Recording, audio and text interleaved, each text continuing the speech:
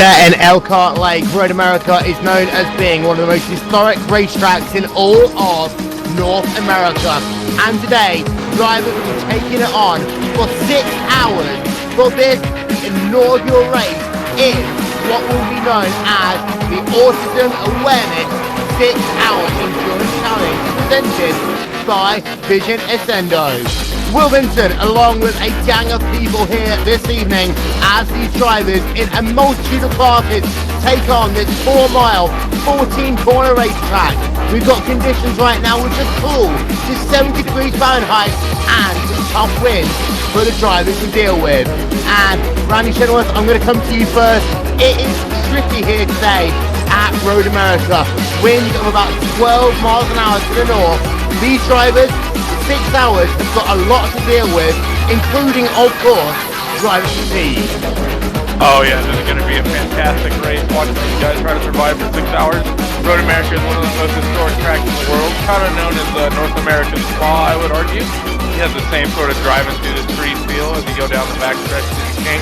It's going to be tough to last here for 6 hours. These conditions you mentioned, 70 degrees, a little cool, and that 12 mile per hour northwardly winds is going to be real tough to deal with.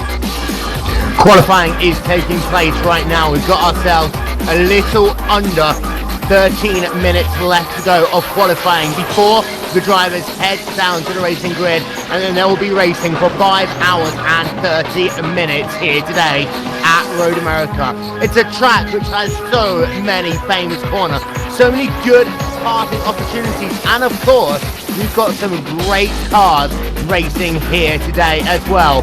We have the LMP2, the Honda Performance Development ARX 01C. We've got a handful of those drivers. We have the Corvette C6R representing the GT1 category.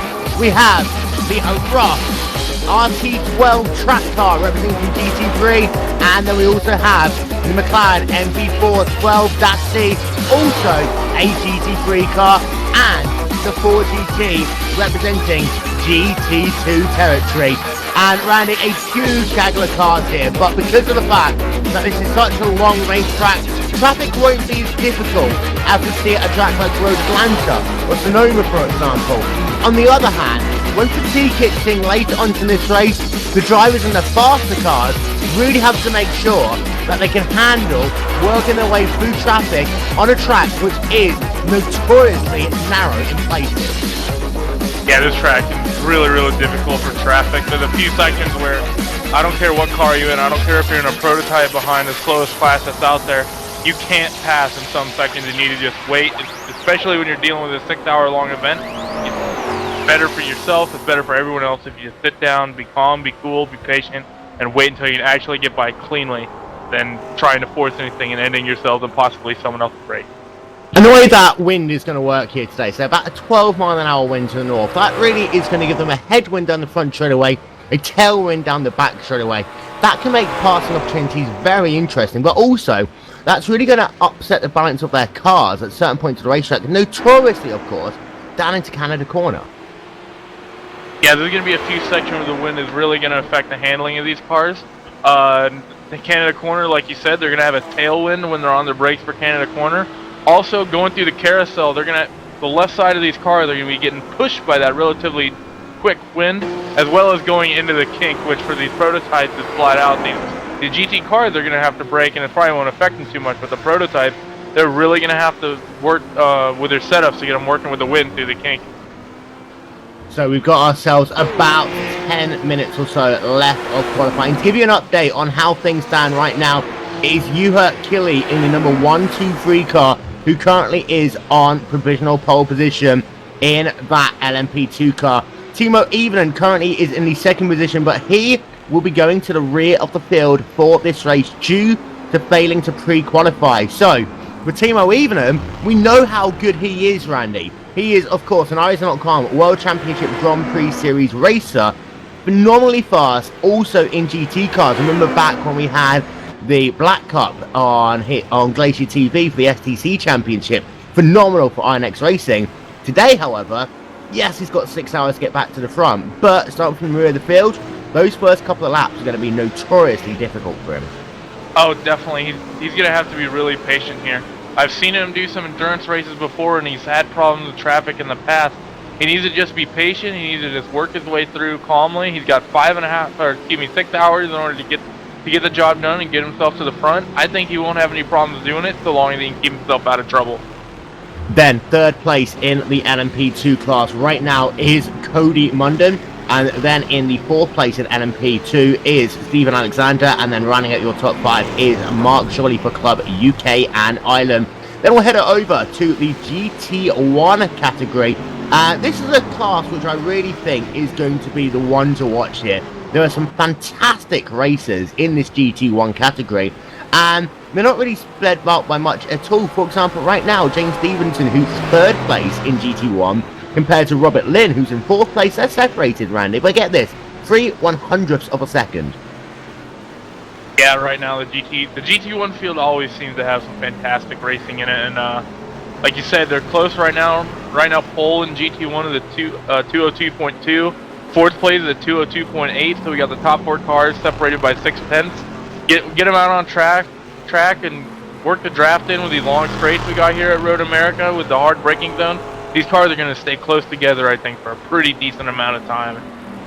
In pole position provisionally in the Corvette GT1 category is the 07 car of Evandro Fracalossi. And then in the second place is Sean Mayer. Third place, James Stevenson. Fourth place, Robert Lim and Amir Fruji. And then Joe Hubbard and Matthew Fortin round out those cars. Right now we have one driver in GT1 who will be starting from the rear of the field, and that is Ryan Boris there.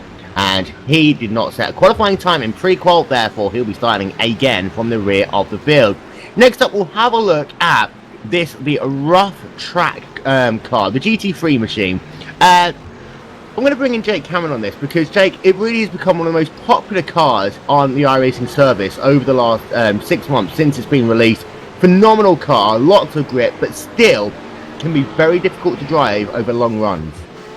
Yeah, I've seen some really good racing recently on the iRacing series. I think the track car is probably one of the best of them all. But however, I do think the C-Spec could be the better one. And we've got ourselves in that class right now, Michael Rasmussen, who is currently leading the way. However, he will be starting it again from the rear of the field due to not pre-qualifying.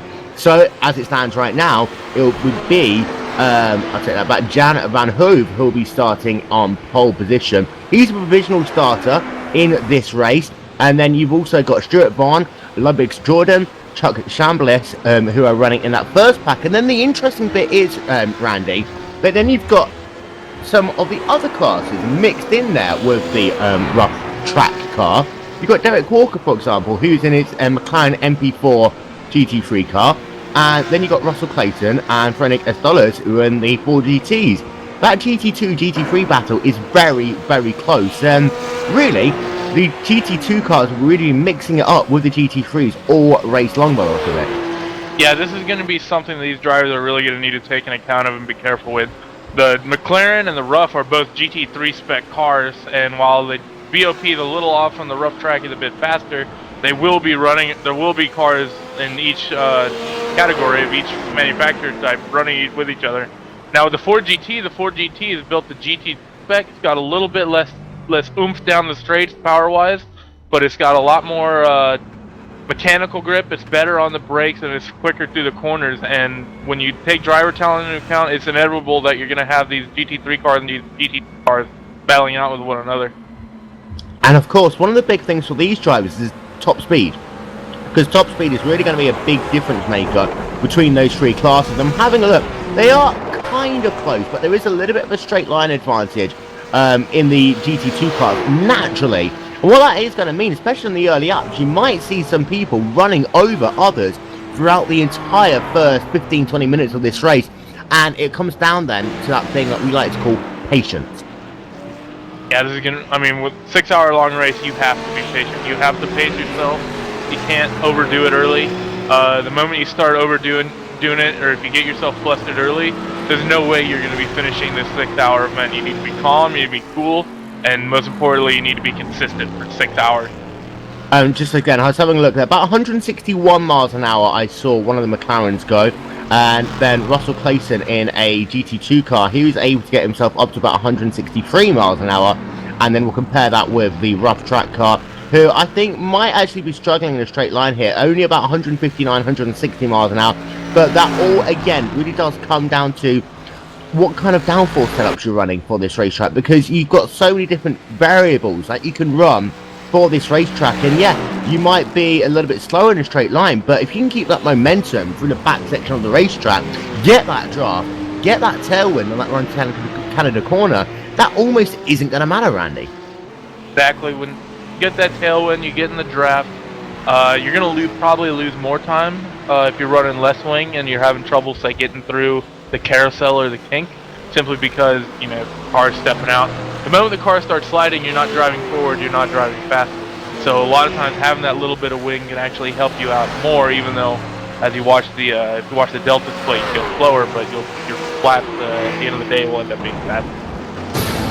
For more information about iRacing, if you are indeed a new member, head over to iRacing.com right now, where there are a multitude of special offers for new members.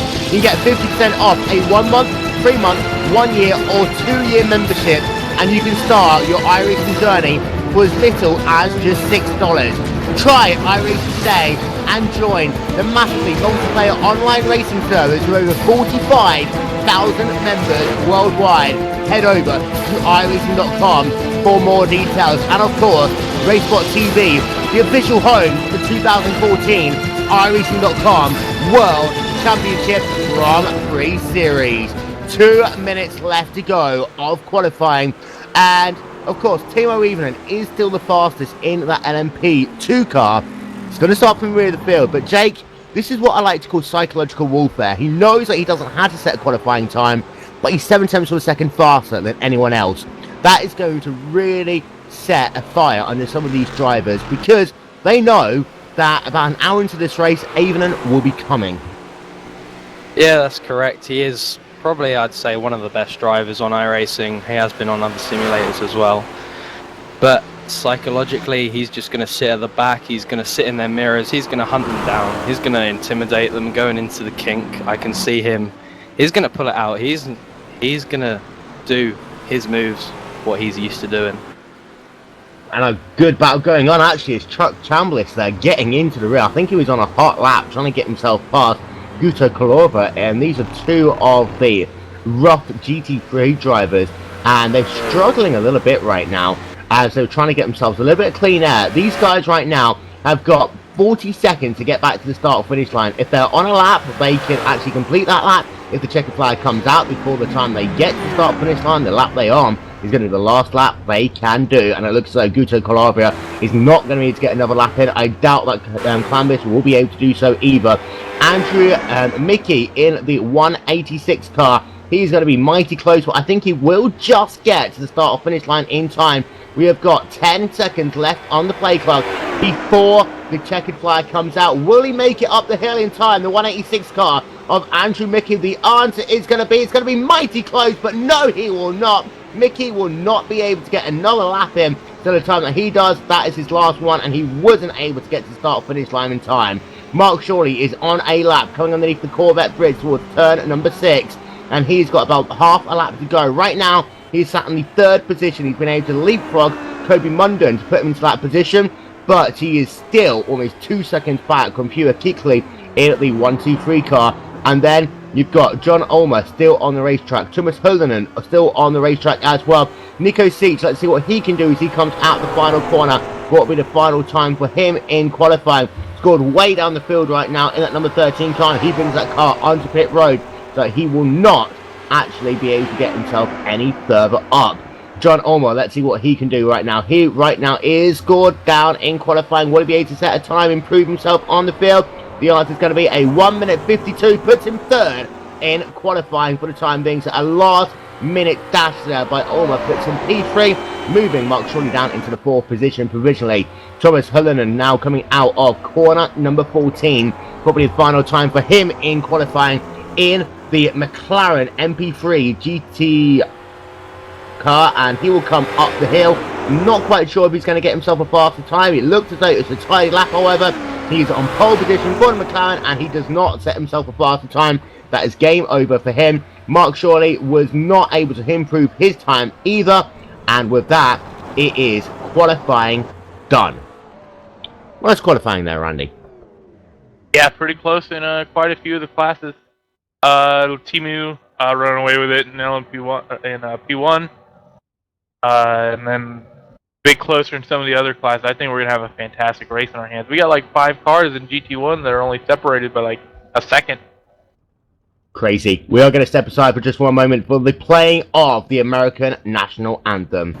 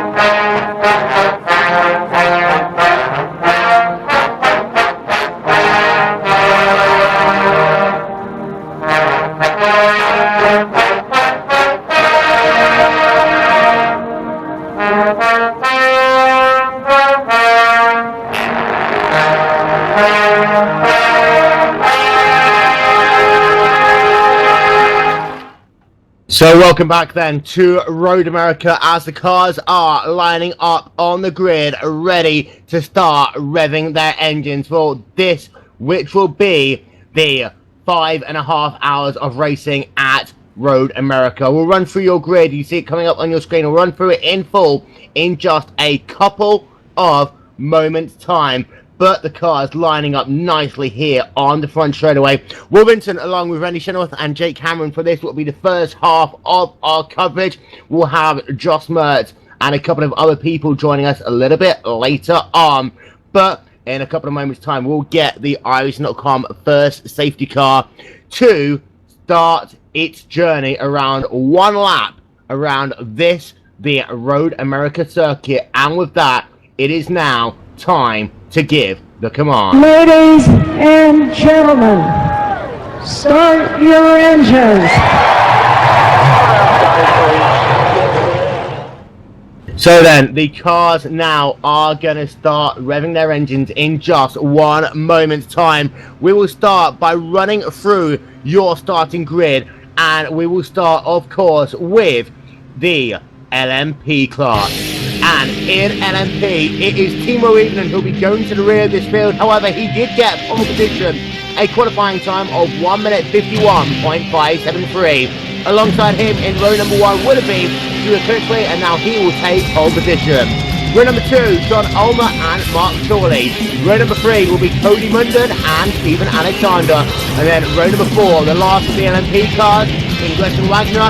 And then our first trip to GT1 with Vando Fratellucci. And then in row number 5, James Stevenson and Douglas Baldwin. Row number 6, Sean Mayer and Robert Lynn. Row 7, Joe Hubbard and Amir Hughley. In row number 8, Matthew Fortin and Manuel Sanchez. And then row number 9 will be Chuck Parker and Ryan Porges. And then we head it down into the McLaren class, the GT3 there. And it'll be Thomas Halunen who'll be starting pole position in that class. With Derek Waller in second, Amos Ebert in third, Brooks Westbrook in fourth, Evan Stewart in fifth position even, and Quentin Young in sixth. And then in the Ross GT3 cars, it will be Nicole Rampton in third, Jan Homing in second, Stuart Vaughan third, Chuck Lambis in fourth, Ludwig Jordan in fifth, Stefan Croson, Marcus Hamer, Scooter Kolova, Nico Steech, Mike Poliski, Andrew Mickey, and Jeremy Agard round out that field. And then in the GT2 class, at the rear will be Russell Clayton on class pole position, Francis Espelos, and then Arctic Newman, Alexander Bob, and that is your 40 cars for this event. Very quickly, before we go green, Randy, what are you looking for in this race? Who do you think's going to set the world on fire? To watch this race, I'm definitely going to be keeping my eyes on Timo Leivinen. Like I said, he's super fast. I mean, obviously he's on pole he qualified 7/10 faster than Tua, but he's got to come all the way from the end of his longest line. He's got to pass Fords, McLarens, Ruffs, Corvettes. He's got to pass damn near the entire world to get his way to the front of the field, and he's going to have to do it cleanly to find his way in first at the end of this 6-hour event. Jake? Well, another one, same as Randy. I'm looking forward to seeing Timu. He's got a lot of work to do from the back, but I'm looking forward to the McLaren and the Ruff battles. You've seen some really close racing between them in the series so far, so I wonder what that'll produce for this. A number of drivers are getting themselves end-of-line penalties. They include Gessen Wagner, Ryan Borges, and Mikael Rasmussen, Stuart Vaughan, Brooks Westphal, Russell Clayson, Peter Clover, and Quentin Young. We're getting set to go racing for 5 hours and 30 minutes here live exclusively on RaceSpotTV for the inaugural Autism Awareness 6-hour challenge presented by Vision Accendo. For more information about Vision Accendo, head over to visionaccendo.com, and for more information about RaceSpotTV, head over to www.racespot.tv. The pace car working itself through turn number 13. You've got Hugh Kigley on the front row of the grid. Of course, Timo Leivinen sent to the rear due to missing pre-qualifying. So that will leave Kigley on the front row all by himself. The pace car going to make that journey down towards pit road. Ladies and gentlemen, set your stopwatches. The 6 hours of Road America starts right now. Good start there by the LMP cars. A good battle there as the GT1 cars giving a lot of room to set this field going. We still have, of course, the GT2 and the GT3 cars getting ready to go. They'll be starting in a moment's time. But here come the first of the GT3 cars up the hill for the first time. And now, here come the Ruff. One driver to keep an eye out on is Timo Leivinen. He really is wanting to get going, and he's going to have to start moving to this field as quickly as possible. Up front, Kigley is already working himself down into turn number 5 for the first time. Omar already about a second and a half back, and then Chorley right on the rear of him. In GT1, Francolosi still has the race lead, but Stevenson in the Silent Van car, a good start by him. Will he try and look down to the inside? No, he won't. They'll stay line of stone for the time being, but a big move there between Dylan Baldwin getting past. I believe that was actually by Sean Mayer. Mayer to third place in the class there. Good racing in GT2, GT3 as well, and also we've now got Imbrick there trying to go past Waller, and he will complete that pass down into turn 5. A couple of passes early, Chenworth, but not too many. Yeah, these guys are being smart. They're just cruising. They know they got a long race. We saw the prototypes field. They've strung out single file coming to the start-finish line, which was a really smart move in my decision on their part, not fight it too early. The only prototype that's really going to have to do anything really chancy here is going to be Timu trying to work his way back forward. But I think so far, looking from the start of this race, I think the field to watch is probably going to be the Corvettes. I think they're going to have probably the strongest race over the course of this 6-hour event. Leivinen has been able to get himself past Chuck Chambliss at the start of this race. In fact, it looks like he's got himself through the majority of the rough cars. He's got a lot more of them. He's going to try and get done. Don't do it in the tin there, even not on the first lap of the race. Now he'll spun it down to the inside. That's what we call smart driving, when you know you still got 5 hours to go in the race, and even is able to complete the pass there down into Canada corner. Good battles going on in GT1 between Francolosi and Stevenson. Those two guys are separated by about 6 tenths of a second as they come up the hill to complete their first lap of the race. But one thing's about that GT1 class take, really, most of them are separated by no more than a second to their nearest rival. This is definitely looking like a class to be hot enough in this as they come down the home straight now. They're all they're just in a pack, you know. I think this is all the racing we're going to see throughout the whole race. Just a few cars, maybe 3-4 wide. You never know what this track can bring. And with the GT2 cars right now, they are trying to get themselves a bit of gap. I tell you what though, Russell Clayson does seem to have lost the race lead to Newman. Newman's going to get himself up into first on that first lap. There was a gaggle of cars almost 3 wide as they came out of turn number 14 on the first lap. Will Clayton try and go back down to the inside? No, he won't. Clayton has fallen all the way down to 4th in class since the start of this race. He was given that EOL, but he is trying to move himself onwards and upwards, and this is exactly what we were talking about. We might have had an incident going into turn 1 this last lap to the Corvette off in the grass, coming off the one. Ryan Ford. Yeah, and it was a single car spin by the look of it, down into turn 1, just clipping that grass, that curve, then the grass, fanning it into the wall, and that could be his race over already. Yeah, it's a sketchy part of the racetrack right there. It's really easy to do it. Run wide on exit of turn 1 of that curb on the left. If you hit it wrong, it'll spin the car right around almost every time. So definitely unfortunate for Ryan. I think he's probably going to bring it back to the pit lane. He's got 5 hours to work his way forward and, you know, let attrition work its way. If I were him, I would bring it to pit lane, get the repairs, and get the thing back out on track. The way the repairs work in this race are drivers can try and bring their cars onto pit road. If the damage is terminal, they will be out of the race. However, you will see some drivers taking up to 20-30 minute repairs in some cases. We are going to have to look at this GT2 battle because it is going on between Russell Clayton right now and Arcadius Newman ahead of him. Now, Newman and Clayton, they know each other, they race each other quite a lot. And at the start of this race, especially coming into turn 5 on this lap, it was a huge gaggle of cars there, Jay. Clayton wasn't able to get any advantage of it, but it does seem to be that Newman is being held up right now by Andrew Mickey, and he's going to try and go down to the inside and Canada corner. He had to back out of it, and that could give Clayton an opportunity in the next couple of corners. Especially for Clayton's EOL he had as well from the start. He's done really well to get back up there.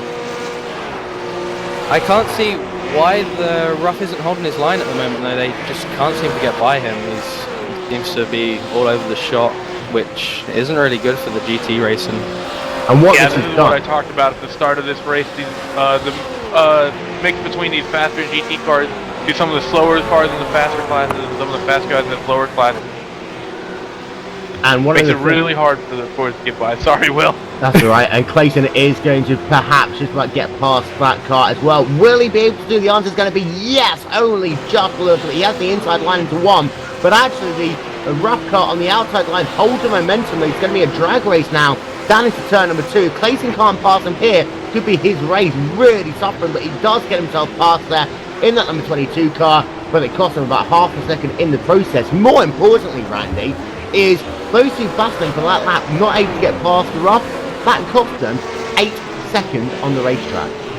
Yep, this is an easy way to lose time battling with the other classes. I think over the course of that race, or of this race, 8 seconds probably won't hurt them too bad. I know I've run with Arcadius and Russell before. They're both really, really fast guys in this GT car, and I think they'll be able to work themselves back forward as we have an incident going into the carousel.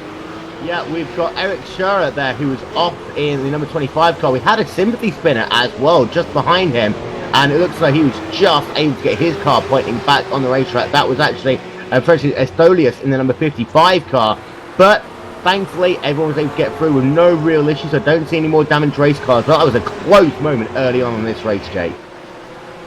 Yeah, it was. I didn't see that actually. I'm still focusing here on this battle for the rough lead with Guto and a few others. They're having a really good race right here. They really are, and it's one of those races that these first half an hour really is about not showing too much of your hand to the other drivers, because if you don't get past another driver, it's not an issue. Because this race is so long, there's plenty of time to gain back time on this racetrack. However, you do want to really assert a little bit of your dominance early in the going, Randy, because it really shows who you are in this race. And in this race, it's a lot about momentum. You really got to get yourself into the positive mindset early. You don't want to be chasing time from half an hour into this race. Yeah, you definitely need to be patient, but I'll tell you something who's showing his hand early right now. Team Leavenen wasted no time of getting through the GT cars. We're 4 laps in, he's already clear of all the GT cars. Now he's going to be able to just work himself forward. And these hot laps are going to be critically important for him. To give you an update, by the way, on that GT1 car, the number 38 of Ryan Borges, he has brought his car onto pit road. He's brought it out of pit road again, and he is back on the racetrack. However, he does look as though that car isn't handling the way he wants it to be. I think we might see him on pit road once again as Derek Waller there going side by side with Quentin Young and Michael Rasmussen. Muson's going to go around the outside there of the 81 car of Quentin Young, and he will complete that pass on him. But tell you what, it really is going to be one of these battles we're going to have to keep an eye out on all race long. Right now, he is scored about 35 seconds behind your race leader. His last lap was 1 minute 57.719. Your leader at 155.5. However, this lap is going to be the important one for Timo Evening as he comes up the line. Let's see what lap time it is going to be for him, because if this is good, it could really set up a good race later on. And it's a 153.7 for Timo Evening. Yep, that's going to be what Timo's going to need to do to work himself forward. We know he's going to be rocket quick, and he's going to be able to bring these guys in. Something else is going to play into this. The fact that he's so far back, these cars ahead of him are going to hit the GT traffic before he does. So they're going to be getting slowed up even more, while he's still going to have clear track ahead of him for probably a good 3 or 4 laps, and that's really going to tighten up this field and make life a little bit easier for Timo. Now, one of the big differences between running in a single Formula car and running in multi-class racing is how you negotiate traffic. In many ways, it's very difficult to take someone out of, let's say, a Grand Prix car or running any form of single seat or even a NASCAR and put them into multi-class racing, because it's such a different ball game.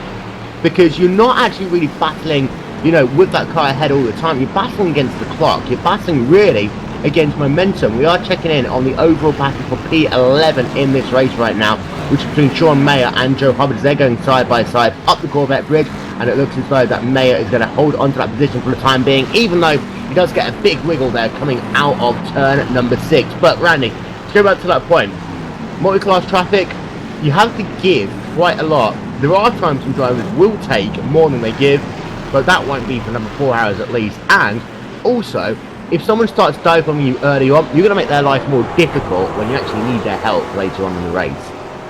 Exactly, like you were saying, it's really difficult trying to get people who are used to single class, single seaters or even single class GT racing, used to this form of multi-class racing. Because once you get about probably a half hour into this race, if you're in one of the slower classes, you're going to be dealing with cars whizzing by you almost constantly. If you're in one of the faster classes, you're going to be having to deal with getting around those slower cars almost constantly. And that's something you don't get in oval racing or in other forms of racing at all. So it's really, you need to make sure you not get too distracted by those cars as they come by. And speaking of Timo Leavinen needing to work forward, he just put in a 52.5. Our leader last lap did a 56.7. Timo is on the move. We've got Mark Shorley on pit road in the number 86 car, just trying to figure out what happened to him, but he is on pit road, and it looks as though that could be a very long pit stop in the early going there for that club UK and I driver. And Jake, the last thing you want to do is have a pit stop this early in the going, because that really can hurt, again, that momentum, but also really hurt your chances at going for that race lead. He's back out of pit road now, but that is not what he wanted just 5 laps into this race. No, it's definitely not something you really want to be doing straight early in this race. You've still got, another 4 or 5 hours left of this to go. There's plenty of time for him to hopefully get that car repaired and get his laps back, but we can see how he does. Time will tell. Now, with this being a long race, could he be playing a strategy move with fuel? I know it's a longer race, and we'll probably not see any safety cars, I would imagine. There's a very good chance he might be just doing an early pit stop. If they have a short stint, he might just be wanting to get it out of the way now, rather than try to work it in later in into his race strategy. To get that little bit at the end out of the way early, and then just basically top that gas tank up all the way, and he knows that he doesn't need to worry about how much he's going to put in towards the end of the race. That could work. However, what he's done is he's put himself now into a lot of traffic. We have a big crash into one here. And we'll get confirmation of who that is in just 1 moment's time. We'll get ourselves confirmation of that. It was Ryan Borges again. And that was the car who had that issue. And that was Russell Clayson. Wow. Russell went up the inside of the Corvette, and Russell got his right side tires on the grass into one. While he was on the brakes, the car spun underneath him, and Russell spun into Ryan. That's horrible luck for Ryan. That's completely Russell's fault on that one.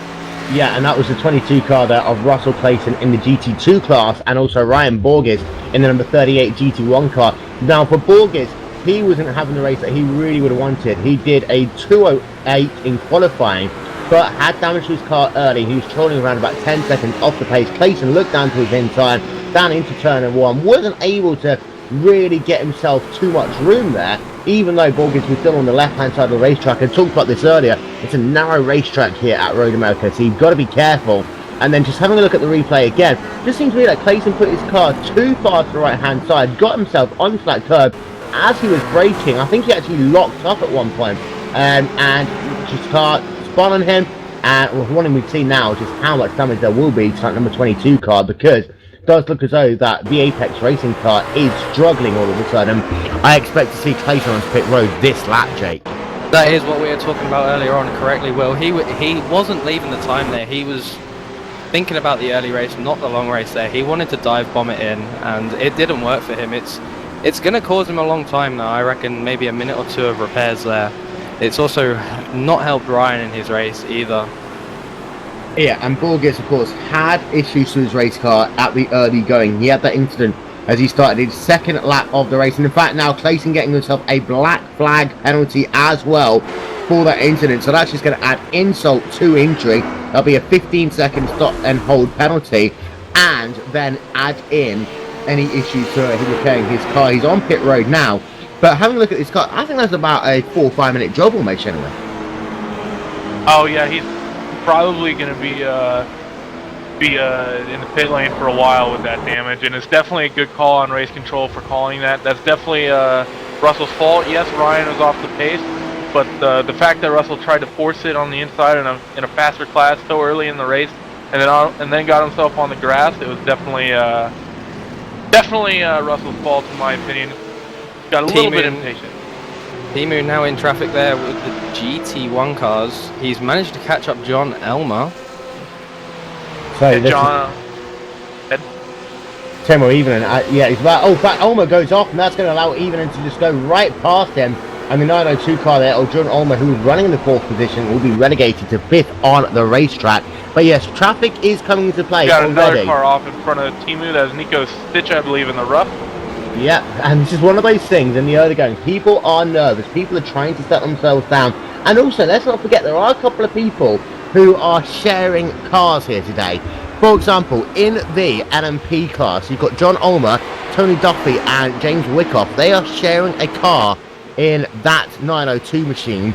And also, you've got Stephen Alexander and Bill Rogerson sharing a car from Canada. So that's one of those things that, you know, for some of these people, when they are sharing cars around, their setup is going to be a compromise between what they would run themselves and what their teammates for this race would run. So it's not going to be exactly the way they'd like to drive it. And also, it does seem to be that the wind and the track conditions are really causing drivers a little bit of issues. It's too wide racing right now between Sasse Prosen and Michael Rasmussen. Rasmussen's going to get that job done. Yeah, with this swapping cars is something I've actually never really experienced in iRacing yet, as they don't have the driver functionality, the driver swap functionality. So these drivers are switching cars in real life. So these are people they know that probably live with them or near them, that are, you know, real life racing friends. Who also have iRacing that are sharing cars. It's going to be interesting to see. Maybe some of these guys, maybe the slower drivers started. Obviously, we're going to have no way to know when they do switch drivers or who's in the car at what time. So we're basically just going to have, you know, relegated to what names are on the sign-up sheet. So it'll be interesting to see what happens in the ebb and flow in this race. As some drivers get into the cars, other drivers get out, and should make for some fantastic racing as we get longer into this race. But that traffic we were just talking about, Jake, that first time through the traffic for your race leaders, it really is going to be a signal of how well they can do in this race. Because hot lapping is one thing, but from now on, you're barely going to be able to do 2 laps without being in traffic at some point. Yeah, talking about traffic, well, we have had a lead change in the HPD1 due to the traffic. Cody's now taking the lead.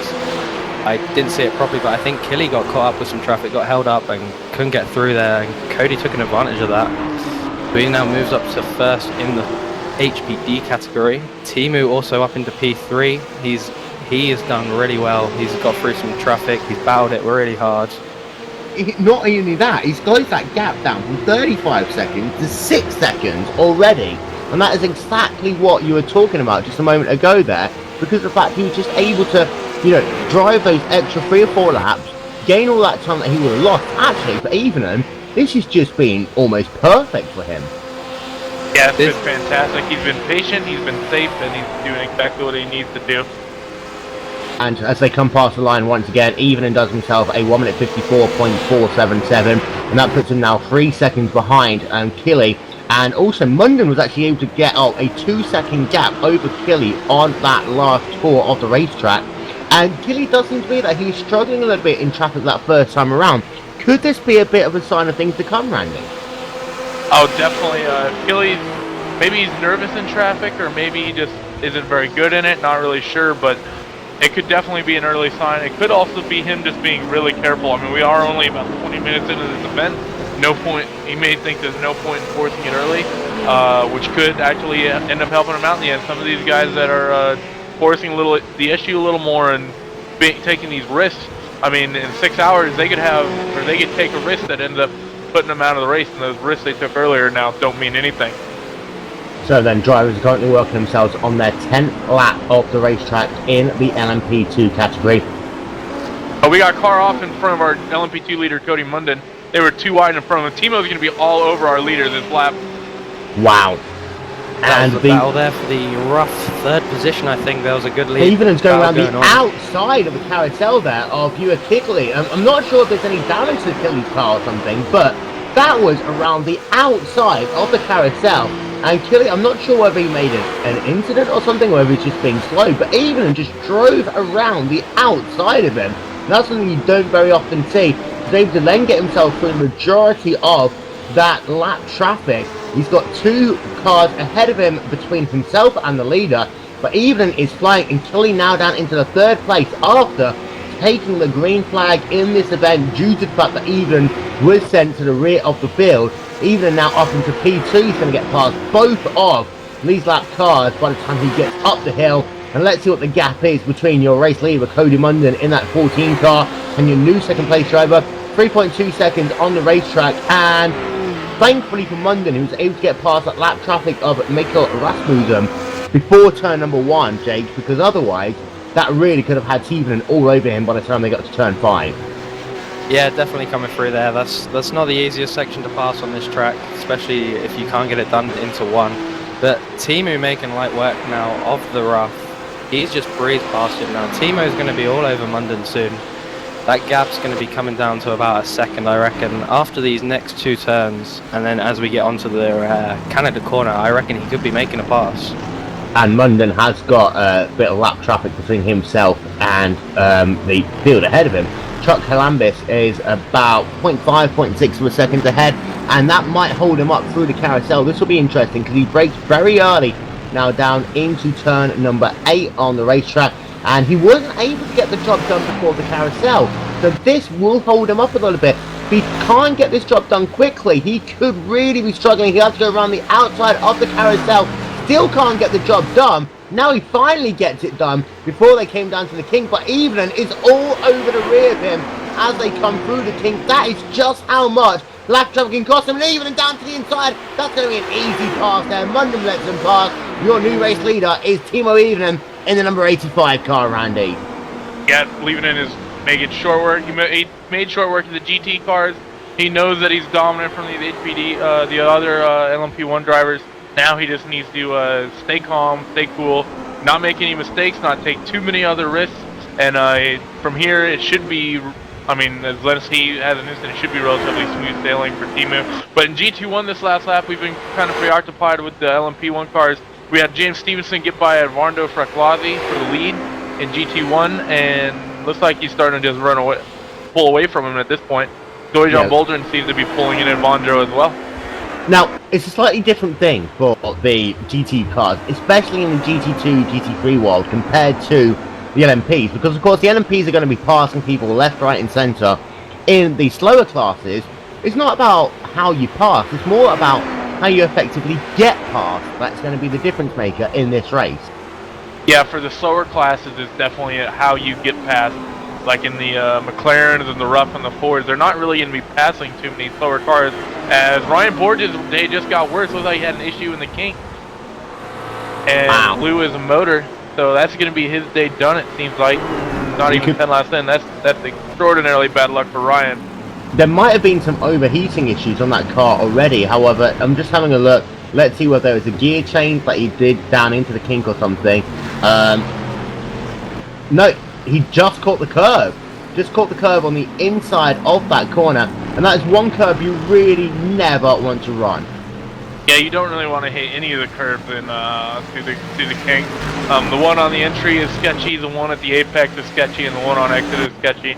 You're better off just staying off of them completely. Might have been just driver error, may not have meant to, but like we were saying before, the GT cars in the slower classes, it is very, very much so how you get past rather than how you pass. Now in the GT1 cars, it's going to be interesting because they're quicker enough than these lower class GT cars that they're going to be lapping these GT cars probably in the next few laps here. So they're not only going to have to worry about getting passed by these prototypes, they're going to have to worry about passing these other cars, and it does make things a bit more complicated from, say, the LMP cars' perspective of things. And of course, you could be in a situation where they're trying to pass cars whilst also getting past LMP cars, Jake, and that's when things really start getting crazy. Yeah, it is. That is when everything starts to heat up and we start seeing reckless heads and mistakes made, that is. We also see here now in the rough spec that Michael Rasmussen has closed the gap in on the class leader, Chuck Chambliss, by about 3 seconds in the last lap. It's now down to about a 2.5 second gap. And we've also got Lobsang Jordan in that number 84 car making a journey onto pit road this time by. And that 84 car, I'm just having a look to see if there's any damage on that race car. I don't think there is. No, there isn't. So, Jordan is going to make an early pit stop then. Again, that could just be one of those strategy calls, Andy. Early on into the race, get that short stint out the way early, get yourself some track position, hopefully find yourself some clean air, get off sequence, because then you're racing yourself for the next 4 hours. So you don't need to worry necessarily about what everyone else is doing. You can just worry about what you're doing. Exactly, you can get yourself a clear head. Some people are faster with that rabbit out in front, so to speak, when they have traffic. But but if you do the short stop, if you're not one of those people that's better with a rabbit out in front of you that you can chase, if you get yourself out of that traffic, out of sequence, you just get yourself away from cars in your class. And also, it's going to be a driver change, actually, from Lobsang Jordan, and Jerry Agard is going to get into that car. So not only is it going to be that, it's also going to be a driver swap, as we have ourselves an issue in the GT3 car as well. I believe that Chambliss has made a mistake, and now Rasmussen is all over the rears, and that gap is now down to about 1.5 seconds on the racetrack. And out of all the cars that we're going to be driving here today, this really is, in some ways, the easiest of them to deal with, this GT3 rough, because, you know, it's got all those bells and whistles, traction control, it's got ABS brakes, but at the same time, therefore, finding the limit is actually a lot more difficult. Yeah, definitely. You do have those computer aids to help you out, as well as the fact that the thing's rear engine. So in terms of getting the power down and keeping the power down, it's a bit easier. However, with it being rear engine, it makes things way more sketchy when you do lose the rear end. They don't call the thing the Widowmaker for nothing. On board with that number 23 car of Rasmussen, as that gap is now down to about 0.7 of a second on the racetrack as they work themselves through turn number 13. Actually, one of the most difficult corners I think there is. Such an underrated corner there, Randy. Oh, definitely. Turn number 13 is, I mean, fantastic. There's a fast left-hand king. There's curbing on the left, which you can use. There's curbing on the right, which you can use a little bit, but too much, and you'll get the car airborne. I think the final section of this track, the last, probably from the kink down the front straight, is probably the most exciting, one of the most exciting bits of racetrack in the world, in my opinion. And the gap indeed is now down to about 0.7 of a second between those drivers, as about half an hour is in the books in this event. And with that, time to run through your top 5 in each car, starting of course with the LMP2s, as Cody Munden leads the way from Timo Ivinen, but by only 1/10 of a second. He's been able to get that lead back over the last lap or so, and then Ivinen was able to get it back this time by. He will lead at the stripe. Uakili in the 3rd place, from Ulmer in 4th, and then in 5th in the LMP2 class is Steven Alexander. In GT1, it is James Stevenson leading the way by 3 seconds over Evandro Pagalucci. In 3rd place, Ethan Baldwin. 4th place, Sean Mayer. In 5th is Joe Hubbard. We have, of course, our first retiree of the race, and that was in GT1 with Ryan Borges. In the MP4 GT3 class, it is Thomas Lunan leading the way from Inward Inbrick, then Dennis Waller, Brooks Westfall, and Eric Shea. In the rough track car, it is Chuck Slambis from Michael Rasmussen, but those two guys actually just swapped their position that last time by, and now Rasmussen is to the point in that class with Jan Van Hove in third, plus approaching in fourth, and Jules Vaughn rounds out your top five. And then in GT2, it is a sail-off from Bob, from Truman, from Clayton. They are your four drivers in GT2. I'd like to take this opportunity as well to welcome in another commentator, that is Nick Dawson-Latham. Nick, 30 minutes into this race, these guys finally are starting to settle down, but at the same time, it's going to be that point now where you're going to get GT1 cars battling with the slower traffic in the next lap or so, and that is really going to see how well these GT1, GT2 cars work with each other. Yeah, just seeing all the cars together for the first time on track, I didn't really expect to see this many cars on track, but now knowing how big the field actually is, knowing that, you know, there are some drivers that have to pass and get past at the same time, you really have to kind of create a symmetry with the other drivers on track to kind of see how you can get through the field at a good pace without losing too much time. Also going to have our first chat of the day to our in-race reporter of the number 85 car. That is, of course, Temo Evening, leading the way, leading the overall race and also leading class in the LMP2 class. Now, Temo, you got sent to the rear of the field due to missing pre-qual. You're now back at the front, but a crazy first 10 laps for you. Yeah, that was quite interesting. Can you actually hear me? I'm not sure. Yeah, we can. Okay, Yes, sir. Yeah, that was pretty crazy, and a lot of different classes. You really have to pay attention all the time to what cars you're going to be passing, because they're everywhere, it seems. Now, you did lose the lead to Cody Munden about 2 laps ago, were able to get it back. What happened to you there?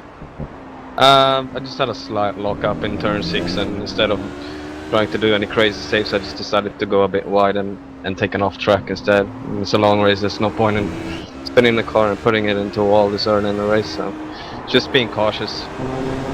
Oh, here is your overall leader. We'll let you get back to your racing because there's a lot of traffic ahead of him. Timo Evening in the number 85 car representing Inex Racing.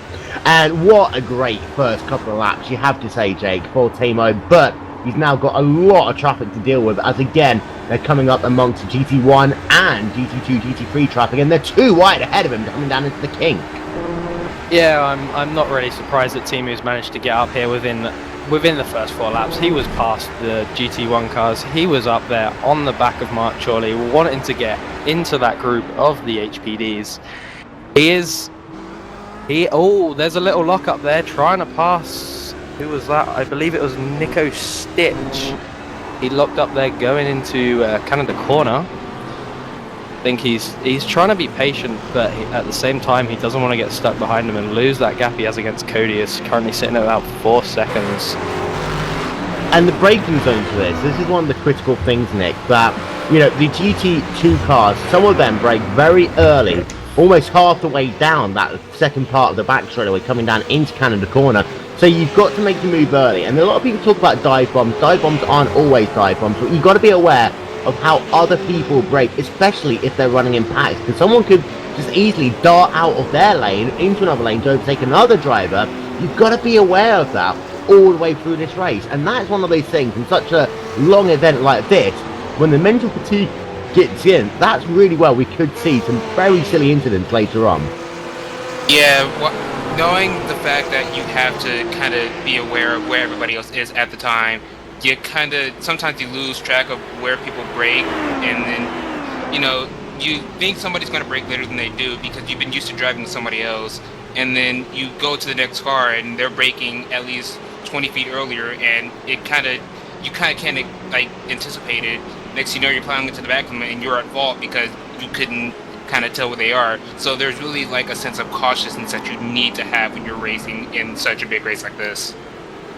Brooks Westfall not happy there. I believe that was due to the fact he was almost had an altercation there with Joe Hubbard, as all the traffic were trying to pass each other there. And that was that first time really we saw the GT1 cars lapping the GT2, GT3 cars, whilst you had the fastest cars, of course, the LMPs, doing exactly the same thing over all of them.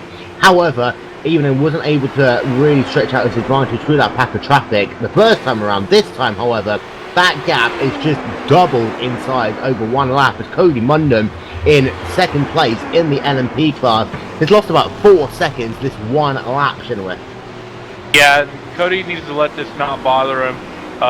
We've said it before, and Timu's had a couple close calls. He went off in turn 6, we know that. Cody's chance to really finish well here is just if he stays calm, stays cool, keeps the thing on the black stuff, doesn't hit anything, he'll probably see himself a good finish here today. Possibly a win if Timu runs into trouble. So that's going to be Cody's main job right now, I think. Last time by a 159.9 there for Cody Mundham and a 154.8 for Sable Evening. However, that time by Evening got held up a little bit through turn number 2 as it was the 07 car of Evando Facalosi, who he was trying to get himself past, one of the fastest cars in the GT1 field, and that was causing him a couple of headaches. That straight line speed advantage that the LMP cars have over the GT2, GT3 cars doesn't exist really with the GT1 cars at all, Nick. Yeah, the GT1 cars seem like they should be faster than what they are, but considering, you know, all the regulations they've had to go through, they kind of just don't match up to what you would expect them to. But even then with all... What was that? Having a look at our battle on the racetrack right now for what is P5 on the racetrack. This has been Steven Alexander and Gresham Wagner. Wagner all over the rear of Alexander. I have to say, that Amp Energy car that Wagner drives really is one of my favourites in the entire field, Randy. Yeah, it looks pretty awesome, I think. Amp Energy is pretty good. I've had it a few times. Not my favorite in the world, not really much for energy drinks in general, but definitely a beautiful livery. And Amp in general is a brand that makes for some beautiful looking cars. Of course, we're not sponsored by that. We're also not sponsored by GoDaddy, just for the record. But that time, Wagner really got held up, and that is just, I think that was a really good example of just how big a lead can jump really quickly, as Alexander was able to gain 2 seconds in one corner as Wagner had traffic at the kink. Wagner is now going to try and go around the outside of a GT3 car onto turn number 13, was able to get the job done. However, thankfully for Wagner, Alexander has got a couple of cars he's trying to get past. Killy is a driver who really I'm a little bit confused about right now, Jake, because of course he led the field to the green flag. He's now 18 seconds behind Timo Evening. He's 6 seconds behind Cody Mundham, and he's got Olmer and Alexander on his tail. Yeah, I know. I don't know what he's trying to do, whether it's a game plan or something to take it slow for the first hour, 2 hours, and then start progressing into some quicker lap times. Because you take a look at his lap times, he's not been the quickest of what he's been running. His quickest lap times are 154.8. His average lap time, though, is about a 158, 159. So I don't think he's trying to push as hard as he can. But I think we may see him get stronger later on as we go through the race.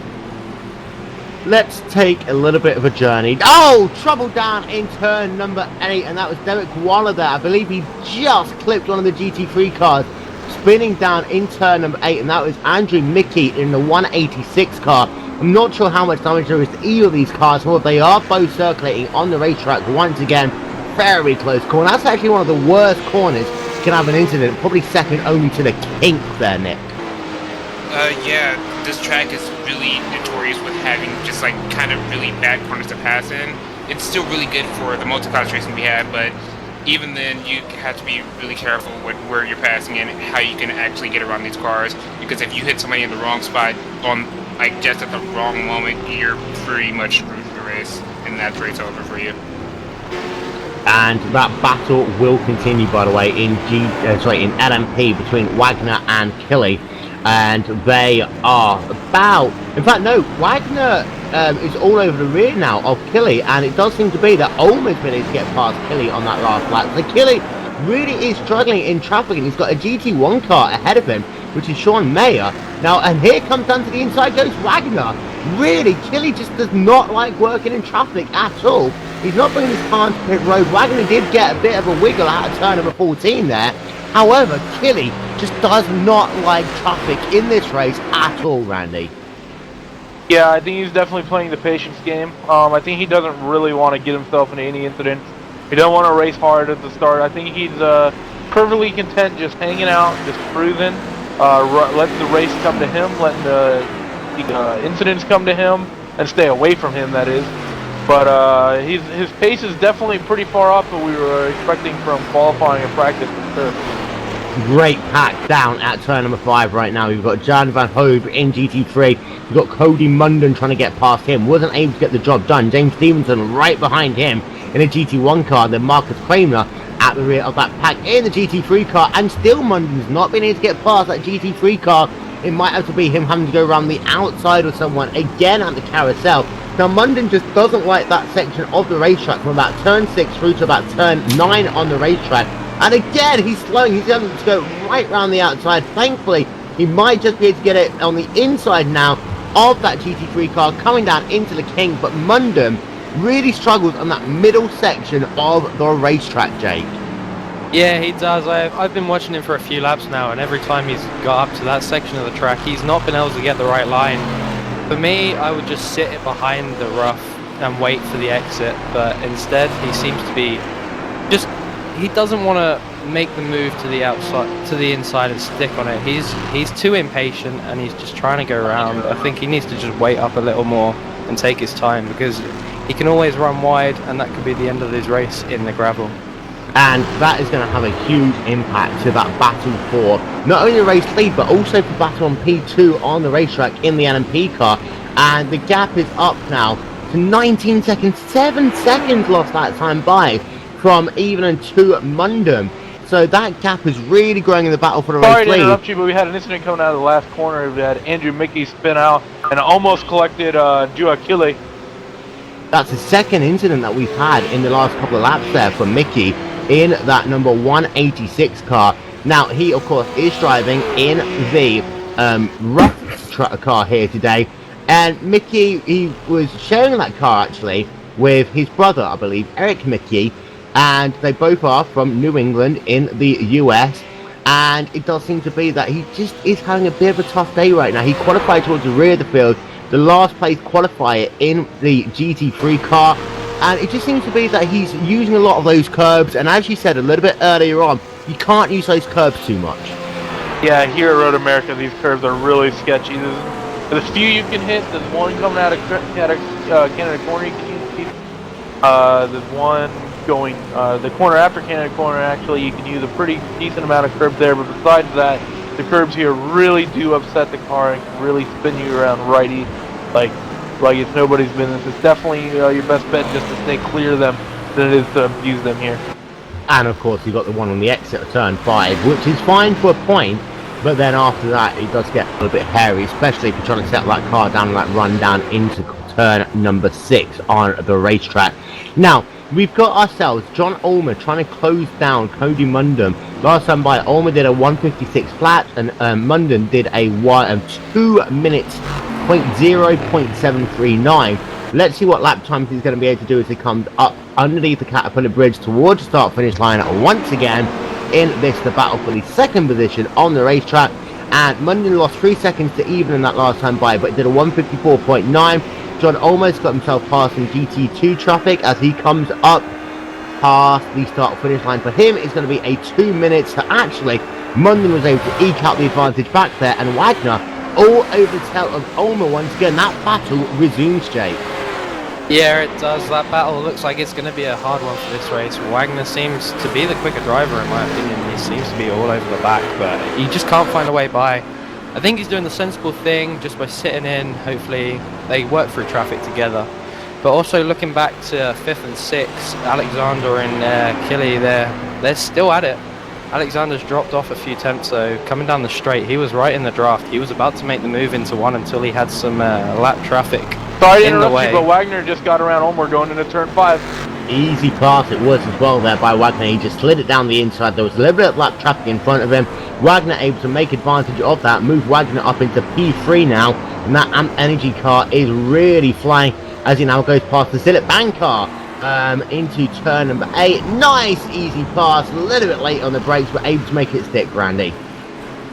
Yep, that's pretty much textbook pass there for getting around the GT1 car. He's a little late on the brakes. He had a little bit of slide going into the apex, but no harm, no foul. It all worked out. He got himself a position, and now he's got himself a pretty decent gap for him, it looks like. as Ulmer gets stuck behind a GT1 car before the kink. That's going to hold him up for probably a good second or two, and that's going to just give Wagner an even bigger advantage. Fantastic for him. Now, as far as the horrible day that 123 car of Hugh Achille has been having, Stephen Alexander is now on the rear of him. Now, we've got 7 cars in that LMP battle. Mark Shawley made a pit stop earlier, and he's on a different strategy, but he scored 1 minute 44 seconds behind this gaggle of cars in LMP2. However, Alexander now on the rear of Hugh Achille, and this is potentially going to move Achille all the way down into the 6th position in LMP class, and it's one of those things that we'll have to keep our eye out on over the next couple of laps or so. But meanwhile, we will turn our attention briefly to GT1, and we'll talk about James Stevenson, because earlier on in this race he was able to get himself past the 07 car of Evando Francolossi. He's been able to stretch out a phenomenal advantage over that GT1 field, and right now, Nick, he's just driving away in that 426 Sillet Van car. Yeah, Stevenson is definitely pulling this gap on Francolossi. It could be Evando just maybe cruising, or maybe Stevenson is just that much quicker, couldn't put in the lap he wanted in qualifying. But he's definitely putting in a dominating performance right now in that GT1 Corvette. And he was just getting Francolossi getting past deeper there into the GT1 field, we are having a pretty good battle right now between Sean Mayer and John Hubbard. They're side by side on the brakes into 5. They're going to stay side by side going into 6. No, Joe Hubbard ends up giving up the spot to Sean Mayer. Good clean pass there. It'll be interesting to see if Joe can keep up with Sean here over the course of the next few laps. And it's one of those things, Jake, you don't have to really worry too much about giving up positions early on, especially if they are fast, because you can just end up holding yourself up and the other driver behind you. But now it's a case of saying, okay, what can they do? Can they put away? If so, okay, I'll just carry on running my own race. If we can stick right behind them, when pit stop comes around, you might make it more difficult for them to pass you the next time around, but also know where their weak spots are, especially if you're in a battle later on in the race. Yeah, there's no love lost with letting someone by, as they, people, if you got a quicker car, there's no point in fighting it. You're both going to lose time, and then the rest of the field are going to catch you up, and you're just going to end up dropping back. But he's just actually done that, by the way. He needs to get himself back past Mayer, a big pass down into Canada corner, taking that place back immediately. Carry on. I seem to have a bit of lag at the moment. I can't see what's going on. But he, Hubbard was able to get that pass done down into Canada corner, and again, another textbook pass there, Randy. Yeah, we've been seeing it. We've seen a few, some hard racing, and the passes I've been seeing have actually been really clean. People are being smart. There might be a little bit of side-to-side contact, but I haven't seen anyone really throw it in ridiculously deep on the brake. I haven't seen anyone try anything too ridiculously stupid. The level of driving we're seeing right now, they may not be the fastest drivers, but they're probably, this batch of drivers is probably the smartest I've seen in a race of this length. I'm still very surprised about, we've only had one retirement in coming up to an hour now, and that was Ryan Borges with an engine failure. The racing has been immaculately clean. There's not been no stupidness. There's no dive bombing going on. It's been a really good race to watch so far. We've got a car off the track to get confirmation of who that is in just 1 moment's time. But we saw it on your screens there as well. And you're right, I mean, an hour almost into this race, and most people are still circulating on the racetrack, of course, because he did have a couple of incidents before we had that engine expiring on him down in the King. We've got Chuck Parder on pit road, by the way, as is Matteo Fortan. We're actually in that phase now for the first round of pit stops in this race, Randy. Yeah, this is going to be where the strategy really comes into play, and it's going to be interesting to see not only this for the end of this hour, but also into the next hour, the way these strategies start working out with the guys that pitted early versus the people who stayed out and decided to run a full tank of fuel. More cars making that journey onto pit road as pit stops really do commence here, and we have this time Chuck Chambliss onto pit road, and he of course was running in second place in his class. You've got Michael Rasmussen on pit road already. Chuck Parker is on pit road still, and coming out of pit road is Matteo Fortan. Pit exit here is very difficult, James, because there is a white kind of blend line, but it's very difficult for drivers to figure out where it is. And also, you've got cars storming past you 160 miles an hour down into turn number 1. Really makes for a tight apex that you've got to keep once you come out of pit road. Yeah, drivers have got to be smart on the exit. They've got to keep it to the inside, really going into the bend. They can't afford to come out wide because you are going to have traffic coming down there at about 150, 200 miles an hour. And, you know, you go into their line and it's going to ruin a race for someone else. So, this is getting close to the end of the first hour. Drivers on pit road right now. They include... Oh, sorry, Manuel Sanchez is off in the 208 car there.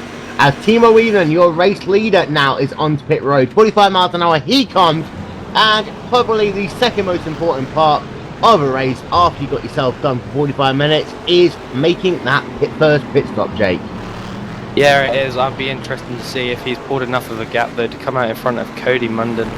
He's driven an incredible race so far, Timu. He's already got a 30-second gap after passing him 10 laps ago. He's really put the foot down. So, we'll keep an eye out on Timo Evenen's pit stop. Cody Munden's actually coming in as well. So this will be interesting to see what will happen now with Munden, as he will come down to 45 miles an hour as well. And for Munden, of course, he can't really gain much on this pit stop, but he's got to make sure that he doesn't lose anything. And not really this pit stop, but the ones later on, coming down to 45 miles an hour, just keeping yourself nice and simple. All of these cars have got pit limiters, but got to make sure your pit limiters on. Got to make sure you get a tear off on your visor. Got to make sure you get 4 fresh tyres. Got to make sure you get the fuel in your car, Randy.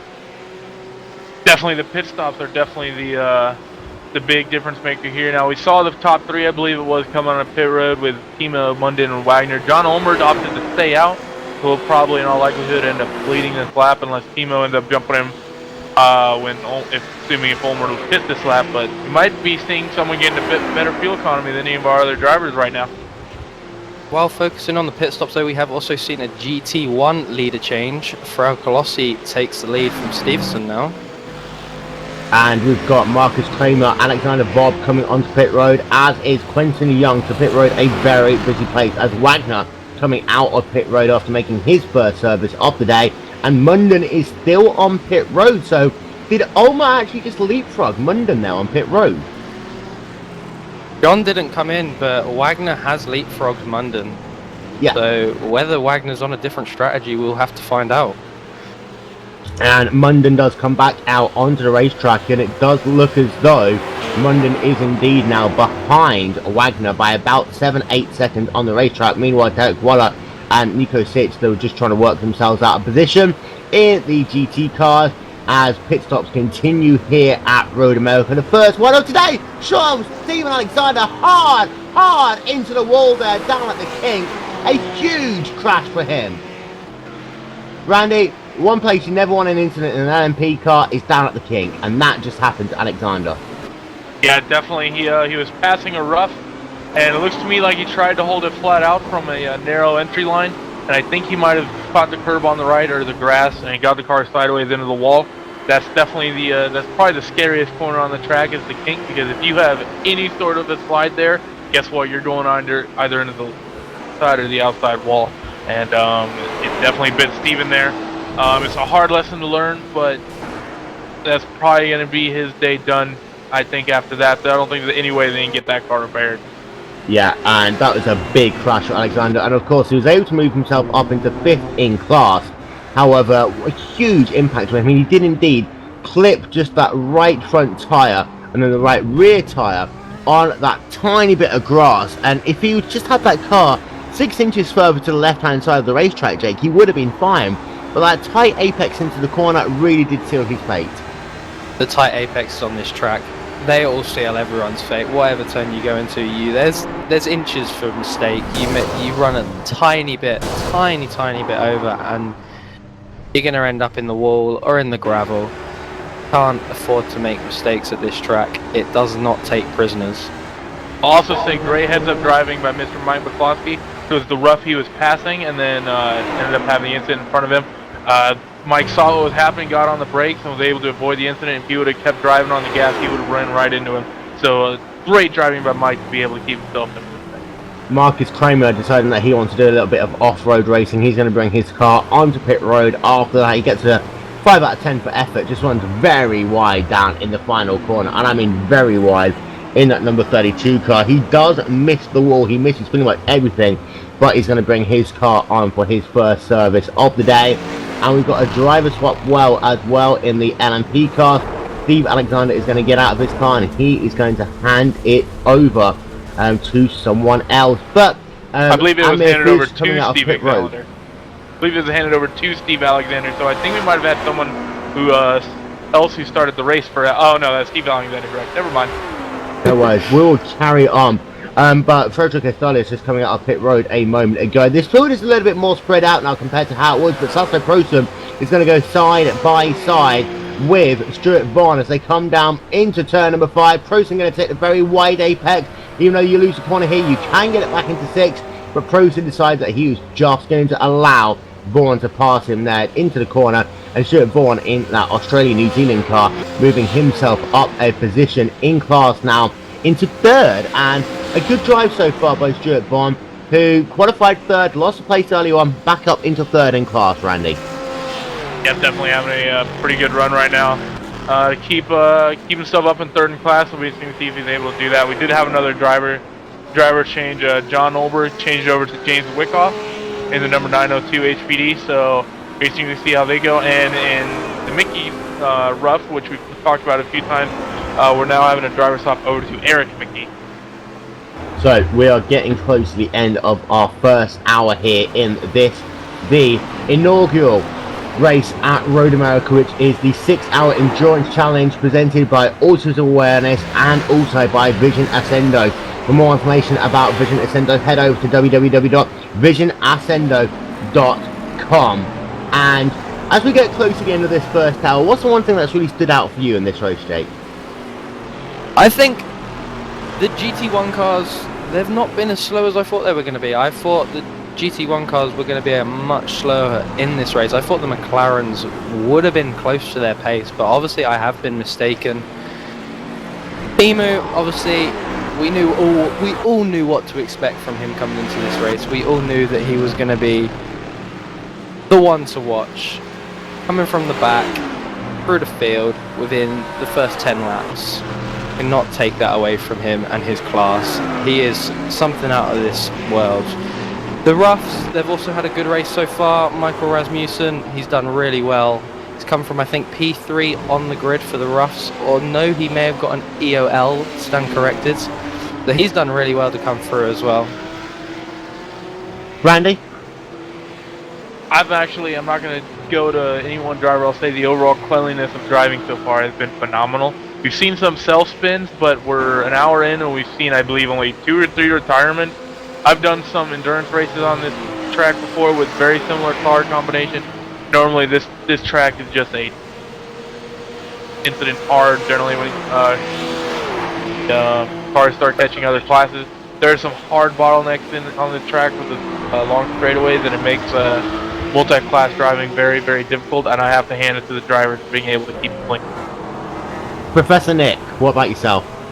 Well, along with Randy, I have to applaud all the drivers because I haven't driven this track on the surface yet, but driving in other sims, the track is usually just really tight.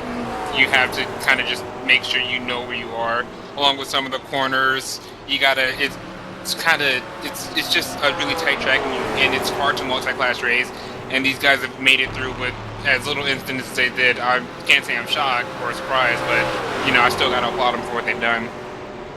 So then, we are approaching 1 hour into the 5-hour, 30-minute race. So just 4.5 hours left to go for these drivers. Last couple of drivers making their first stops are doing so right now. Had about a handful of cars come out last time by. Chuck Parker is on pit road in the number 90 machine, getting himself some repairs to his damaged race car as he is falling well down the field as well. We'll get you an update on what happened to him in just 1 moment's time after station identification. Tra-la-la-la-la. We hit the wrong button. After station identification. Well done!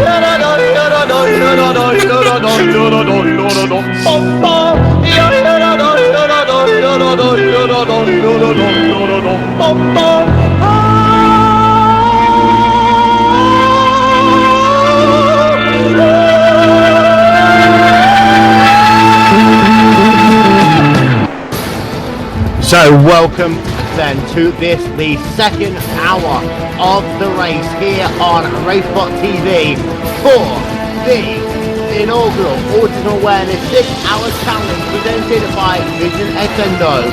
For more information about iRacing, head over to iRacing.com right now, where if you are a new membership, you can get your first 1 month, 3 month, 1 year or 2 year membership 50% off. So you can start racing on iRacing for as little as $6 and join the world's most realistic racing simulator with over 45,000 members worldwide. Hello again everyone, Will Benson still along with Jake Cameron, Andy Kenworth and Professor Nick as we're into our second hour of the race. Give you an update on Chuck Parker. He went a little bit wide in turn number 7, getting himself onto the gravel to try to put his car back into the racetrack. The car in front of him, he smashed the armco barrier, and that is why he's getting some repairs through his race car. We've had a couple of other minor incidents as well, but so far just a handful of retirees in this race, and they include Stephen Alexander, who scored 2 laps down and out of the race, and Ryan Borges, who is out in the very early going. Now, Professor Nick, into the second hour of the race. Teague won't be kicking in too much yet, but naturally, most people run 60 minutes, they're fine. You're into a different style of racing now. Yeah, this is when the race really starts. You're in a rhythm now. You know, you've got your first pit stop out of the way. Now you just gotta make sure you don't mess this up. You have 5 more hours. You can still be cautious. Just make sure you run your race. Don't worry about anybody else. If you see a guy you can pass, don't force that pass. Make the pass, make a mess up, and let the pass happen naturally. If you're faster, he's probably gonna near faster. He's not gonna let you go, but you're probably gonna make a way past. You just need to focus and like set yourself in the groove. And Randy, battles are continuing. However, the one thing we need to talk about is Timo Evening, 45-second lead. Wow. Yeah, as he drives past a car that spun off there in that corner, just before the carousel. But yeah, Timo is just, he's a black stripe for a reason. He's got the black stripe on his helmet there. He's a class of the field in every race. He's in the Canada corner. They're battling for the lead in GT1. I mean, we're an hour in. They're only about probably 2 seconds apart for the GT1 lead. We have battles going all throughout the field right now. People are dealing with traffic. People are dealing with strategy. This is definitely definitely has all the elements of a good endurance event forming up right now. And of course, with Stevenson and Francolosi, they swapped positions early going in the race, and Stevenson was able to get a huge advantage. Lost that on pit stops, so he's got to do that work over Francolosi once again. But we've been able to do it before. Will that help him now, knowing that he can find that weak spot a second time? Perhaps, but it depends on what Francolosi was doing. If he was just trying to survive and drive slow, keep it underneath him, he's probably not going to be all too bad. So then, that battle will continue on the racetrack. There is a little bit of GT3 traffic ahead of him. That is Chuck Chambliss right now, who Francolosi is going to be able to get past. Stevenson has fallen back a little after actually, about half a second on the racetrack. And of course, Jake, it could potentially be that Stevenson decided that he's going to go on a slightly different strategy. Fill that car up for longer. Francolosi wanted the class lead, perhaps took a little bit less fuel. Strategies do come into play a little bit in this race, and it does seem to be that Stevenson's car is a little bit heavier than it was at the start of this race. Yeah, from endurance racing myself, strategy is probably the second biggest part of the race, apart from driving. You have to get the strategy right to finish the race. If you don't get the strategy right, it could cost you timely, and it could cost you spots in the end of the race. 6-hour race, long race, we're only an hour in, anything could still happen.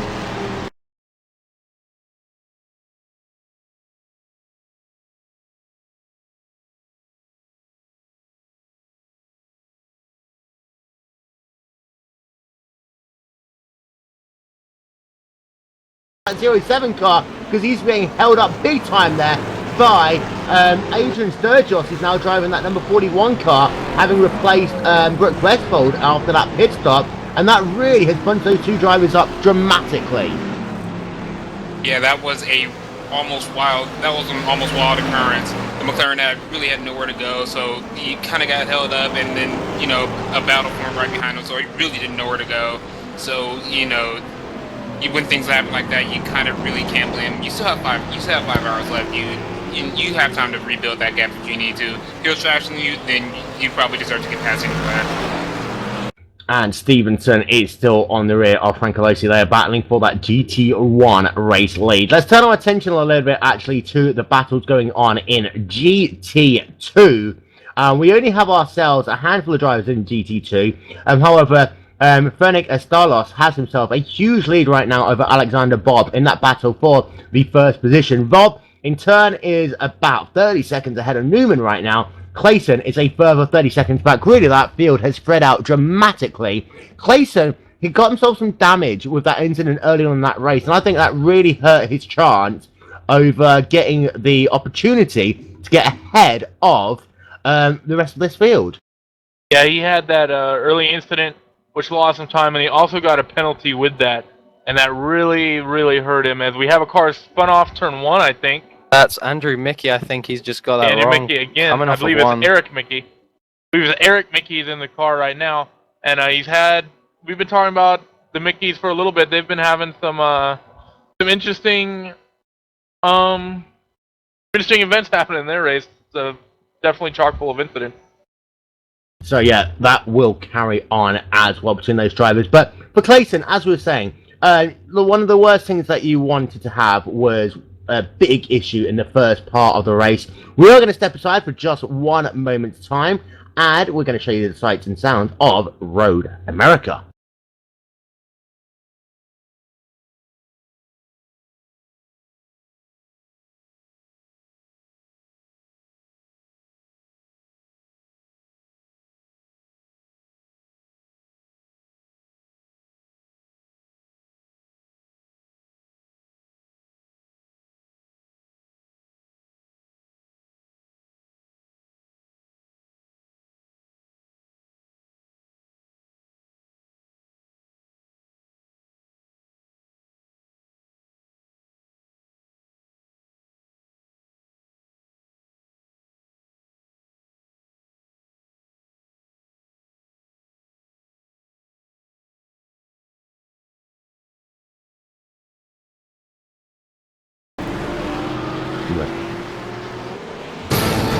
So welcome back then once again to Road America for the 6-hour enduro at Road America.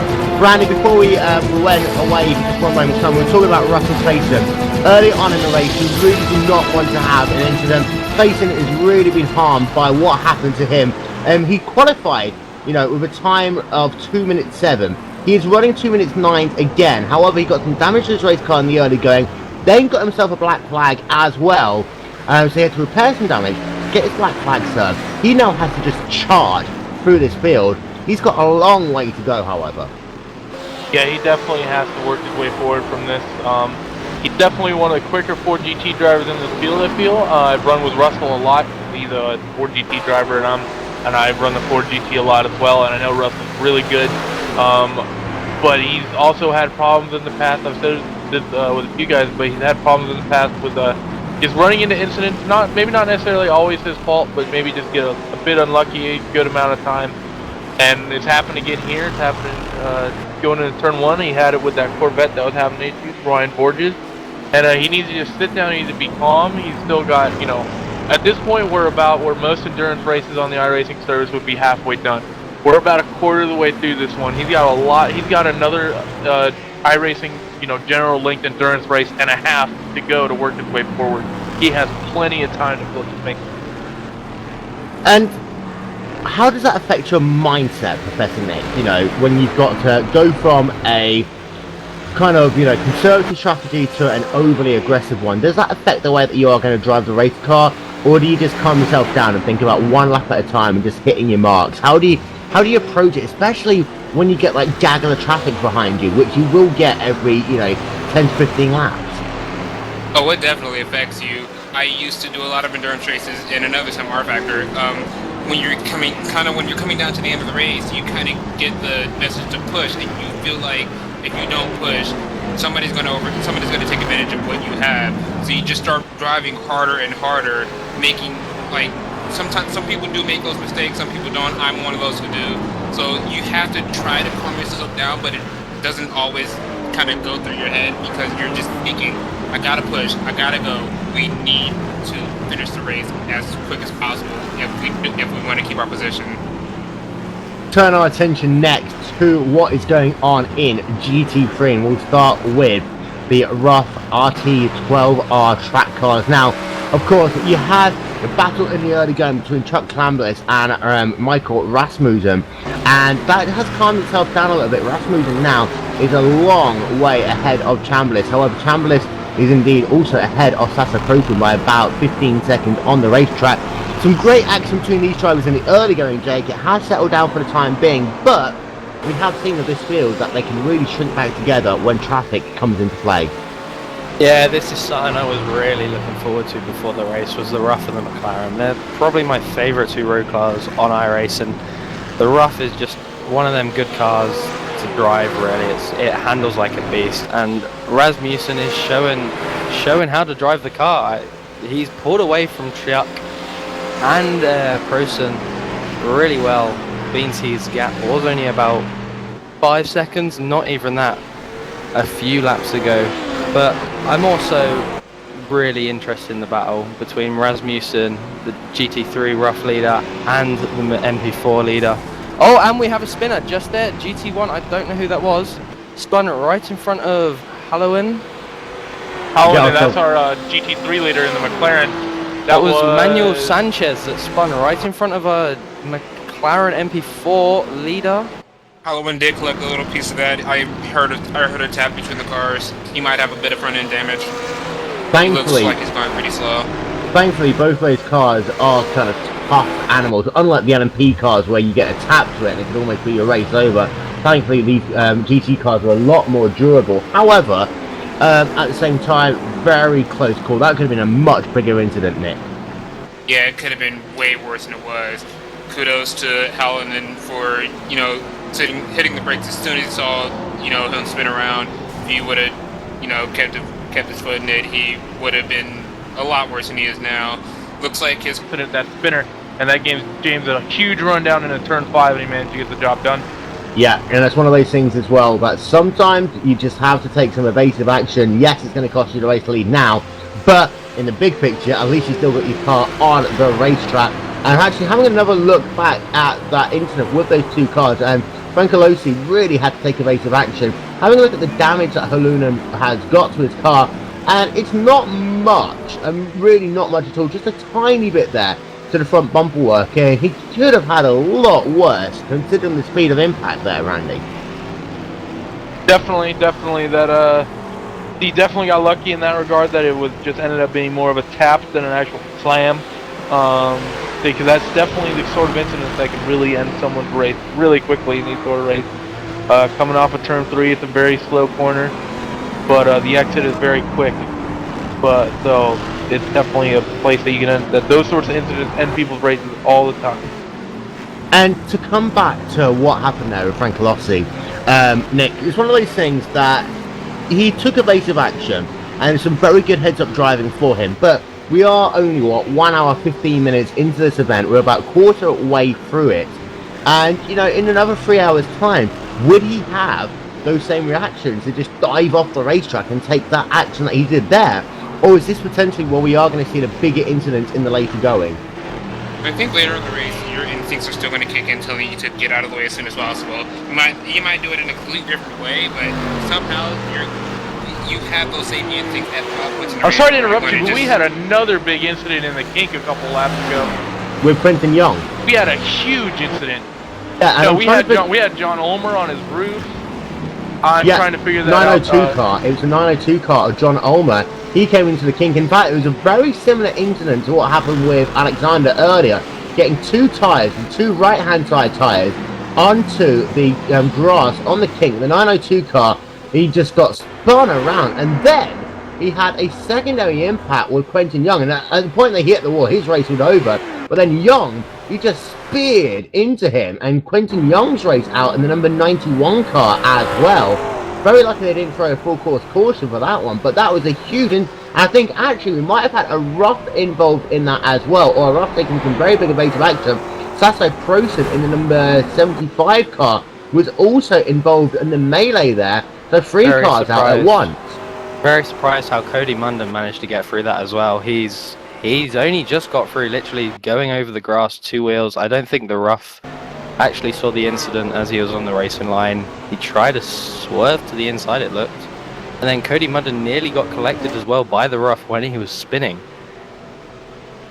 He did, so that was a very, very big incident there. And at the same time, that's one of those incidents that very almost could have caused a full course caution, Randy.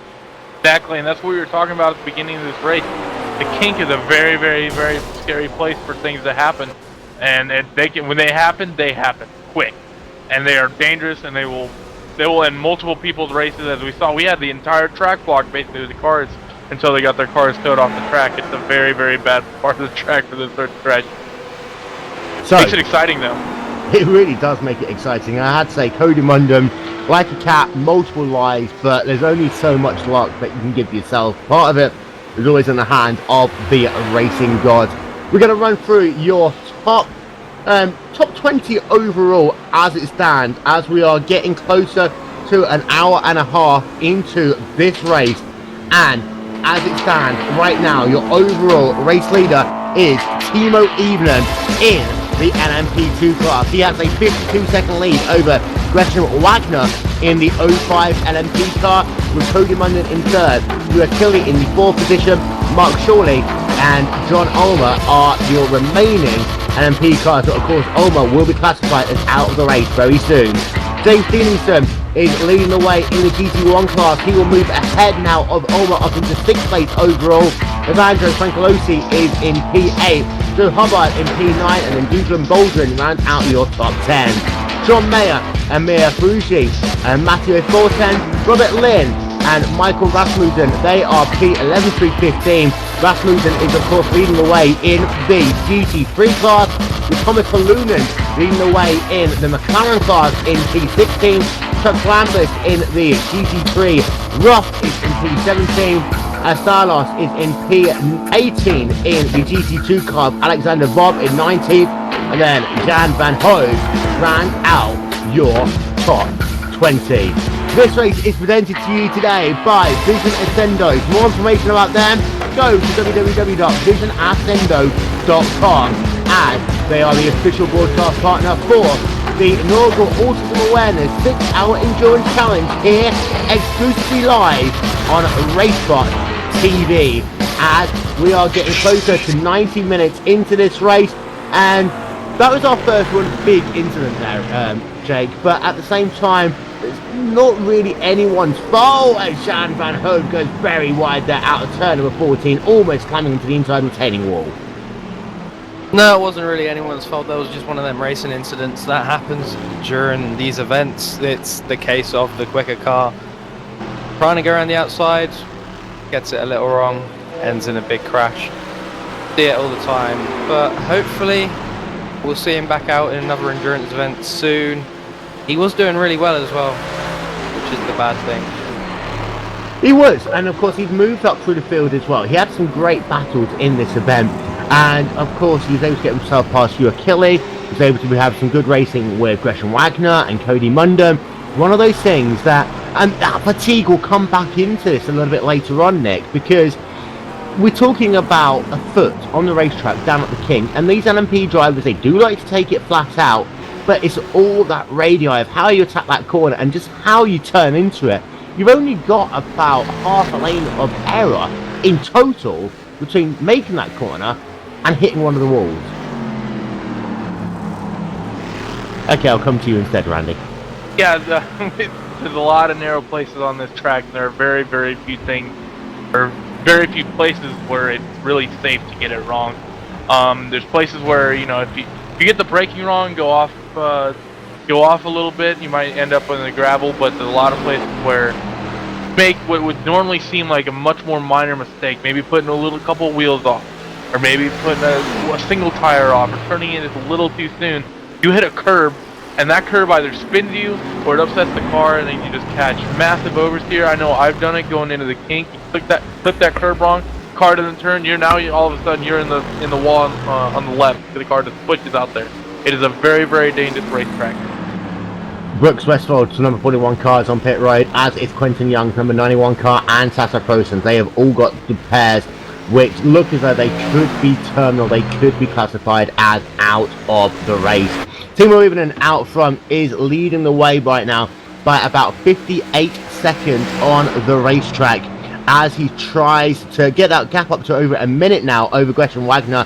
Now Timo, good first pit stop and able to get yourself a huge lead. Is it just a case now of managing that gap and just running that race in yourself, because that lead is astronomical to Wagner behind you? No, not really. I'm still kind of in a pushing mode, but not really pushing over the limit at the moment. Seems like the cars are getting fewer and fewer on the track, so it's a lot less traffic, so you're actually able to push a lot more now than compared to the start of the race. How was that traffic been for you the first couple of times you come through? Has everyone been respectful? Have you had any real issues at all working yourself through the traffic? No, not really. I can't say that anyone was trying to hold me up or anything. Everyone's doing their own race, but it's just you really need to have some really good situational awareness when so many different cars and classes fighting as well. So it was a bit hairy on the start, but it's really starting to calm down, and right now it's pretty calm. I guess some of the track is filled with cars and some parts of the track is pretty clear right now. So now, very quickly, before we let you go, one of the big issues from the MP cars today has been down at the King. We've seen two cars have big accidents down on that part of the racetrack. Just how difficult is it to go through the King in these LMP cars, especially as you just come past some lap traffic coming out the carousel? The kink is not too bad actually. The wind is kind of nice when it comes to that. The carousel is a bit more tricky. I noticed that a few laps ago it was quite loose on the entry to it, and a couple of laps later it's quite loose on the exit. So I guess the wind is changing slightly every lap, so it kind of makes you have to try and predict when you come to the corner where the wind is blowing from. But the kink is not really. It's in the HPD, since it's such a high downforce car. It's just flat out. It's not really a problem. As you just work yourself past the car, we're going to let you go as you've got a lot of traffic ahead of you once again. Timo Räikkönen are in race reporter here, and Timo, he sounds so calm right now, Jake. He does. He's a calm-headed man. I've raced him before, and he never seems to make a mistake. Saying that, he just collided there with somebody. Don't know who that was. That was one of the GT3 cars of Timo Räikkönen, and he just moved to the right-hand side of the racetrack, and that's actually a very risky manoeuvre. Hallinan just didn't look in his mirrors. I'm not sure if he's trying to give him the line or what there. I think that was really a part where he thought, whoa, Timo, they're getting a little wide as well again. I think, talking about his calm head, I think we may have disturbed that, because he seems to be making a few mistakes at the moment. Yeah, but that incident with Hallinan, Nick, that was a weird one, because I'm not sure if Hallinan was just giving him the line, or he didn't know where he was behind him, but at least he just slowed right down. Gresham Wagner is in the wall. He's lost his entire front end. Wow, and that 05 car, the Amp Energy Machine car there of Gresham Wagner, and that was down at turn number 9 on the racetrack. He just went off. It's one of those things when you know you're going to have an impact at 30 miles an hour. He just went off, got himself onto that gravel. He hit the wall at 30 miles an hour, less than. He's got himself some front end damage. We'll have to bring that car onto pit road. It does look drivable, however. I think that's the important thing there, Randy. He will be able to carry on, but that car, bit of a handful right now. He's going to have to make a pit stop about 20 minutes before he would have wanted to. Yeah, definitely. Like you said, it looks like he just had a bit of a miscue on his brakes. May have locked up somewhere, and we saw Timo do it earlier. Timo was like, instead of trying to save the car and make the corner, I'll just go wide. And Gresham may have had the same thought process, but the car just didn't start quick enough for him. But we now have another. Sorry to interrupt you there, but we have another car in the wall. We have Chuck Canvas. He's the second place car. Yeah, and he was having a really good race. Of course, he had that battle early on with Michael Rasmussen. And to give you an update what happened to him, he came underneath the Corvette bridge through turn number 6, got himself just slightly onto that raised part of the curb. Now, out of turn 6, you've got yourself a normal curb, then you've got that kind of sawtooth concrete, next up the corner. He just caught the seam between them, smashed it into the Armco barrier. Now, I'm wondering, he's going to try and like bring that car back onto pit road, but I'm wondering, because he hit that Armco barrier, I think that could be his race over, Jake. I don't know, it wasn't a big impact. I think he could get it repaired within time, but whether he chooses to continue the race is down to him now. I think Jan Van Hove, I think, also has a bit of damage on front from an earlier impact as well, which I think we missed. Yeah, and Quinton Young, by the way, is coming out of pit road, so he's going to try and see how that McLaren is handling for him. The only issue with this racetrack is that A, you come back out onto the traffic, onto the racing line, so if you have got a car which is going to snap spin on you, then actually you can spin right into traffic. However, Young, been able to get through 2 corners, the car is still pointing in the right direction, so he will try and carry on, but it does get very wide out of turn number 2, so wondering just how good that car is for him, as another car just came out of pit road as well. Now Wagner is on pit road as we speak, but he's in his pit box getting some repairs, but the fact that he's been in his pit box for this long, we know one thing, Nick, and that is the fact that he will be able to carry on, albeit he'll be about 4 laps down by the time he gets his repairs done. Yeah, it's a shame. He had a really good car through the entire race. You hate to see somebody kind of go out of contention like that. You know, this track, again, is really hard to drive, and it's not hard to make a mistake. Oh, he's coming out of the pits now. So he's still missing his front end, but apparently he only took the required repairs, so he's going to come back out and see what he can get with this car, and maybe during the next lap he might try to get a little bit more damage fixed as he goes on. So he is back out onto the racetrack again. He hasn't got a new front end, but perhaps they just sorted the suspension out on that. We'll get an update just to see how fast he's going. And this is a really good way of finding out this. And you see he's wiggling out the car left and right. That is what every driver does when they're just figuring out what kind of car they've got underneath him. He's doing 145 miles an hour as they come down into turn number 3. So he's a little bit off what his overall speed was earlier. But he's been very cautious on the brakes there. And he will potentially just try and pick that speed up just over the next couple of laps now, Jake, to figure out how he can carry on, if that car can handle it. The car spun ahead of him, actually. That was one of the rough machines, and that was Nico Sitt. From the car, however, is able to keep going. Yeah, I do think the damage he's got isn't major damage. It looked a bit like just a tad of suspension, so we'll have to see how the car handles. It looks fine to him at the moment.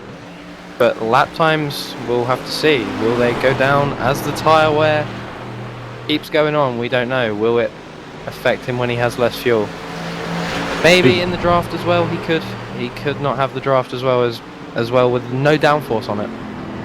And he was able to originally actually attack the carousel that time by, so able to get a lot more out of that car than he was in the first part of that lap. It'll be interesting to see just how fast he can go, but of course he's now relegated to 5th place in the LMP class. He's got Mork Shawley about half a lap ahead of him, so he will be the next victim for him on the racetrack. And then Stuart Tilley he'll have to deal with as well. Now actually, let's go back and talk about Tilley very quickly, Randy, because we were joking with him earlier on in this race about how, you know, he's fallen right back through the field, but actually back up into 3rd now through attrition. In fact, he's just drove a really smooth, consistent race so far. Yeah, that's exactly what you have to do. We were talking about it at the beginning of the race. A lot of times, running a bit slower, keeping yourself out of trouble. You might keep yourself out of incident. You might save some fuel. And actually, this race is long enough. I wouldn't be surprised if there might be a couple people running. I know in the HPD and the GT car and the GT3 cars they have a fuel trim. I wouldn't be surprised if we have some people running down in lower power setting. Maybe seeing if they can completely get. Remove a pit stop from some of the guys that are running flat out, but he definitely was running reserved early on in this race. Wagner is out of the race. He decided he was not able to have a car that would drive for him, and Wagner is out of the race. That leaves us now with just 4 LMP cars. Timo Evenham and Stuart Killing, Cody Munden and Mark Shawley. And Evenham, by the way, is now a lap ahead of everyone in his Cody class. Munden is in the pits. So another driver on pit road there. We are getting closer to the second round, of course, of pit stops. Brooke Westwood's car is still on pit road as well after damage to his machine, but Munden is on pit road. Now, I think this is a scheduled stop for him a little bit. Certainly looks that way. He did About take an about earlier right pit for stop time than line. everyone else. Yeah, he looks like he's just taking a scheduled stop, maybe short descending a little bit just to make sure he makes it to the end. And he's going to get himself 4 fresh tyres. He will top up with race fuel as well, and then he will be good to go once again. Now, for Munden, he had that crazy moment down at the King when he was able to avoid all the catastrophe that was going on ahead of him. But it does seem to be that he's kind of slowed down a little bit, getting himself into a rhythm. We are now, what, an hour and a half almost into this race, so you have got to start thinking about that long game just a little bit more. He did have very good speed earlier on. This seems a longer pit stop for him. Perhaps he was just light on fuel on that first run. Randall. Perhaps running a little bit light on fuel. Maybe, like I said, we were talking earlier about strategy. Get the short stint out of the way first. By taking that early pit stop, it gets yourself out of sequence. You may end up in cleaner traffic. You may end up in more traffic. It's just kind of a risk you take by doing that. But it's definitely a risk that can and will pay off for some people at some times. Won't always, but it can and does. Brooks Westfold's car is trying to bring it back onto the racetrack. He's struggling a little bit in that main performance PC number 41 car. I will get confirmation just to see how well that car is driving for him. It doesn't look to be very good right now. Perhaps he'll just try and get himself off a lap or so and then bring it back onto pit road. We're down to really 3 fast cars in the MP4 class. That is Thomas Halunen, Imrus Ibek, and then Derek Walla. Walla is right behind Ibek right now. And these two guys have been battling all race long, Nick. And it does seem to be that once again they are really battling, and there's only about half a second to a second separating them on the racetrack as we speak. Yeah, they are right next to each other. It's a great battle for second right now. These guys are pretty much in a class of their own right now, while trying to catch up to Hallinan as they continue to battle. As long as they, have their pace set, they should be fine for the rest of the race. They could keep this going for the next 4 hours. And I'll tell you what, Brooks Westford's car is not handling well at all. And he's almost actually caused an incident there with Joe Hubbard. And I'm sure he will try and bring that car back onto pit road this time by, because Westford's car just is not handling well at all, Nick. Yeah, it's not good at all. It's a shame. He was doing really well in the race earlier when I kind of came in. He got caught up in a wreck. I missed the wreck when it happened, but it's always upsetting to see somebody who's running really strong to have to leave early just due to a bad wreck. And you never want anyone to go out that way. He's actually holding up second and third along with one of the GT1 cars. I can't really identify who they are. Ooh, almost took one of them out. He is wow. not stable in the braking. I'm gonna interrupt you here. We had an incident going into Canada Corner with our GT1 leader James Stevenson. There was a slow rough on the brakes in front of him. Steven was just misjudged the gap a little bit and how much room he was leaving. He hit this rough with number 13 of Nico Stitch on the brakes.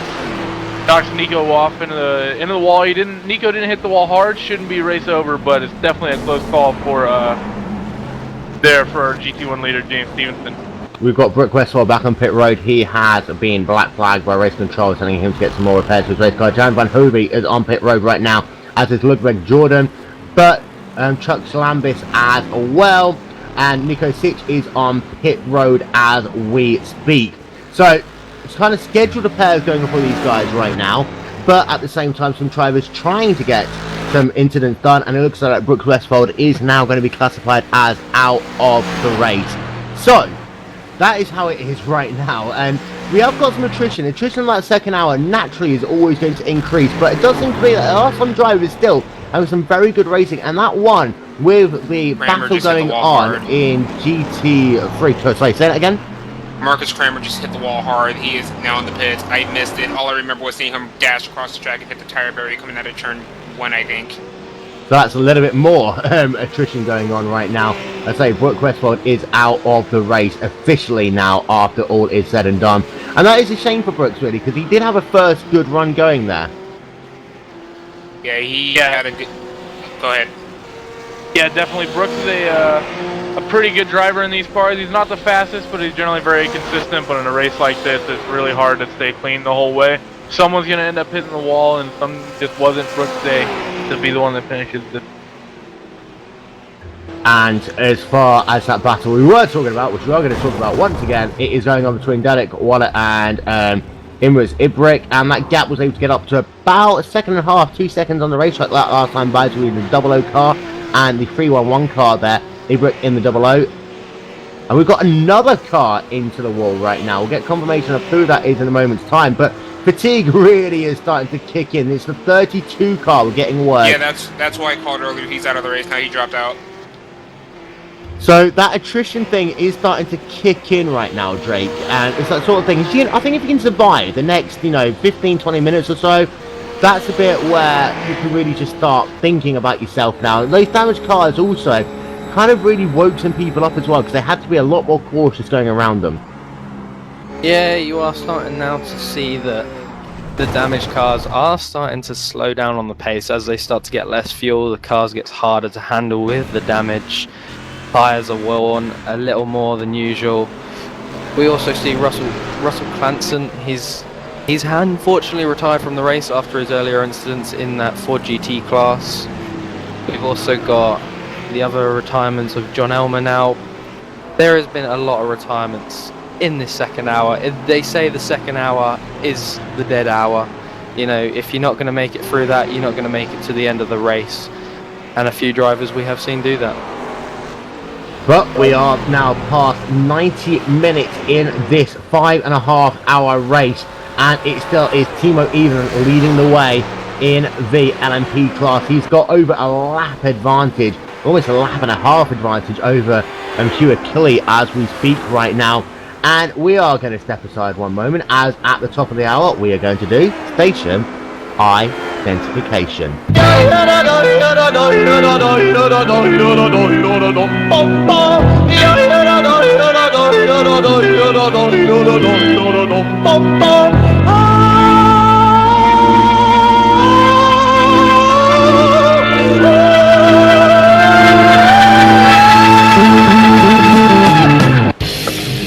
So the top of the hour, as we've done over 90 minutes worth of racing here at Road America. Timo Even leads the way in the LMP2 class by over a lap right now over Hugh Achille, and in GT1 it is James Stevenson once again leading from Eduardo Fratellucci by about 10 seconds on the racetrack.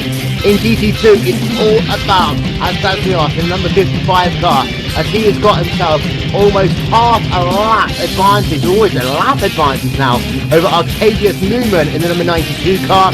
And then in GT3, in McLaren, it is Halunen leading the way from Imruz Ibrick by about 30 seconds on the racetrack. And then in the Roth, it is Rasmussen leading by a good advantage over Mike Kalinske, who brings his car onto pit road. Overall, as far as your GT3 battles go, it is Halunen who's leading from Rasmussen by about 14-15 seconds on the racetrack as it stands.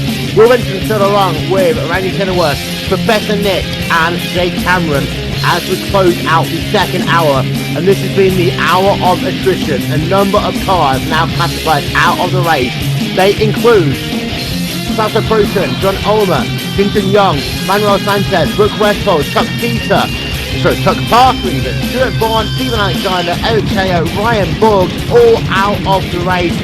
Randy, attrition has kicked in, fatigue has started to kick in, not just mental fatigue, but physical fatigue as well, because some of these cars are very hard to drive for long distances. Yeah, definitely. This is the second hour of the race, like we were talking about, is generally, in my opinion, the most difficult hour of any of these endurance races. The first hour is, although things are tighter, you're generally in more races with your class competitors. It's generally not the hardest, in my opinion. By the time you get to the second hour, things are a bit spread out. You start getting other things on your mind. You get a pit stop. You start thinking about strategy. You start getting passed more often by other cars in other classes, some of which are alone, some of which might be huge bunches. So it's definitely a pretty big distraction in the second hour to be able to survive it, because generally that's the incidents I've run into, is when I just get more on my mind than just trying to drive and survive. As I now end this statement, gaps and pauses. But just to let you know, by the way, that we have got some people who are doing some driver swaps. They are running in the same venue, and they are going to basically do this race in parts. In the LMP class, he had John Ulmer, Tony Duffy, and James Whitcock. They were sharing one of those LMP cars, and Stephen Alexander and Bill Rogerson were sharing a car as well. However, of course, both of them are currently classified as out of the race. In the GT1 class, yeah, everyone's just running the entire 6 hours.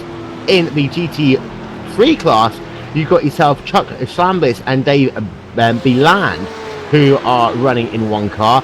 And you've got the Mickeys, of course, who are running in one car as well. Brooks Westfield, Adrian Sturgis, they're running in a car. They are out of the race. And it's actually one of those weird things, Randy, that the cars who actually swapped are actually the ones who are out of the race right now. Oh, definitely. You get some of those guys that are, they haven't been warmed up. The guys that have been, the guys that were in the car from the start, they may have been the ones who qualified. They may have been warmed up, and you end up getting someone who's, they're not used to driving just yet. They put them in fresh, and you put them out there in that second hour when some interesting things start to happen for these cars. It could definitely happen. You got that they end up making some silly mistake they wouldn't normally make. I mean, it's definitely it's one of the risks of doing driver swaps. You get a driver that's not that, although he's fresher and not as tired, he's also not sure what the car is doing. He doesn't know what the competitors are doing. It is definitely an element of doing it. Same way, even on pit road, coming out of pit road from the race lead, he will keep the race lead as well, because the advantage that he has over the field. So Stuart Killy is also on pit road from P2, and Mark Shawley will momentarily overtake Hugh Killy, move himself up into P2 in class, as he does so right now. So that is what's going on. And in fact, he's actually lost his audio as well, so he's got some issues. He can't hear anything that's going on. And Professor Nick, that's really going to have some issues for him. Yeah, the audio is the only way you can contact race control out of Check's chat. Sometimes it's a lot easier to go through the audio than it is to go through racetrack, because you can just hear what everybody else is saying instead of having to look up while driving and try to read out what's happening. And on top of that, he can't hear his car anymore, which I'm assuming is what happened. He can't hear his car, so we can't hear his shit points. How the car is kind of rolling on the ground here, with the tires screeching. It's losing your audio is probably one of the most detrimental things that can happen to you outside of crashing the car when driving. So he will carry on the racetrack. Hopefully he was able to get those issues sorted out when he was on pit road. But Cody Munson ran out the rest of the cars who are currently circulating. Of course, he's made his pit stop already. He made it earlier in this stint, so he's on a slightly different strategy to the guys around him.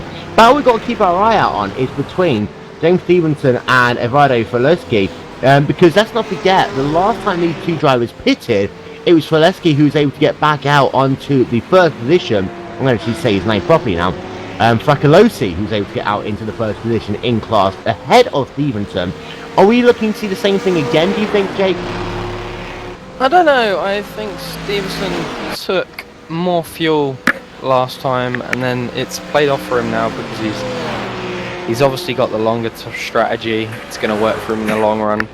But Fracolosi is going for the shortest stint than he, so you don't know what he's going to do. But talking about the drivers in general, though, everyone here, you got people from the UK, you got people from Germany. The time zones are going to start playing an effect now. When you got people from the EU, it's about 12 o'clock out here now, so they're going to be tired. They're going to be getting tired. That's going to come into effect soon with some of these drivers. And the better driver goes in front, not the lucky driver, the better driver. There we are. Brilliant wise quote words from Andreas. The wise words there of Andreas Straightman. The better driver indeed will go in front. And on a long race like this, actually, it's a rather pathetic quote there, because in a 6-hour race, luck can only get you so far, Randy. The rest of it is all going to be about driver skill. Oh, definitely. You can only depend on the other drivers so much. In some ways, you have to make your own luck. You have to avoid the incidents that happen in front of you, and a lot of it does depend on the driver. Sometimes there's not much you can do. Shit just happens, and it happens right in front of you, and you can't get by. But there is definitely the element of it. It's your responsibility to get your car to the finish cleanly, and you just got to make sure you do it. And otherwise, got no one else to blame at the end of the day for a lot of the time. A lot of the time. Ladies and gentlemen, don't forget that this is not the only GT action that you will see on RaceSpotTV. Announced just last week, the Neo Endurance Series returned to iRacing, and with it, it returns to RaceSpotTV, marking our first broadcast with the series. Of course, we've seen them many times before on Glacier TV. They now come over to RaceSpotTV. 3 events coming your way in May and June. The first one of them will be at Road America on the 11th of May 2014. Then we've got a couple of events in June, as they have a race in the first at Silverstone, and then the final round of their series will be on the 14th of June at Road America, exclusively live only on RaceSpotTV. There's a big clash there down in the final corner of the racetrack. That was Jan Van Houten, who spun his car coming out of turn number 14, and it looks like he just got himself onto the grass. And then you had Sean Mayer, couldn't avoid him, T-boned him. That 58 car looks like he is out of the race. He's got some severe engine trouble, and Van Houten as well, his car is out of the race. That was a big one there, Randy. Yeah, it was a big event, and it looks like he might have just caught the curb there. I'm still trying to watch the incident and see exactly what happened. But it's definitely, you know, one of the dangerous parts of this racetrack. So unfortunately we lost Sean. Sean's generally pretty good. I've run with Sean before. But one of the dangerous parts of this racetrack is that last corner and that curb on the left, which actually seems to be what happened. Looks like, yeah, Van Hoek just caught the curb, spun the car around, and nowhere for Sean to go. Just to note, both the leaders in GT1 both entered and exited the pits now. Stevenson is still ahead. So that is important for Stevenson being able to get ahead of, stay ahead of Frank Alosi, as he wasn't able to do on the first round of pit stops. He is able to do so on the second round of pit stops, and the gap between those two drivers, well, that is a boot. 20 seconds now on the racetrack. In fact, they are about to put a lap on Derek Waller and Imres Ibrick, who are battling still for P3 in class. And that battle hasn't let off at all, Nick. Oh, sorry, what was that? I wasn't paying attention. Go Battle for P3. No, it's okay. No one pays attention to me. I'm sorry. As long as you understand that, Wilson. Battle for P3 between those two drivers. Actually, they're in GT3. Ibrick and Derek Waller. They've been battling for the last hour or so now. Got the GT1 leader right behind them. This could really make things interesting, because I don't think they want to get off their battle at all. Oh, definitely. Yeah. You don't. Go ahead, Nick. Yeah, they've been having a pretty good. They've been having a pretty good battle the entire race. I really don't think they're side by side now, and there's a GT1 car behind them, so I really don't think they want to give up what they have just to let him by. He's going to have to work to get past them, and it's not going to be easy. Yeah, he's been boxed in the last couple of corners. Let's see, now Stevenson will... No, he won't. He will stay in line there. This is going to cost Stevenson quite dramatically, actually. He's got enough of a cushion, so he doesn't need to really push it to, you know, worry about the car behind him getting past. However, 46 car goes past one, he'll go past the other on the front straightaway. And that's the thing as well, the raw horsepower of these GT1 cars, 175 miles an hour as they come down into turn and one. Phenomenal speed by them. And when you actually pay attention to what's going on with the other cars, they are easily the second fastest on the racetrack, only about 5 miles an hour slower than the LMP cars. Definitely, where the GT1 car is leading compared to the prototypes is obviously aerodynamic, the weight, but getting down the straightaways, they're not, you know, the prototypes, although they have all that aero, they also have a bit more drag as well, even though they're so much lighter. So going down the straights, they're not much faster. The GT1 cars are a bit more slipstream, so the speed difference down the straights isn't all that great. And you'll see a lot of times these LMP cars, they really do have a problem getting past these GT1 cars on the straightaways. They have to wait until they get to the get to a braking zone or a quicker corner to get by, and even then in certain parts of the track the Corvette's quick enough that they can just hold the spot, and there's not much the HPDs can do except ride behind them. Mark Shawley is currently scored in the second place in the LMP class. Now I am having a look, he hasn't made his second pit stop by the look of it. In fact, no, he hasn't made his second pit stop by the look of it. Just trying to actually figure out when he came onto pit road that first time by. It was 32 laps into the race, so he's going a lot longer than everyone else in this field, Nick. We won't see him on for potentially another 5-6 laps or so. This strategy for sure could play out well for him in the long run. Oh yeah, that'll play out great for him in the long run. If he can continue on with this dual conservation mode that he's on, I'm not sure how he's pulling it off, but he's found the magic touch. He's got the tracking house in him.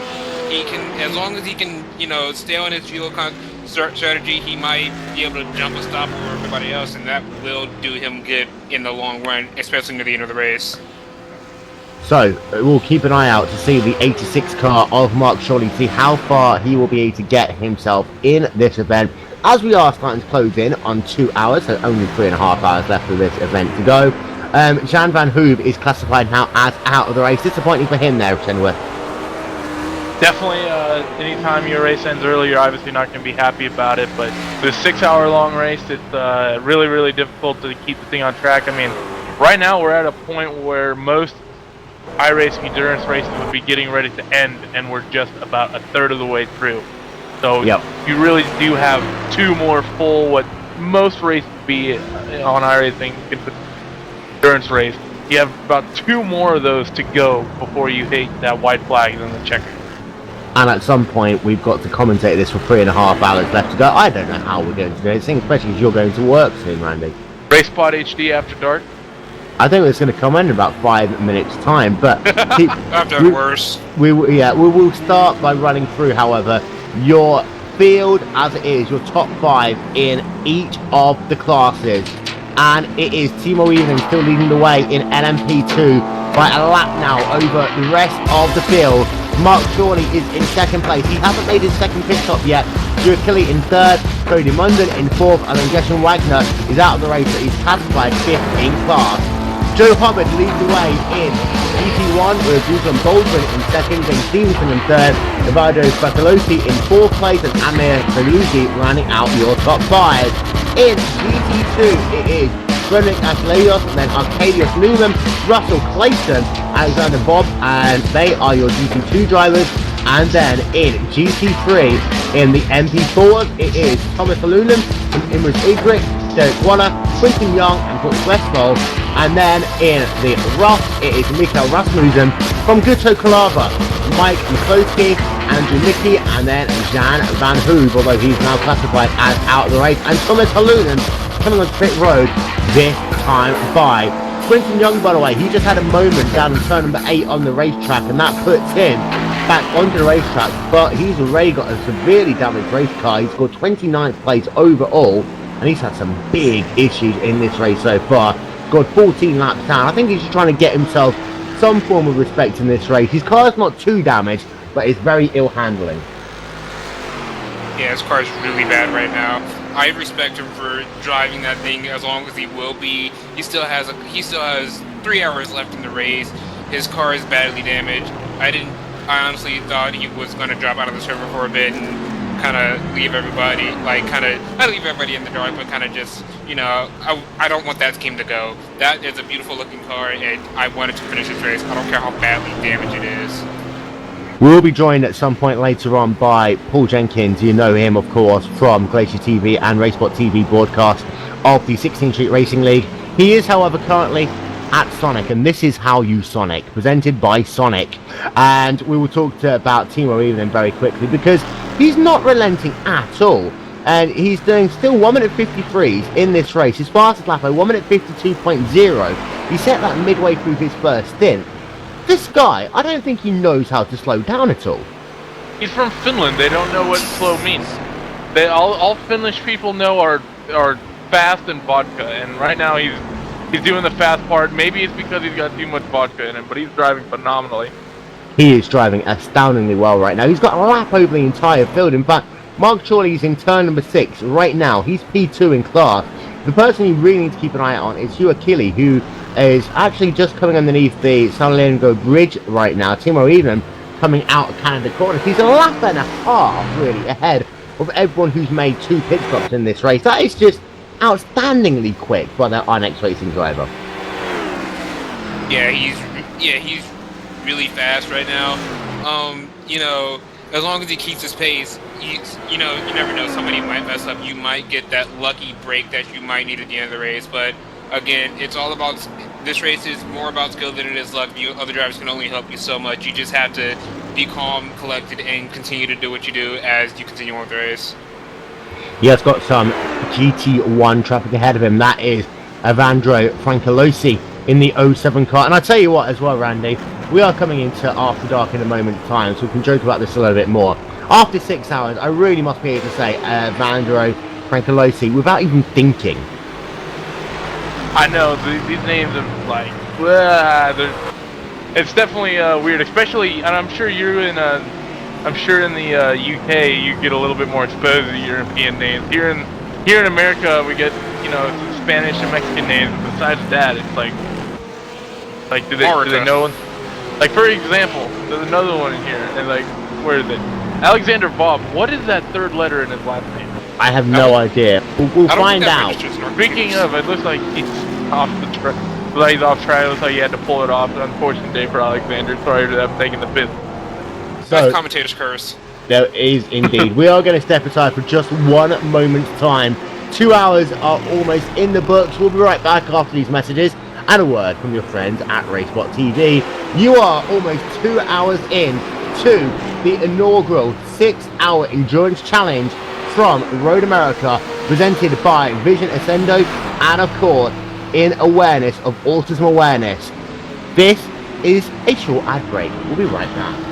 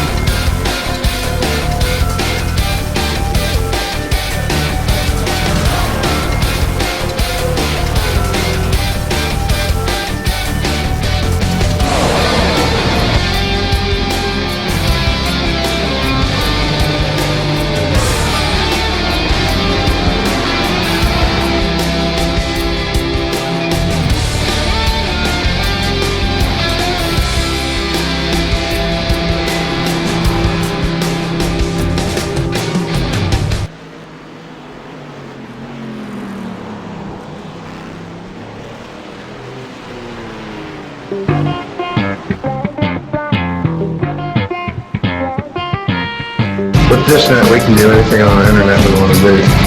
So welcome back to the 3rd hour of this race, and it is of course the inaugural Autism Awareness 6-hour endurance challenge presented by Vision Accendo.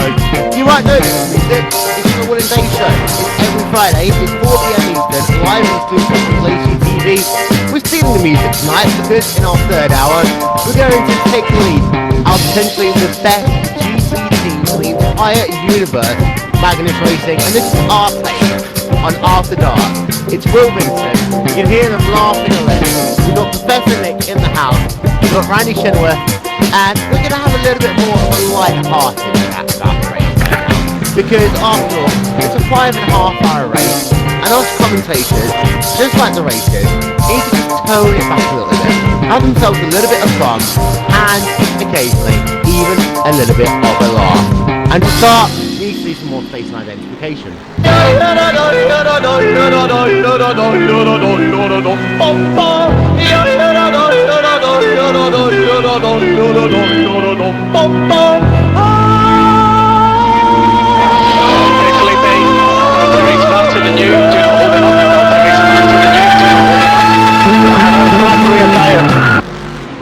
Here we go, Randy. Are the loud noises over with? The loud noises are over it for the time being. I tell you so what. what have you been saying for like the past 45 seconds? I couldn't hear a word you were saying. That's right. No one can understand a word that I say anyway. I was trying to say, however, it is after dark.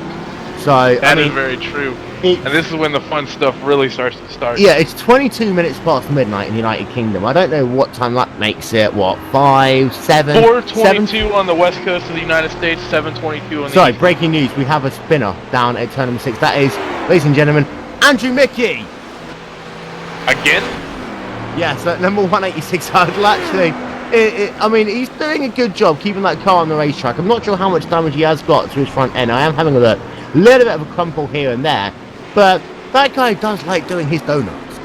Yeah, no, I think he spent more time facing the wrong direction than he has facing the right direction. Like you said, he's got a bit of a front end, and it wouldn't be a Magnus racing screen without a Porsche having splitter problem. Yep. The rear end is still incredibly sexy, however.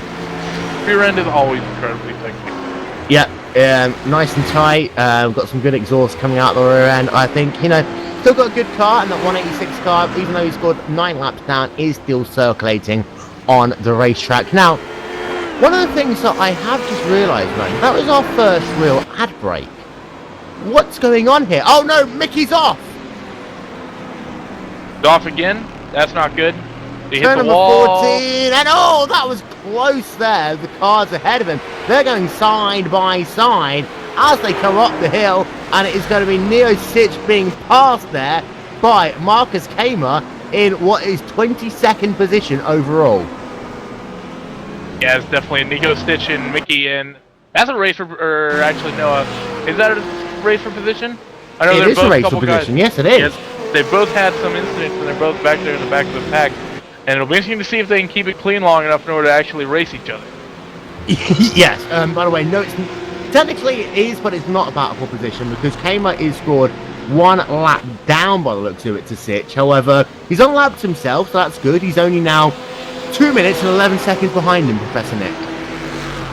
I think Nick said he had to go, so I think it's just you and me having the After Dark entertainment from now. Oh, that's alright.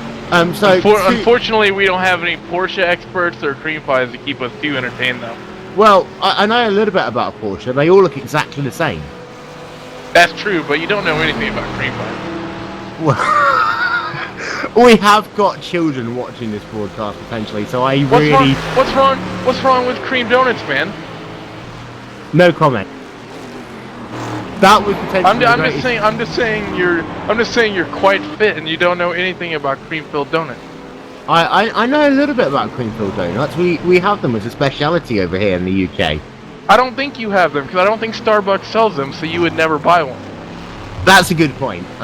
This race is brought to you in part by Starbucks, the official coffee of Will Vincent. For more information, go to www.I'dLikeToGiveWillVincentSomeCoffee.com. I really should make that website. Definitely should. It'd be a good partner for his JoshMertzSingle.com. Yeah, whatever it is. We were going to have lots of timing and scoring updates today. However, Josh Merch has decided that he can't join us because he is away on, how do we call this nicely, relationship building business. I think he's out getting antidepressants because Red Bull's at the back of the pack from Mercedes. Yes, and we'll talk about Red Bull's performance in Formula 1 a little bit more in just a moment's time. But just to let you know, that last lap, Sitch lost 2 seconds to Marcus Kamer. So, the way it is right now is that Kamer, in about 100 laps time, will pass Nico Sitch. That's true, and this race is long enough that they'll probably be able to do that. They're working on, actually maybe not. He is only on lap 51 right now, so that's going to be a long ways if he's going to be able to pull it in. Then again, Noah Stitch and also possibly Mickey as well, I'm sure they'll have some other incidents. The way it's been working out, not necessarily all their fault, so I'm not being too big of a jerk. But oh no, Mickey's off. Mickey's off.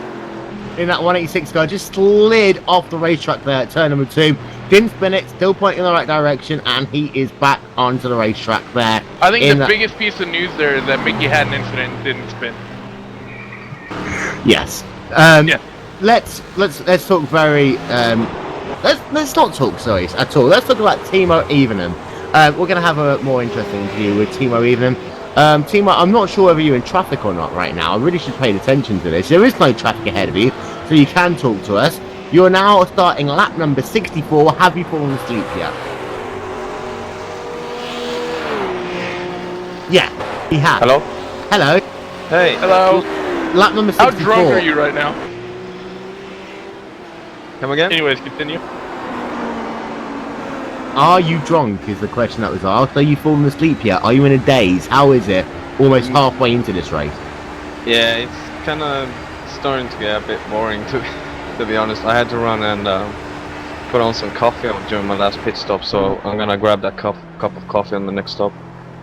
Well, you are leading now by over a lap, so in fact you could probably make the coffee, get the coffee, drink the coffee, sit down, read the newspaper quickly, and then get back out onto the racetrack and still be in the race lead. But the competition has kind of died down a little bit in the LMP2 class.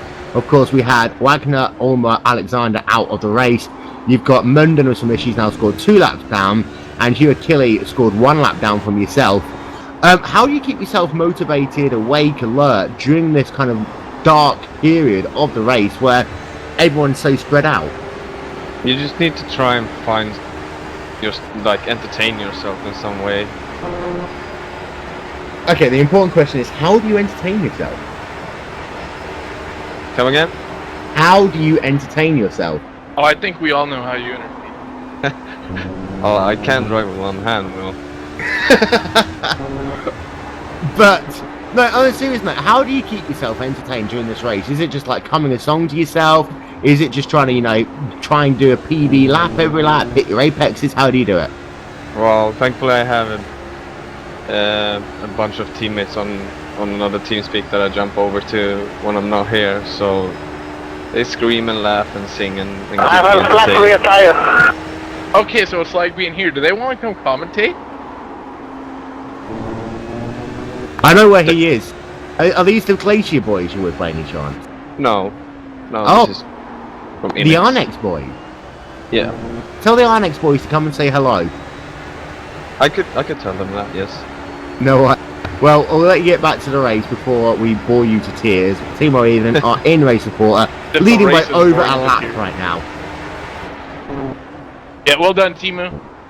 Yeah, he does sound kind of dead right now, 3 hours into the race. He's probably like, okay, I'm doing good. Oh, there's 3.5 hours left, and I'm this far ahead.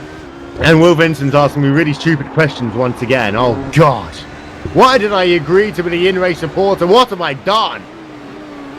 By the way, to be fair, what were you thinking having a Finnish person be the in-race supporter? I don't know. I don't think I've ever heard a Finnish person ever say more than like 9 words. And you're like, oh, he'd be perfect to report things. Of which the first 3 are, well, you know. Well, you know. Well, you know. Either that or I don't know. By the way, Losback Jordan is onto pit road. He's done a driver swap, so he's back into the car now. The other person in that 84 car is out of the car, or if I speak Canadian, out of the car, and he is back out and away on the racetrack. And I think that's 5 words that we said there. Well, you know, I don't know. So that's 6 words. So essentially what you're saying to me is that there's only 3 words they say in an entire sentence. Pretty much. That's how Finnish people work. We do mean this, of course, with the greatest respect in the world to everyone who is Finnish, and, I have many Finnish friends, even though I'm not going over to Finland this April, which is really upset. Have I ever told you this story, by the way, of what happened at the Grand Am race at Indianapolis that we broadcast on Lakey TV? No, you didn't. Well, we had an in-race reporter. He was Finnish. His name was Riku Alatalo, which is Riku Alatalo, not Ricky Alatulu or Ricky Ala Motor Park, whatever you want to call it. It's Ricky Alatalo. Okay, so what was it like having Alexia Loma as your in-race reporter? Well, the thing is that we were about to interview him, and he keyed up his mic because he was trying to talk to us, and he shifted down too early and blew his engine. Well done, well done. So should we try to get Timo to do that to get some entertainment in this race? Or? A little bit of a difference. You can't really shift down too early in the LMP cars, can you? Perhaps, I don't know. I don't drive the LMP. No, the LMP car is the one who's got that format, easy man's gearbox, so you can just shift it down. It's like an IndyCar gearbox, essentially. You gotta remember, I drive the GT cars. I like having to work. Okay, what you remember? You know what it's like driving an IndyCar when you're not hitting the wall. Yes, I do. Right. It's like you can just smash down the gears on an LMP car like you can do on an Indy car. There's no way you can blow the engine up. Compare that to a GT car or a DP car. You miss one shift and it's a very slow car there through the kink that even just breezed past, and that was shut Shalambis there. And we're not quite sure what's happened to him, but he was very wide for the carousel. He's just been kind of all over the place recently, and of course, he had that incident earlier on. I think he's just trying to drive that car back to pit road. I'm not sure if he's had a crash on this lap or what. Oh, yes, he did. He had one coming out of turn number 6. Yeah, Shambliss has had a few different incidents, but going back to driving this HPD, so it's like driving the Indy car where you're just slamming through the gears. So you're saying at any point we're waiting for Timo to get hit in the back by Dave Inks? Yes. Okay. There we are. Just making sure. Just to let you know, it was turn 6 there for Shambliss, and that's why he's been so very slow right now. He's trying to bring his car back onto pit road. Emil, can you hear heavy breathing coming from our cameraman? I can hear heavy breathing coming from our cameraman, as well as giggles every time you and I come up with something funny, which we always do. Yeah. I'm surprised he's not having a laughing fit right now, but you guys in the broadcast won't be able to hear the heavy breathing, but it is kind of disturbing. Halfway through a sentence, and all he hears, duh! No, I didn't realize RaceSpot had Darth Vader working for them. Yes, yeah, now we know why RaceSpot is so successful. We have Darth Vader himself, disguised as Raphael Sank, as our cameraman. So ladies and gentlemen, you heard it here first on RaceSpotTV. So I know you're still in there, Anakin.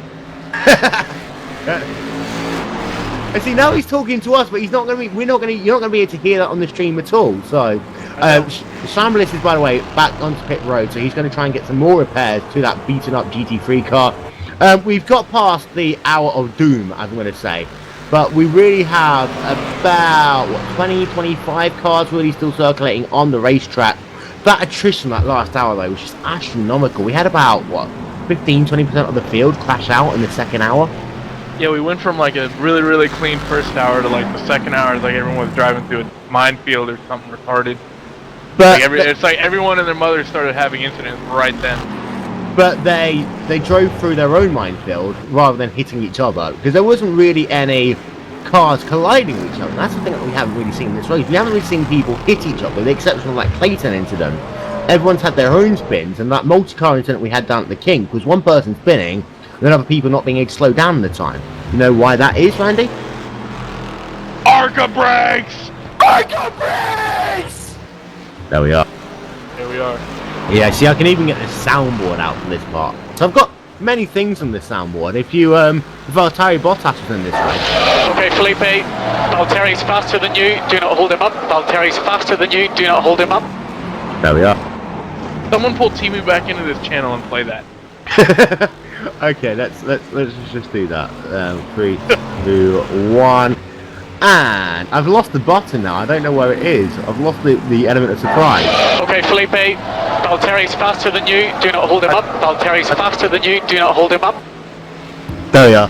Timo, we're just trying to find ways of keeping you awake. Are you okay over there? Yes. Okay. There we are. Another finished sentence with no more than 9 words in it. I know. I mean, I think if you pulled anyone else from any other nationality into this channel and played that, there would be a few explicitives and laughter, but he's Finnish, so he's just like, yeah, I'm fine. Oh, what a relief it is. So, to run through, it is Timo Evening still leading from Hugh Achille and Mark Shawley in third. By the way, Shawley has made that second pit stop now, so he's fallen back into third place. He made that pit stop on, lap number 58. We completely missed that one, Randy. Well done. Yeah, we've been too busy being smartasses, but it's okay. But yeah. I'm actually looking forward to Shorley and how he finishes this race. He's getting some phenomenal fuel mileage, and I think he might be thinking that this race is long enough he can actually cut out an entire pit stop. And if he can do that, he'll be looking in really good shape, I think. Well, yeah, because even that final pit stop. I'm talking now. You listen, then you respond. Okay? You understand? Well, isn't this just a complete change of pace? There we are. So, pit stops here, of course, yes, you're not going to take tyres at final stop. Yes, it's only going to be a splash of fuel per se. However, we've got a car on pit road. That's still Shambliss. He's still on pit road, but I mean, a pit stop here is Well, still going to be Munden's on pit about road, 30 too. seconds. Yeah, Munden's on pit road, so he's been off sequence anyway, though, hasn't he? Yeah, he's had a bit of an eventful race. He's been on pit road for a while. Yeah, and I'm having a look. His rear end looks alright. He's got a bit of damage to his front end, however. His left front is a little bit crumpled up, and that's one of the things with the LMP cars. They really are just made out of aluminum tinfoil. Yeah, hold on, I'm going to see exactly how long he's been on pit road. We'll get our stopwatches out. Meanwhile, by the way, in that battle for the race lead in GT1, we have Stevenson, who is just putting away in the 426 car over Evandro Francolosi. The gap is not as big as it was before, though. It's only about 10 seconds on the racetrack. Last time by, Francolosi was able to pretty much match Stevenson as they come past the stripe again. The Francolosi actually was a 10th faster than Stevenson. So, oh, wait, breaking news! Mickey's off! Oh, hold on. I've just gotten to the point where making jokes about that is boring, so I'm not going to do it anymore. So, yeah, he's off in turn number 2. However, he was able to get back onto the racetrack. By the way, do you have Sit It Bang in America? Have what? Sit It Bang. Have you never seen... You know that 46 car has got the most... I mean, that's like sunglasses when I look at that. Hold on. Okay, off you go. You go and have a look at it. Can't actually see the car right now. I just click on it and it's static. Wow. Okay. Hold on. Hold on. Okay. While you do that, we'll just take a short break.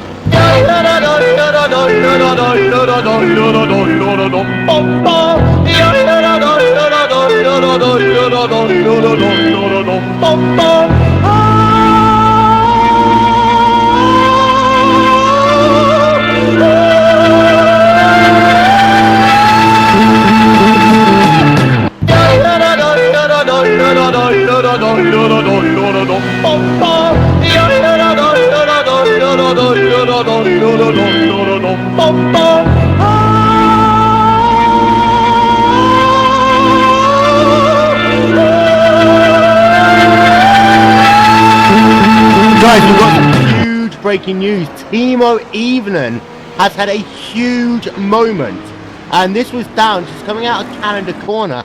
Apparently his PC froze and his car just spun. He actually took out Quinton Young there in the process as well.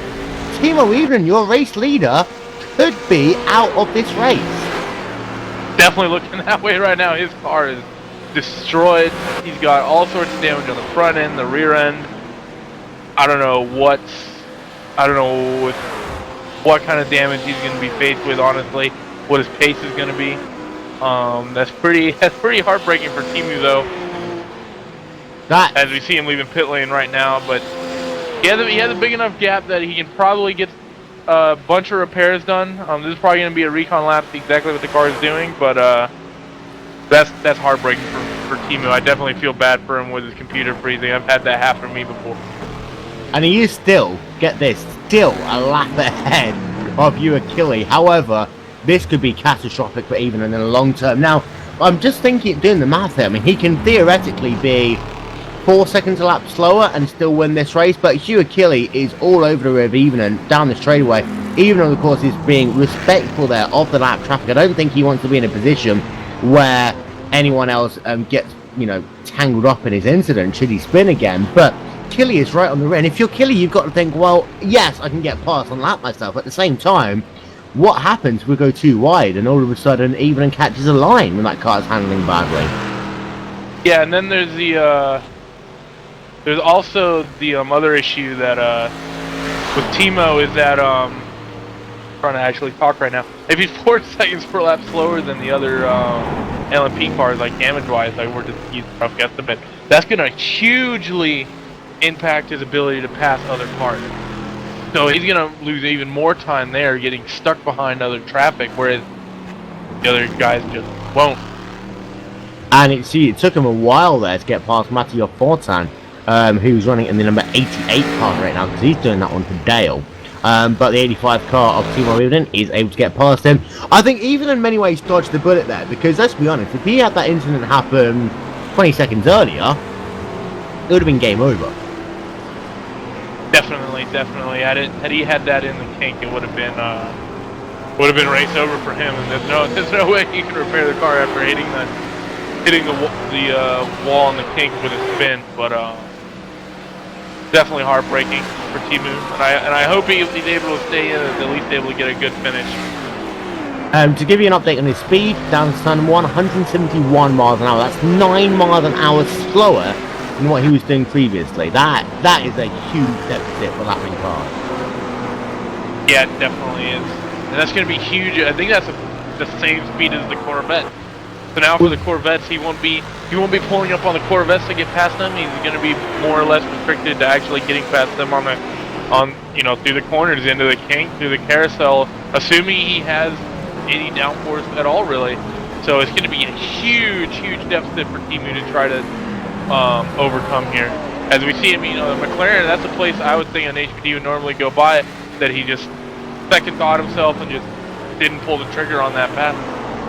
We won't talk to him at the moment because, I know Finnish, and if he swears in the broadcast in Finnish, I still have to apologise. Is Professor Nick back here? I don't think so. I think his mom said he had to clean, and he tweeted us a picture where he's in a kitchen. Howdy, KFC. Exactly. Even very sideways for the carousel. Yeah, rear wing is definitely bent, and he's probably losing quite a bit of downforce on the rear of that car. So I wouldn't be surprised if we see him doing that for the rest of the race. Go ahead now, Mr. Will. He was saying as well that car naturally is loose through the carousel, but is that English correct? Very sideways, or am I just talking in Doki right now? Perhaps, but even if the car is very loose through the carousel, normally as fast as Timu is, he probably sets his cars up pretty loose as it is. But yeah, it's definitely going to be a handful for Timu for him. On out of the race, it definitely won't be boring for him for the rest of this race. I think he actually probably did that deliberately. I know he probably did it on purpose. Yeah, we'll get race control on that one, I'll tell you what, because he was saying 5 minutes beforehand, yeah, this race is getting too boring. So that's a way to make it interesting. By the way, Marcus Kramer is out of the race. And in relation to the whole me commentating in Dogi, as far as the carousels goes, I believe it was very sideways, much wheel spin. Wow. Such sideways, very wheel spin. Such opposite lock. Yeah. No, such opposite lock, that sounds something that you can actually use. It's got to be much opposite lock. Much opposite lock. Yeah. There we are, ladies and gentlemen. This is the informative thing that we're teaching you here in this third hour of the broadcast. How to speak in Doji. And with as little words as you use, it also qualifies for Finnish. Yes. Oh, someone's talking to me in Facebook, which is really annoying because I always lean over my phone and have a look what's going on. By the way, Keely has been able to unlap himself now from Team Even, so get this, he's just 2 minutes behind him on the racetrack. This is true. So that and it's going to be confusing watching them because I think they actually have very similar looking cars, just the colors are opposite. They are, pretty much, yeah. And let's not forget that Hugh Achille is representing, I'll get that, Club Finland. Oh, great. So, post-race interviews are going to be very exciting for the MP. Yeah, we're going to be lucky if we get a paragraph and a half out of these jerks. Few words, as they say. Did you, by the way, able to find out, have a look at that 426 skin? No, I didn't. I'd be lying if I said I didn't. Well, go and have a look at it. 46. 426. Oh, 426. Yeah, the guy who's leading the GT1 class. He's been leading pretty much the entire race, except for when Evangelist Francolosi was able to get past him on pit stops. Okay, anyways, the car is pretty bright, and it looks like it's done up in the kind of candy wrapper that you would use to attract 6-year-olds to a very suspicious-looking fan. So, What exactly is the brand? Right, Still It Bang is bang, and the dirt is gone. It essentially is a cleaning product, like bleach, just a lot more powerful.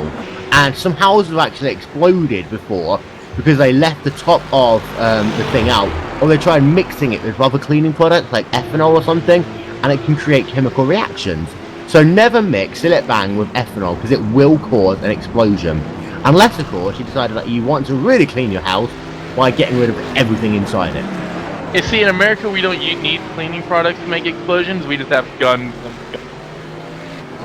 And you've also got, by the way, as far as Philip Van goes, you've got this really annoying guy in the UK who does the commercials for it. And it normally starts with, "Hi, I'm Barry Scott, and this is Still at Bang! Bang! And the dirt is gone!" Oh, apparently, Paul just burped, so he might be here soon. He might finish his Sonic, because that is how you Sonic. That is indeed how you Sonic. Right, I'm going to have to just like turn my Facebook off in a minute, but let's go and talk very quickly about GT3. Because earlier on, we had that thing with, it was in the McLaren, wasn't it, between Thomas Imbrick and Derek Waller. Waller's managed to pull out about a 10-second lead this thing. So that double O car really isn't being able to do any inroads. He was stuck behind him for the second stint though.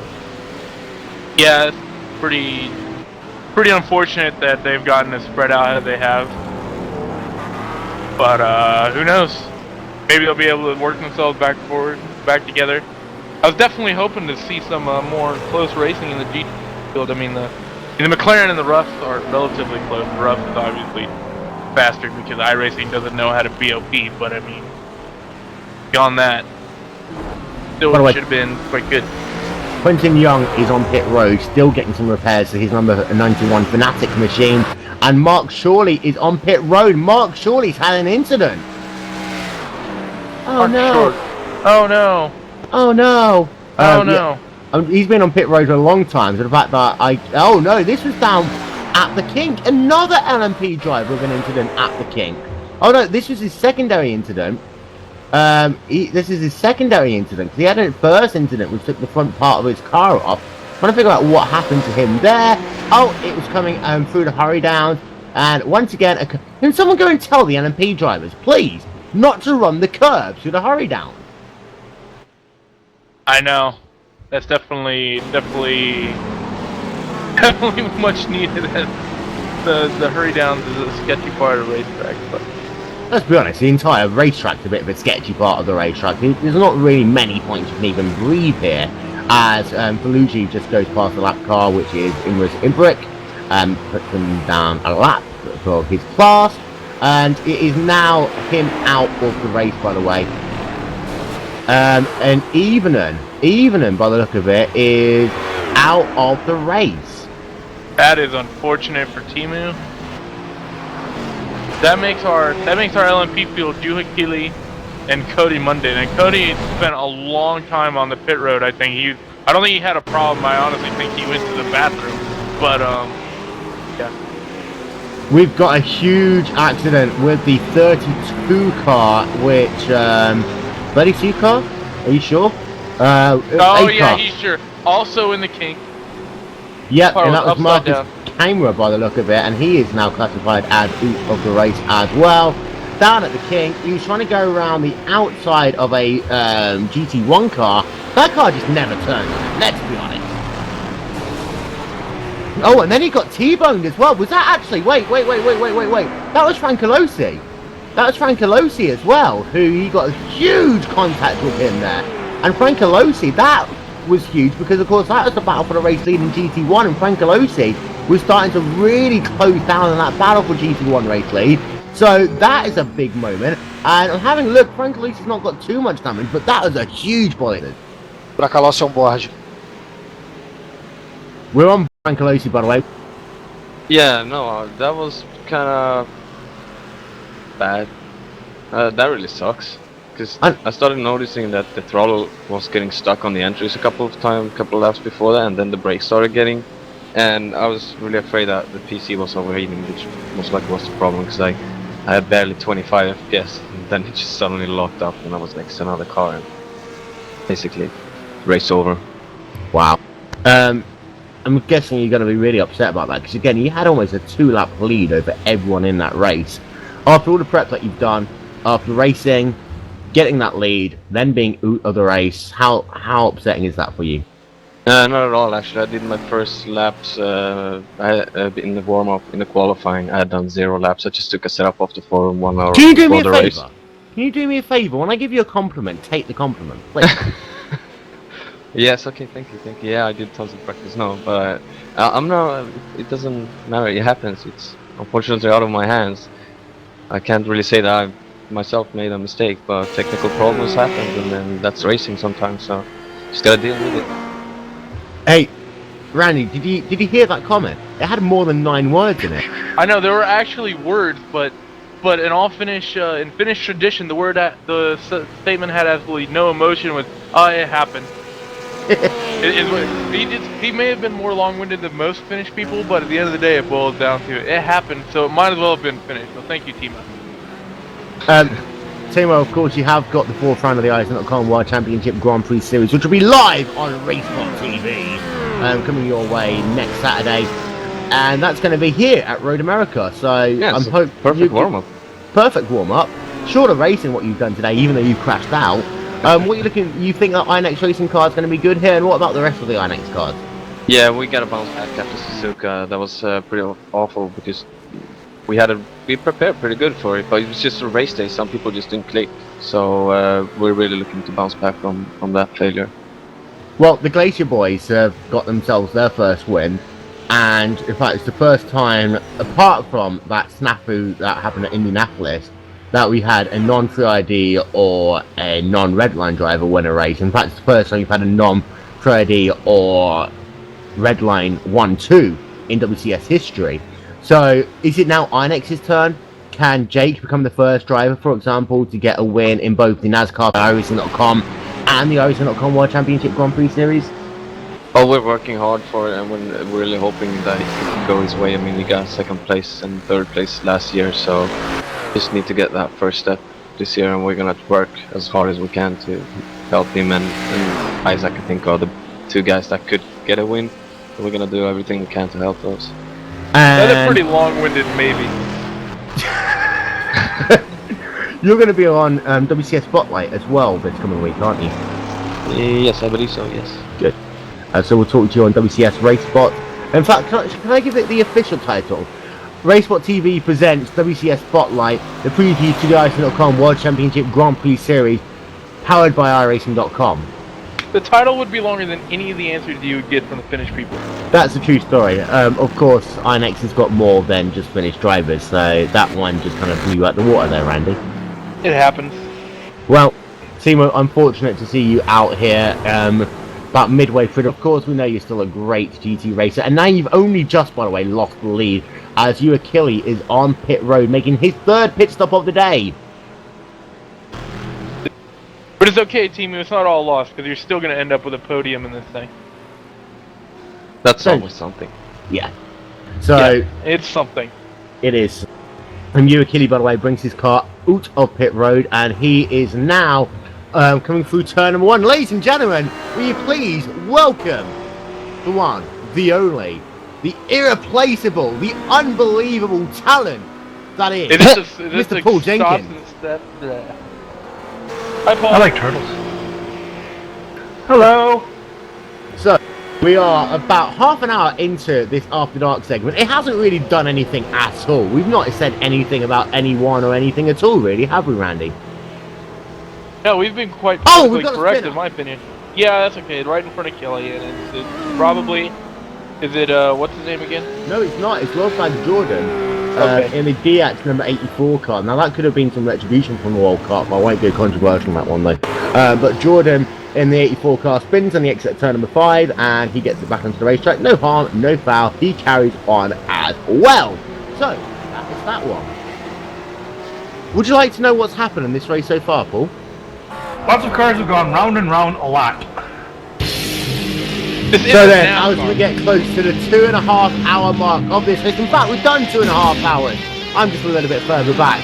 The race so far, Timo Evening started from the rear of the field. He was able to come all the way to the front, got himself over a 1-lap lead in the LMP class. However, an incident down in turn number 12 on the racetrack put him out, and he will take no further part in proceedings.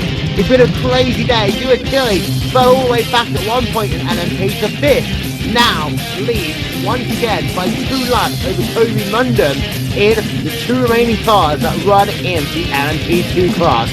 In GT1, James Stevenson has led this race on 3 different occasions. He had a great battle with Evangelos Francolosi. Francolosi was involved in an incident about 4 laps ago, dropping him all the way down to P7 in class.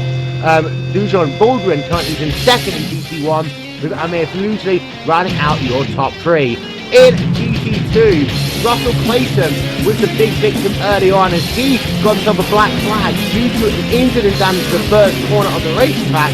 However, has since bounced back and been scored in 3rd place. However, he is now scored as heat of the race. You also in GT3 have some great battles going on between the likes, for example, of McCloskey, Kalova, also Derek Waller and Imran Imran, which has been one of our best battles so far.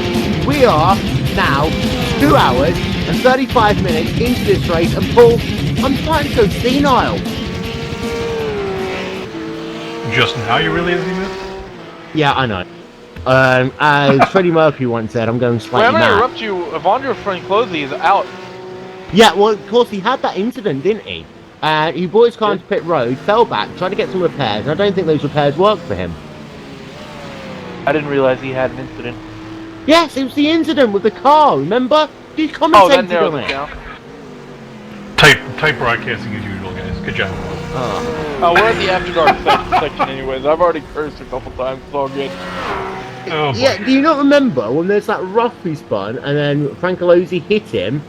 And... That rough who spun narrows it down to about 3/4 of the field. Okay, true story that. And that's one of the things, weirdly, as well, the roughs, we've seen more rough spinning than any other car, yet the roughs are traditionally the easiest car to handle around this racetrack. I haven't never driven the rough, but I do understand that the car is much easier to drive. I actually, when I'm driving in this sort of competition, I'm in the MP4, which I really enjoy. But I do understand that the rough is relatively easy to drive. But again, you're talking about hours and hours of this, and anybody's mind can become numb. Can I just correct you there? It's hours and hours and hours and hours and hours and a half. That is what this race is.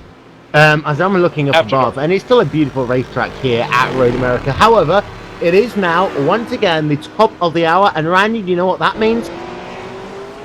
Nope. Station identification starts right now.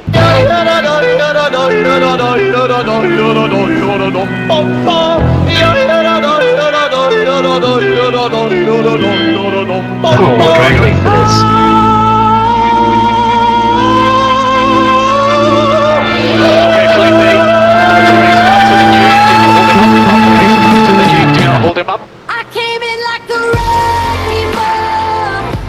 That's all we'll have to pay, otherwise YouTube will really kick off on us.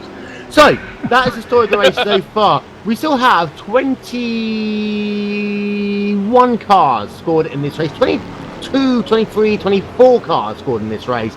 We've got Sasso Prosen laps down, Chuck Slambis scored laps down, Lobsang Jordan scored laps down. They are trying to get themselves back into it, however, they are scored 21 laps down at the time being.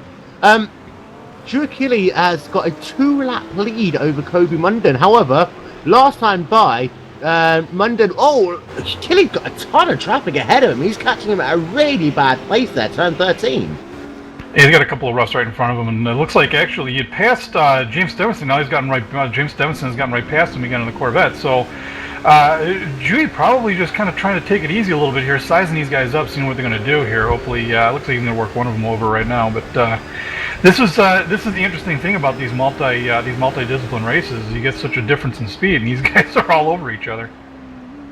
By the way, we would like to say thank you to Raphael Sank. Without us even realising, we've changed from one broadcaster to another. So, hello to one-time Irish National Car World Championship Grand Prix Series champion, Hugo Louise, and farewell to zero-time Irish National Car World Championships Grand Prix Series champion, Raphael Sank, because Raphael doesn't drive in the WCS. There we are. We've upgraded. Yes, we have. We've upgraded to a WCS champion. And plus Hugo is Brazilian, which means because he's Brazilian, he's got dead ass. Well, Raphael is also Brazilian. Yeah, but Hugo's Hey, Hugo. more Brazilian. How about you chime in on this about you? I see. The issue is that Hugo, if he was to talk, it won't come through the broadcast. He'll just be talking to us. He can say whatever he wants to us, Yeah, it'll be our reactions which get put out on the broadcast.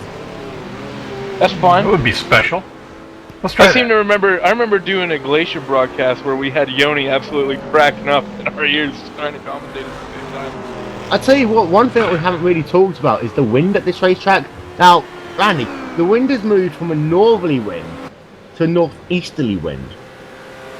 Yeah, so I think what that means is that the drivers are going to be having to deal with the wind that's a little bit more easterly than they were having to before. Also, the temperature has dropped 1 degree, which means that they're going to be having to deal with a 1 degree temperature difference right here, right now. What does that mean? Now, it means absolutely nothing, but we can make it out like it does when there's only 4 Indy cars on track at one time. Did you commentate that race, Paul? No, it was nice me and Aaron cars out here. Which race is that? By the way, relative humidity is still 55%, so it's only the temperature which has dropped 1 degree and the wind, which again, it's kind of moved about 45 degrees to the east is what's happened. So we've got to be paying attention to that wind. But what that does do, Randy, is it moves that tailwind and that headwind 45 degrees to the east as well. So you're not going to get the same amount of draft down the front stretch and the back stretch that you had earlier. This is true. By the way, breaking news, guys, we're halfway in. What? I know. In the words of John Bon Jovi, whoa, we're halfway there. Whoa, living on a prayer. Oh, they were going to say in and out of love. Unless you're not religious, in which case you're living on some form of other meditation. Yeah, let's go with that. Yeah, no. Oh, Professor Nick is back! Whoa, oh my god! Hey. Finally another black voice. Oh. So, Professor Nick... When do I sound black? Professor Nick! No, Professor Nick, you've missed out. Timo Evening's out of the race. And, I wonder what happened more importantly, Timo Evening said a sentence more than 9 words in it. So, he's not Kimi anymore? No, he's not. Okay, anymore. Why did I have to miss this to watch this? I'm upset now. Aww. I mean, I even sent you guys a tweet saying, "Hey guys, I gotta take a commentator's break. Not using a filter. Obviously a filter. Come on, everybody, you know this." Yep. Okay, so we have 3. I'm gonna bring it back to the After Dark segment. We still have 3 hours left. That's enough time for someone to run out of talent. Are we gonna have a GT car overall winner? You know what? Actually, I've got something to say here that is actually race related. Ferenc Astalos, yeah, I think I might have murdered that sufficiently, is in the pits. Back to you. And Robert Lynn's on pit road as well. And it's Ferenc Astalos. Okay, well, he's in the pits. Yeah. And you also got he's Robert also Lynn. leading the class. Robert Lynn's in the pits as well. In a Corvette. Which, this Corvette has got himself a yellow stripe along the rear of its spoiler. Now, that yellow stripe means that he's a Class C driver on the RaceSpotTV service. So that's why they have the yellow stripe. You'll see different stripes up and down the field. We saw earlier a black stripe on Timo Evening. Now, that means he's good. Yeah, that means he's good. The yellow stripe means that you're pretty good. If you've got a red stripe, then it means danger. I thought red stripe means you're the best. That's what they drive like when I drive with them. Yeah, I drive a red stripe all the time, and they always beat me. Probably because I never finished the race. By the way, Joe Hub is on pit road in the number 33 Red Bull car. Josh Merch, where's your timing and scoring? He's busy sobbing because he thinks the Mercedes is illegal. That Red Bull car, actually, for Corvette, that's not a badly made up Corvette car, is it, in Red Bull colours? Well, hey, as much hate as I'll give Red Bull's schemes are pretty cool looking. Yeah, true. Can't lie about that. Not that everybody runs them. Robert Lynn finally out of the pits after a 55-second stop. Wow. Everyone won't give me money. Lord Smoke Jordan, by the way, he's coming past the start-finish line, and Robert Lynn will come out of pit road ahead of him. Yes, he will. There we are, breaking news here from Road America. Oh, side-by-side action right now between Thomas Hullen and Arcadius Newman. Arcadius gets past there by Thomas Hullen. That is a GT3 car over a GT2 car, proving once again how GT3, in the wonderful world of iRacing, is faster than GT2. However, if you head over to iRacing.com right now, you get 50% off a 1 month, 3 month, 1 year, or 2 year membership. and you can become part of the world's most realistic racing simulator with over 45,000 members worldwide, and you could be a GT3 car going faster than a GT2 car. For more information, head over to iRacing.com right now. Newman into the pits. Speaking of the GT3 cars, did you run any of the GT3 at Spa last week? No. This is important, just for how screwed up iRacing has the GT3. So, the McLaren was 10 kilometers per hour slower down the straight at Spa, and yet 5 seconds per lap quicker than they were in real life. What? Hey, by the way to completely sink the plug in like 10 seconds or less. Great job. Back to you. We'll just went on to just sell out, sell iRacing to everyone, and you come up and say, yeah, but it's broken. Guys, broken news. Dylan Burgeon is on pit road and off of pit road, and he, of course, was your class leader at the time in GT1, and James Stevenson is back ahead of him by a comfortable margin. By a significant amount. Anyways, so yeah, the McLaren at Spa is 10 kilometers per hour slower in a straight, and yet 5 seconds per lap faster at Spa than they are in real life. That's hearing power. Rouge was flat out. Which should be outstanding. possible. And now you know. The more you know. That iRacing is good, but it sucks. That's period power. By the way, Cody Munden, his car is still off pace. It's about 5 seconds off, and he's got that damage to the front left-hand side of his car that he's had now for about 20 laps or so. He's tried to get some repairs done previously, but that car still is very slow handling for him. And thankfully, though, he is still keeping it together on the racetrack, because as far as paint skins go, I do love the intricate paint skins, but when you just have a car which has got two colours on it, and you've got a blue and a grey, it kind of works. You've got to talk for a minute, by the way, because I need to go to the laboratorium. Oh, okay. No one say a word. Okay. No one say a word, because apparently we're going to be silent. Oh, run that beautiful beam footage. I was sending a tweet. It'll be like an ASN broadcast with absolutely no audio. Will's obviously gone this one, otherwise he'd be laughing. Yeah, he's no longer laughing. That one faithful Texas race. Yeah, this race has been interesting. Hasn't been the most exciting in the whole race. I don't know, I missed like 3 hours of it. Yeah, well, was so that, did I, so I'm just kind of catching up now. But hey, Joe's having a good race. Hey, Paul, did you bring me any Sonic? I didn't. Sonic. How do you Sonic? Or something, I don't know. How does that go? Wow. Great sponsor plug. You suck, you're fired. Get out.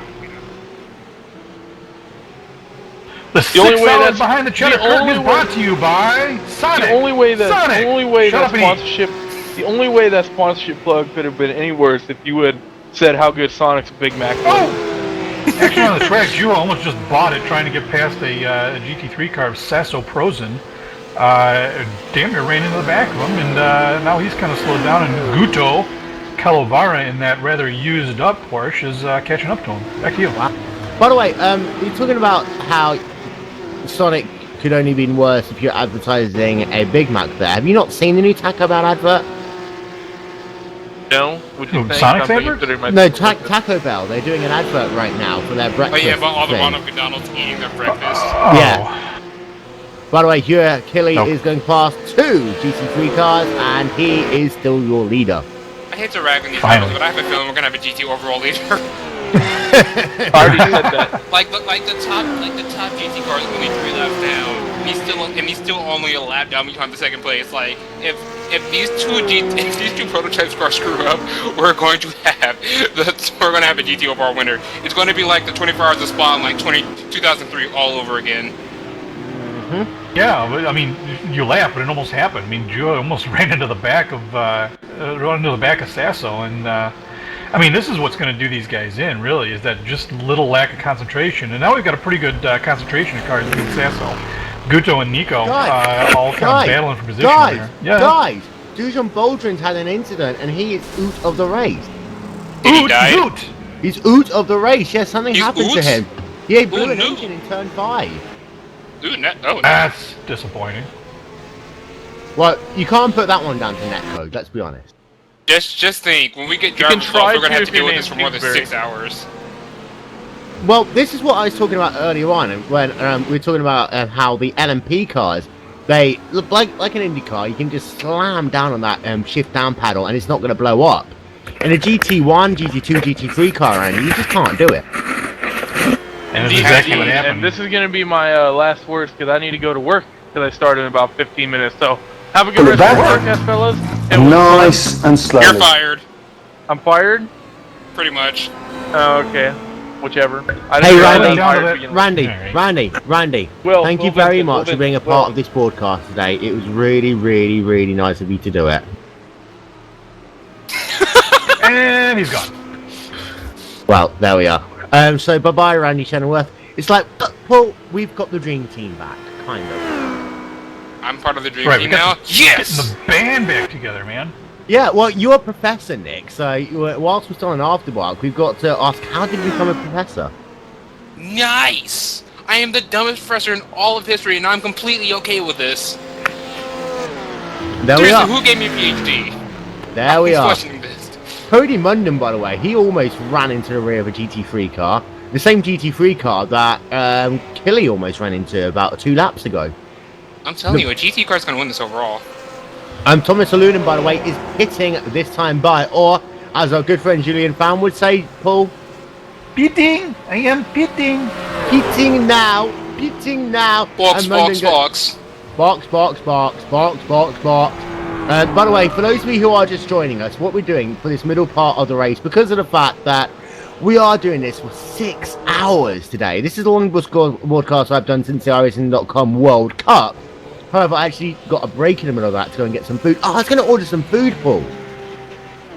What's for dinner tonight, Will? Nothing. I forgot to order food. Well, it's never too late, man. Well, I'm actually, it is midnight tonight. out there, isn't it?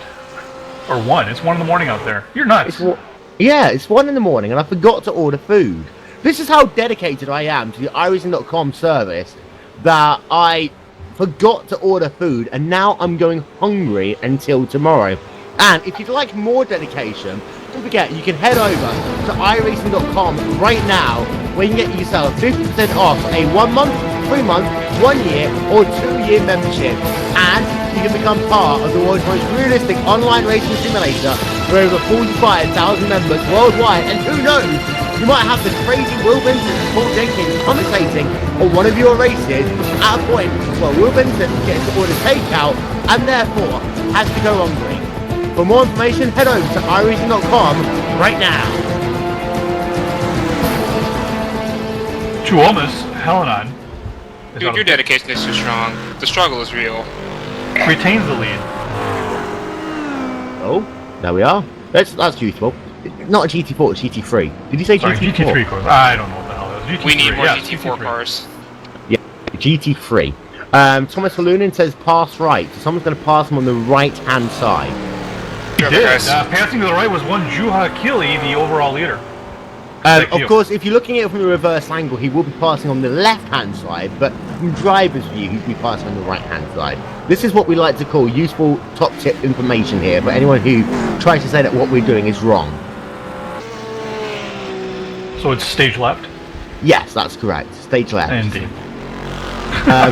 By the way, just having a look at battles going on the racetrack, the battle that I was talking about earlier on between the 311 car of Derek Waller and Thomas Ilbrick in the 00 car, that is just kind of not happening anymore.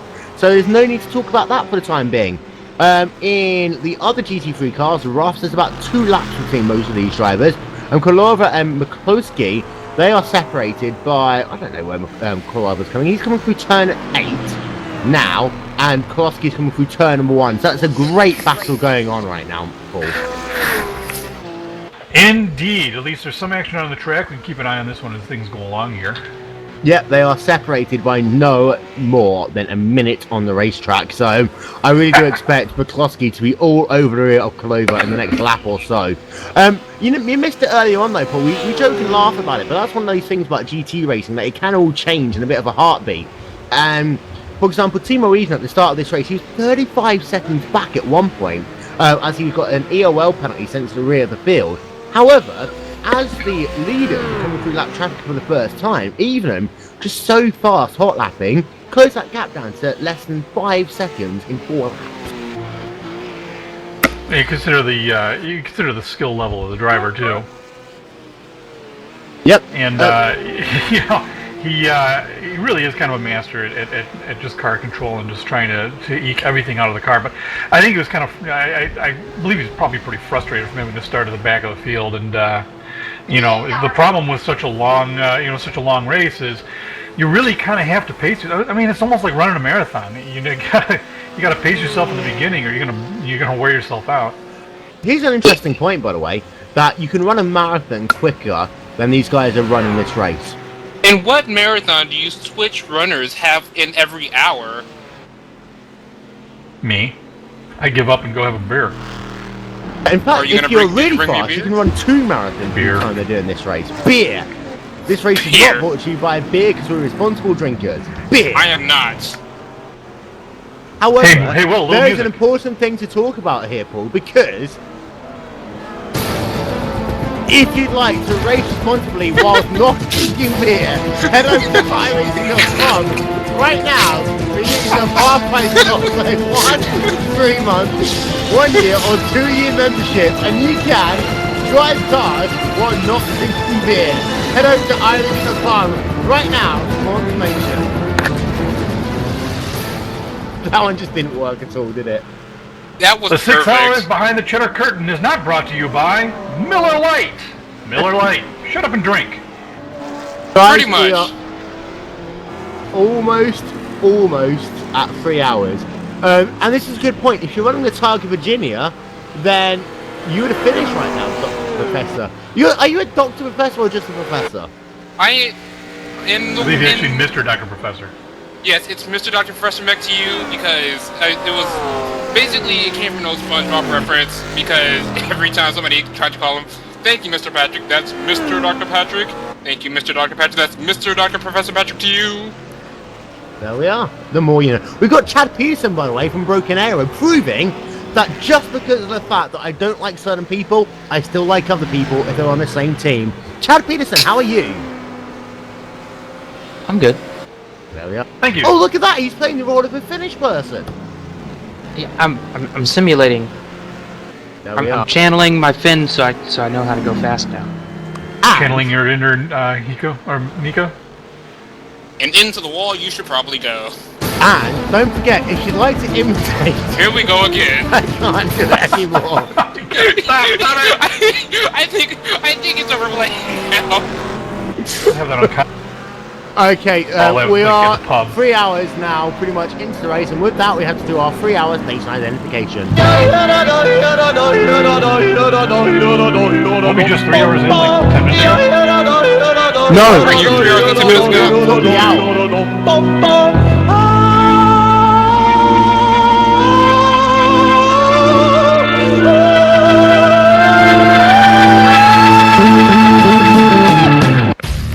You know, every time you do that, something interesting happens. Derek Walker into the pits, folks. Derek Walker. Derek, no, car number 311 into the pits. Thank you. No, thank you.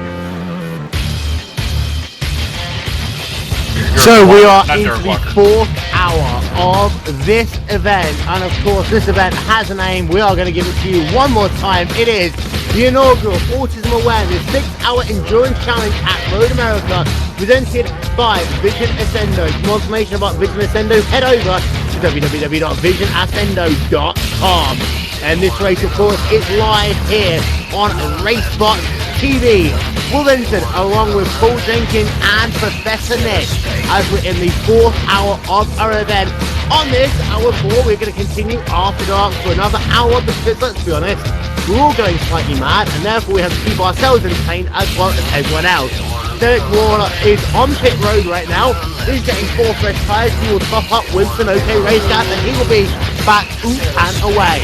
This hour as well, we are going to talk to the crazy guy who decided that he was going to make people run for 6 hours non-stop. He, of course, has a name as well. His name's Steve Smith Jr. And in this hour as well, we'll also have a bit more racing. Yes, the field has spread out, but still plenty of action going on here at Road America. Track conditions as they are right now, it's 69 degrees Fahrenheit.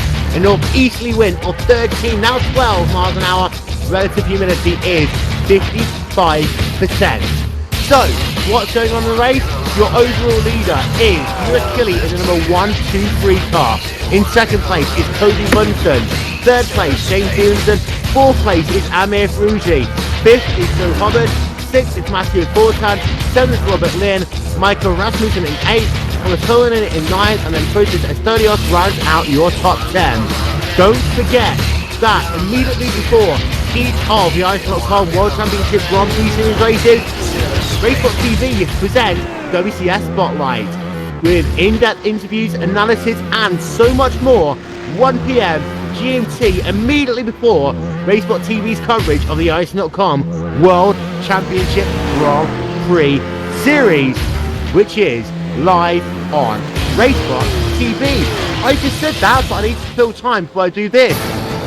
If you'd like to sign up to iRacing.com right now, head over to iRacing.com and get yourself 50% off a 1 month, 3 month, 1 year, 2 year membership. Head over to iRacing.com right now. Come, good, bye. Organizer of this event, Mr. Just when I thought it was going to be serious. What? Just when I thought that promo was going to be serious, it wasn't. Oh man, you had a break. He was on a roll. Let him go, man. Yeah. I'm sorry. I'm sorry. Organizer of this race, Mr. Steve Smith Jr. Hello. Hey, how you doing? Can you hear me? I'm not too bad. I'm not too bad. So, starting our fourth hour, we're going to. You made a comment a moment ago. If you're running the Tile to Virginia, you'd be done right now. But these drivers still have 2.5 hours left to go. What got you thinking that you were going to make people race for 6 hours in one day, non-stop? There was no 12-hour option, so I just went with 6. So in other words, if you were able to do 12 hours, you'd actually make people spend half a day non-stop racing. I don't think anyone would have signed up. Oh, you got a car. I would have. Car up Matthew on the racetrack. Fortin into the dirt and back out. Back to you. Oh yeah, and Robert Lynn in that number 30 car is spinning around. Get out of my way, but he is back out onto the racetrack, and that was not a Kylie Minogue reference in any way, shape or form. By the way, there has been longer events on iRacing, but not longer than the overall finish of this event. But I ran a 5-hour race at Sebring in the night once, Club UK&I event, which was raising money for MenCap, which is a charity for people who have mental illnesses. So actually in some ways very similar to autism awareness. We'll come back to the autism link in just a moment's time. But why Road America, why GT cars, and why 6 hours? Well, it came to me while I was at the 24 Hours of Daytona this year. I was sitting there in the bleachers right before the kink, and I thought to myself, hey, you know, it would be great to throw in an endurance race on iRacing. And when I came back home, I started writing out a draft of what I wanted to do. Road America, it's a very long track. It's wide open. You get a lot of space to pass, you know, and plus you can host 60 cars. So that's why I chose this track. And that tie-in with autism awareness, how did that one come about?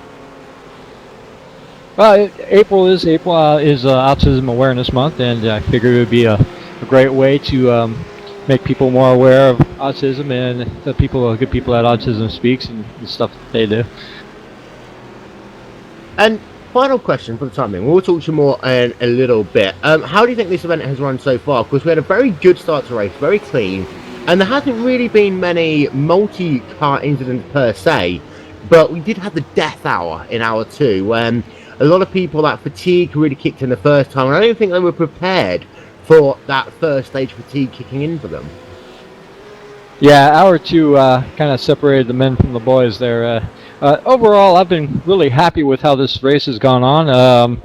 Drivers have been exceptionally well. They've done really great, and we've only had a few incidents. I couldn't be happier with the event so far. Final thing, I have seen a burger wrapper on the exit of turn number 9. Why haven't you thrown a caution yet?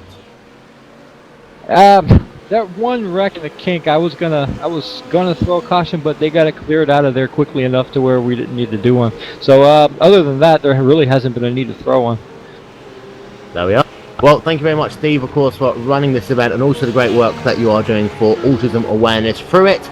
And of course, you can find out more information about autism awareness by heading over to Google. And Paul, you can tie that in some ways as well, because of course, one of our commentators on for RaceSpotTV, the ever likable Aaron Likens, is autistic, and it is a great way every April to recognise the amazing work that some autism charities do. And also, iRacing has always kind of broken down the boundaries of what people consider to be what autism is in some ways. Yeah, iRacing, whenever they do these kind of things, it's always just like amazing how they're able to help those in need. They do it they had the iRace for Life entire thing. I never actually figured out what that was for. I was too lazy to do the research. But, you know, there's always something going on that'll always help benefit the better of life, or, you know, racing or something like that. Kind of like what I plan to do now that this has happened. So, you know, it's always good to help people out. And of course, if you want to find out more about Aaron's work, feel free to do so. You can head over to Google, search for Aaron Likens, and you'll find all the great work he's done. He's also got a DVD which is available as part of this blog. We'll bring you some information on that in just one moment's time. Cody Munden, he's actually only about 2 seconds lap slower right now than Drew Achille. Achille does seem to be really backed off the pace. In fact, near miss he had that GT3 car at boot 5 laps ago now. I think he's more or less just playing it safe, because now I think he just wants to finish because he's had too many close calls to even think about pushing anymore. He just wants to finish the race. He doesn't really care if he wins or not at this moment. He's already 2 laps down. I mean, he can win, but just like, don't push yourself, just finish. And so they just got the 2 cars now running in the LMP2 class. You have Drew Achille and Cody Munden. The big story, I mean, this is the really big story of the day, is Munden is on to pit road. But the big story of the day really has got to be Timo Evenen. And Evenen, he started off oh so well, coming back through the field. Now he's not doing as well as he was doing earlier. He's out the race. That's pretty sad, actually. I missed that because, you know, I had other things to do. But, you know, when I started coming in here, he just grabbed the lead, and he's been the lead ever since I was in here.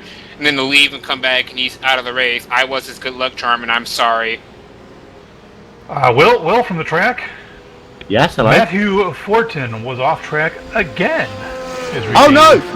And Mickey off track. Andrew Mickey's off the track Good at turn Lord. number 2. This is the first time he's been off the track all day. Well, sometimes you just need a break from the track, I guess.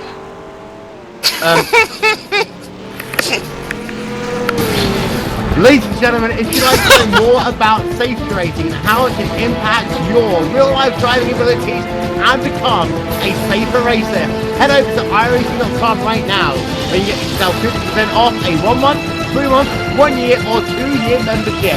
Safety racing is important. It will teach you to avoid collisions and go off the racetrack. So therefore, head over to iRacing.com right now to become a better driver. This has not been endorsed by US government. You're enjoying these iRacing promos, aren't you? I am, yeah. I actually like that music as well, to be fair. Where are you even getting this music? I want it. It's from basically a magical sword. Yeah, I knew I should have got it from Yoda when I had the chance. Yeah. Oh, this is a good one. No, that's not a good one at all. Best battle we have on the racetrack right now is between Joe Hubbard and Amir Faluji. That gap is down to about 7 seconds on the racetrack.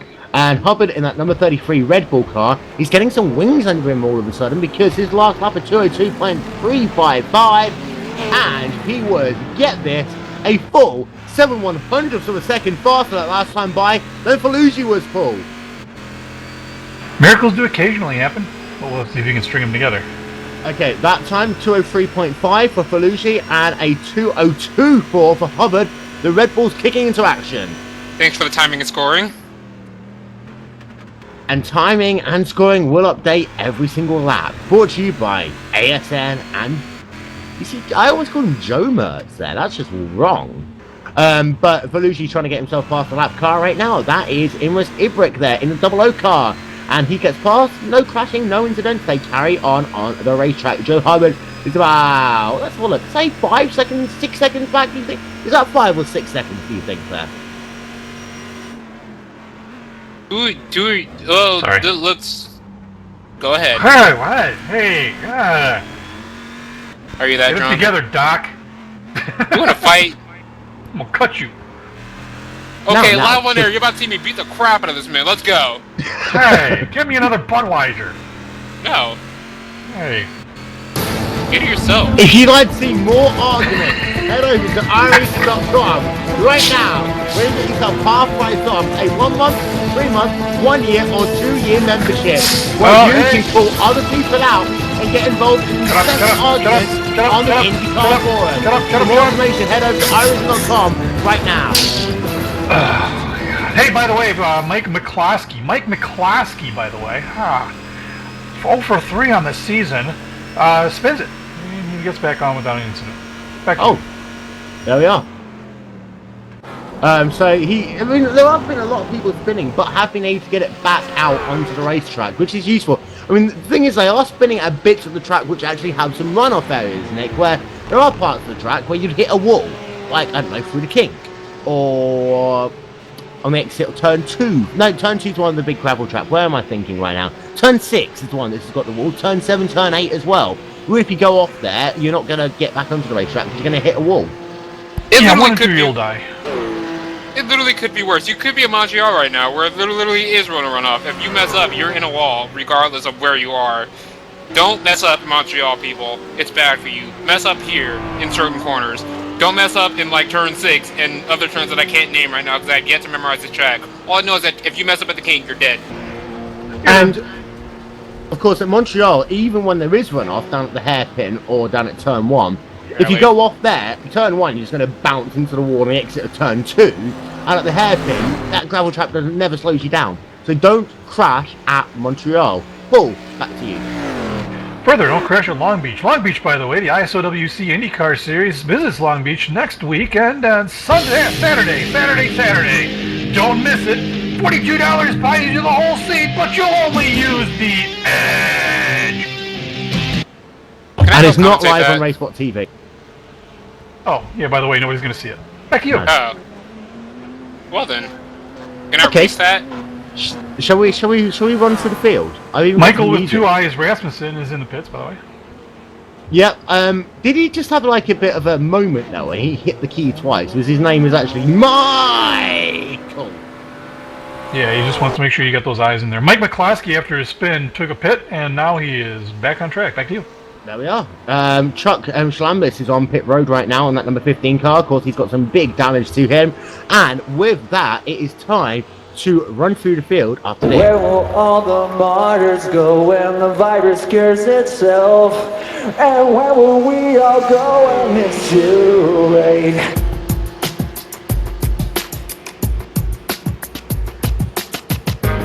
So then, time to run through your field, presented by Vision Accendo. For more information about the official partner of the inaugural Autism Awareness 6-hour endurance challenge at Road America live on RaceSpotTV, head over to visionaccendo.com. Your race leader is Hugh Achille. He leads, of course, in LMP2, but also the overall leader. He has himself a 2-lap advantage right now over Cody Munden, but he's had some mighty close moments in this race. He fell back in the early going. He actually fell back from first all the way down to 5th, but attrition took him back in the race lead, and right now he's turning steady, if not fast, race back. Indeed, at this point of the race, consistency is key. A little action on the track while we're talking here. Nico Stitch, attempting to pass, looked like he was trying to pass Lobsang Jordan.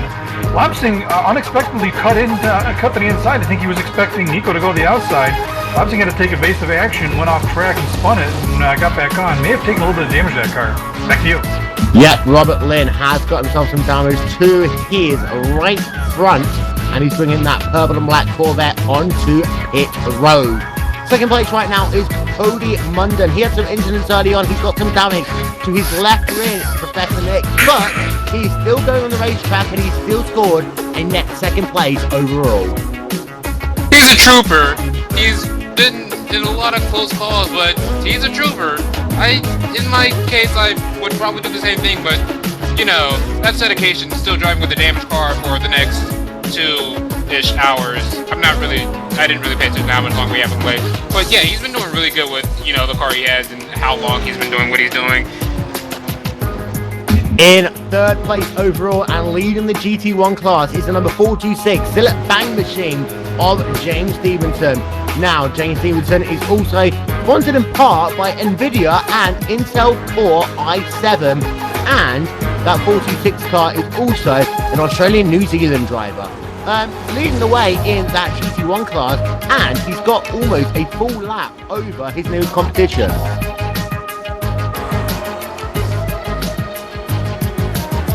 No one? Oh boy. I'm sorry, what? I was seeing another tweet. Apparently London's off, so I got distracted. So he apparently like hit the tire wall. London's off. Stitch is trying to get back in the pits of a severely damaged car. Back to you.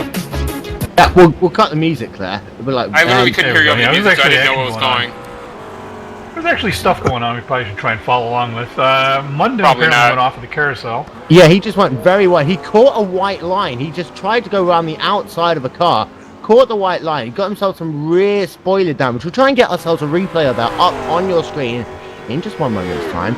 But Munden is driving his car back to pit road. Now, the way he hit that, I don't think he would have got any suspension damage, but that rear spoiler plays such a huge part of this car, Paul, that if it gets a little bit crippled, then it's all over.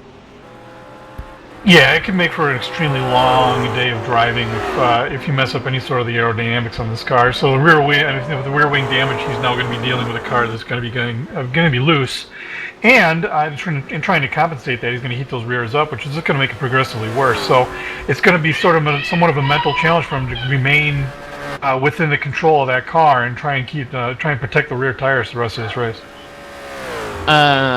We were talking about James Stevens. Put the music back on now. Jesus. Yeah, real. This is my kind of music.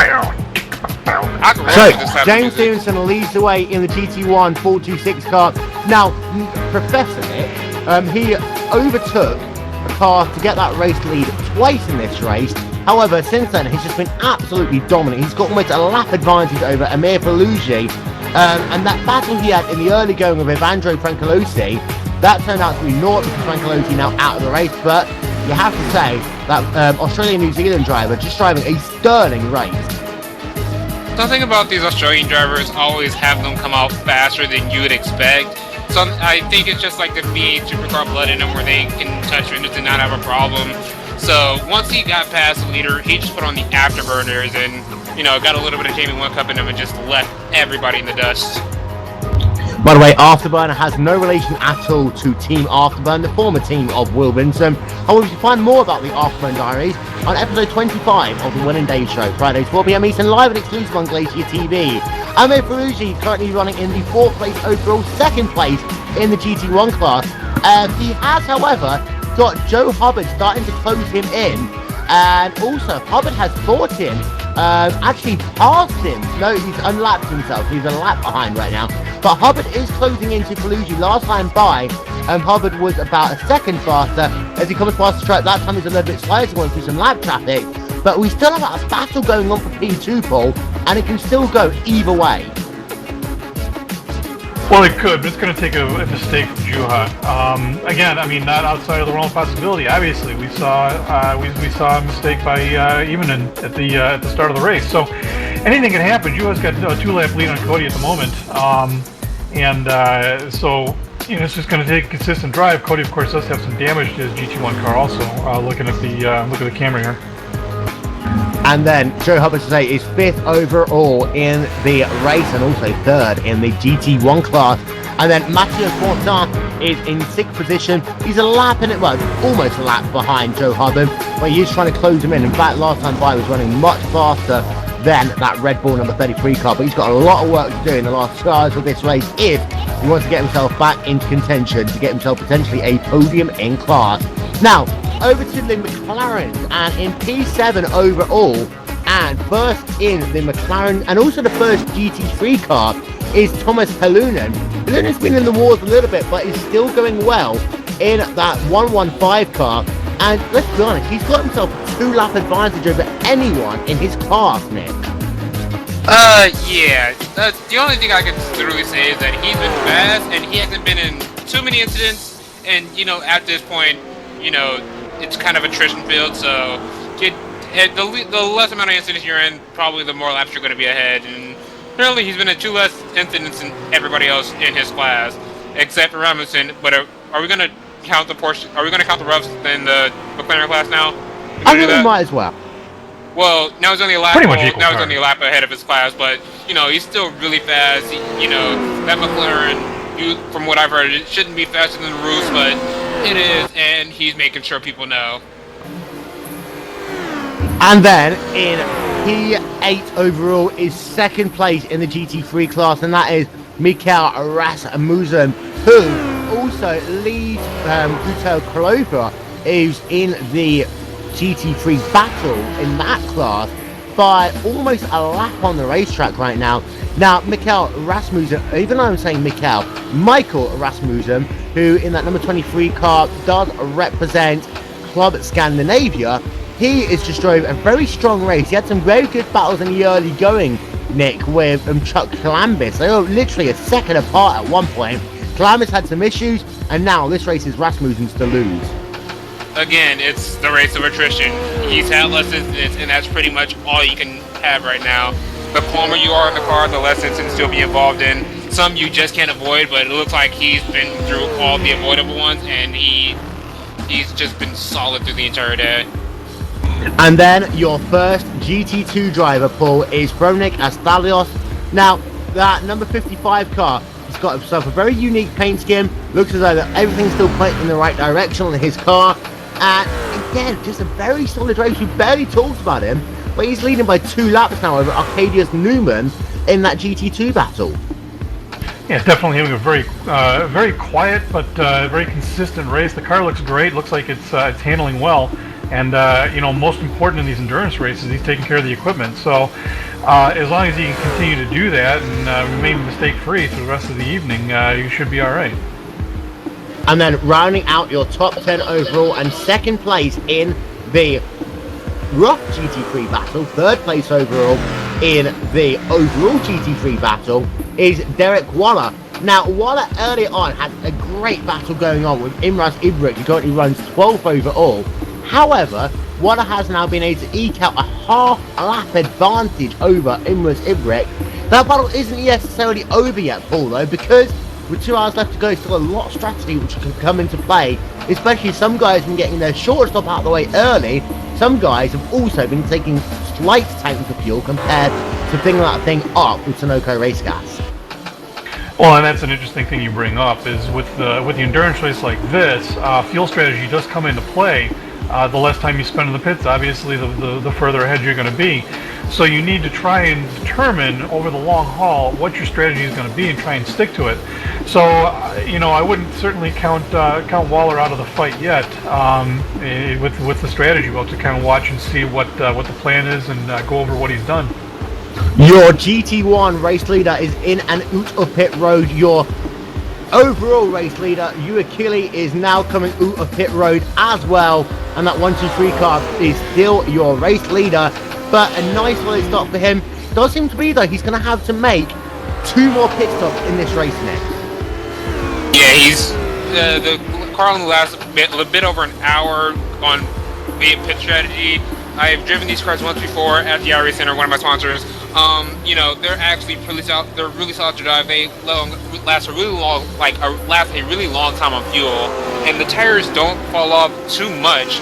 So, you know, it's going to be the same car you drive throughout the entire stint. You just got to kind of plan out from the back, and it looks like he's done that so far. I think he just has to make 1 or 2 more stops, and he should be good.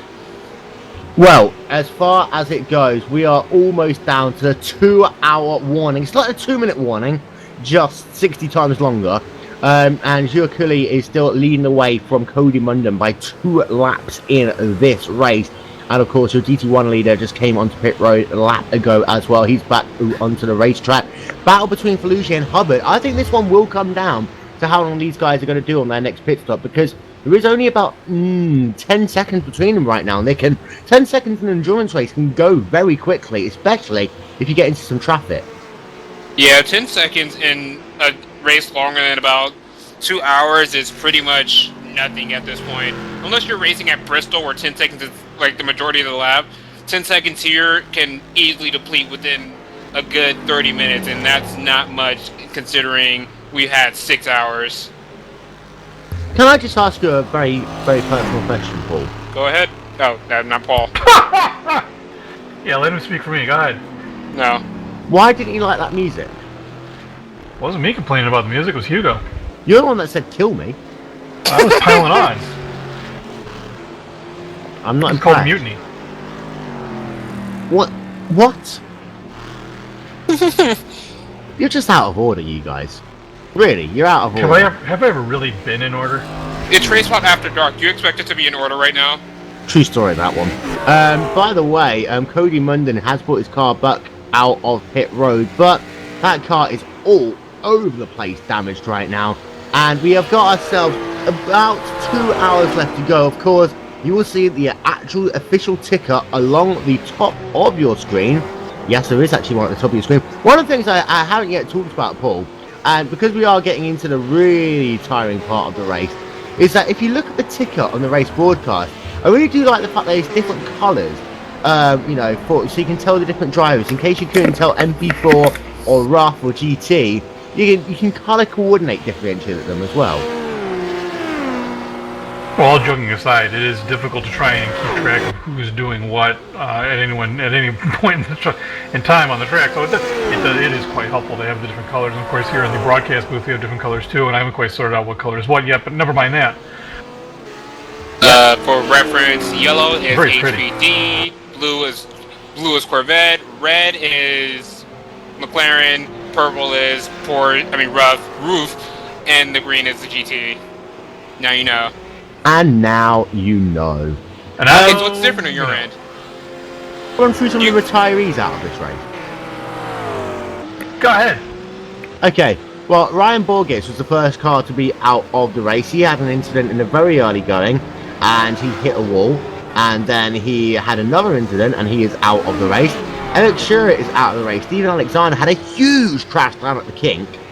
Stuart Vaughan out of the race. Chuck Parker out of the race. Brooke Westphal, Manuel Sanchez, John Ulmer, another huge accident down at the kink. Alexander Vobb, Russell Clayson are all out of the race, as is Gresham Wagner, Bran Hove, Quinton Young, Marcus Kramer, Sean Mayer, Mark Shawley, Andrew Fregalowski, and Timo Evening, and they are your retirees. But the important thing is we still have half of our cars or more still running. Quite impressive, actually. This just in, by the way, Cody Munden has reported that he's out of Red Bull. He is out of energy drink. Cody Munden out of his energy drink. This can only set him back further, Will. Such tragedy. What do we do? You know what? Well, that certainly represents if you head some over very to poor iRacing.com right now, instead of buying energy drinks, you can join the world's most realistic racing simulator and join a community of over 45,000 members. And you too, next year, could be running in what will not be the inaugural 6-hour endurance challenge in awareness of autism awareness. It will be the second autism awareness 6-hour endurance challenge, perhaps presented by Vision Accendo, if they listen to this broadcast on mute, so they don't listen to actually what we're talking about. So, head over to iRacing.com right now for special offers, half price off your first 1 month, 3 month, 1 year, 2 year membership. Head over to iRacing.com right now. Paul, do you think they actually know what we're talking about yet? Not a clue, but hey, whatever. The music's cool. Back to you. I'm racing this next year. Are you? Yeah, I'm going to race this, and I'm going to bring out a Rookie Racing Foundation car because I can. I've been trying to work on that thing forever, and I've never got a chance to run it. Well, I could race next year as well, but I think commentating as Munson goes very wide now at turn 5. And already we're seeing the effects of the loss of energy during Munson already starting to lose it on the track. Back to you. And with that, it is time for station identification. Only 5:51. What? We still have 9 more minutes. What are you doing? I was identifying the fact that we have 2 hours left for the race. Oh, okay, go ahead. We got 2 minutes left before the 2-hour mark. Okay, I'm sorry. I won't play it then.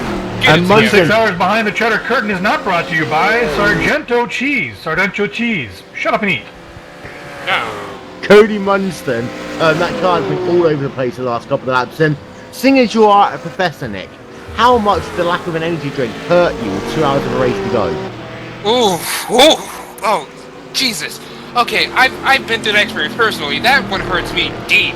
I once had a 4-pack of Sweet Energy right here. Great drink. Gotta try it. I had a 4-pack and I was drinking it through the race, and it was a 24-hour race. And you know, I can't find that stuff in my city, so I had to order it online. And I miscalculated how much I would drink through the race, and I ran out of Sweet Energy halfway through the race. And I finished the race and we won, but it wasn't fun. Was it not the same?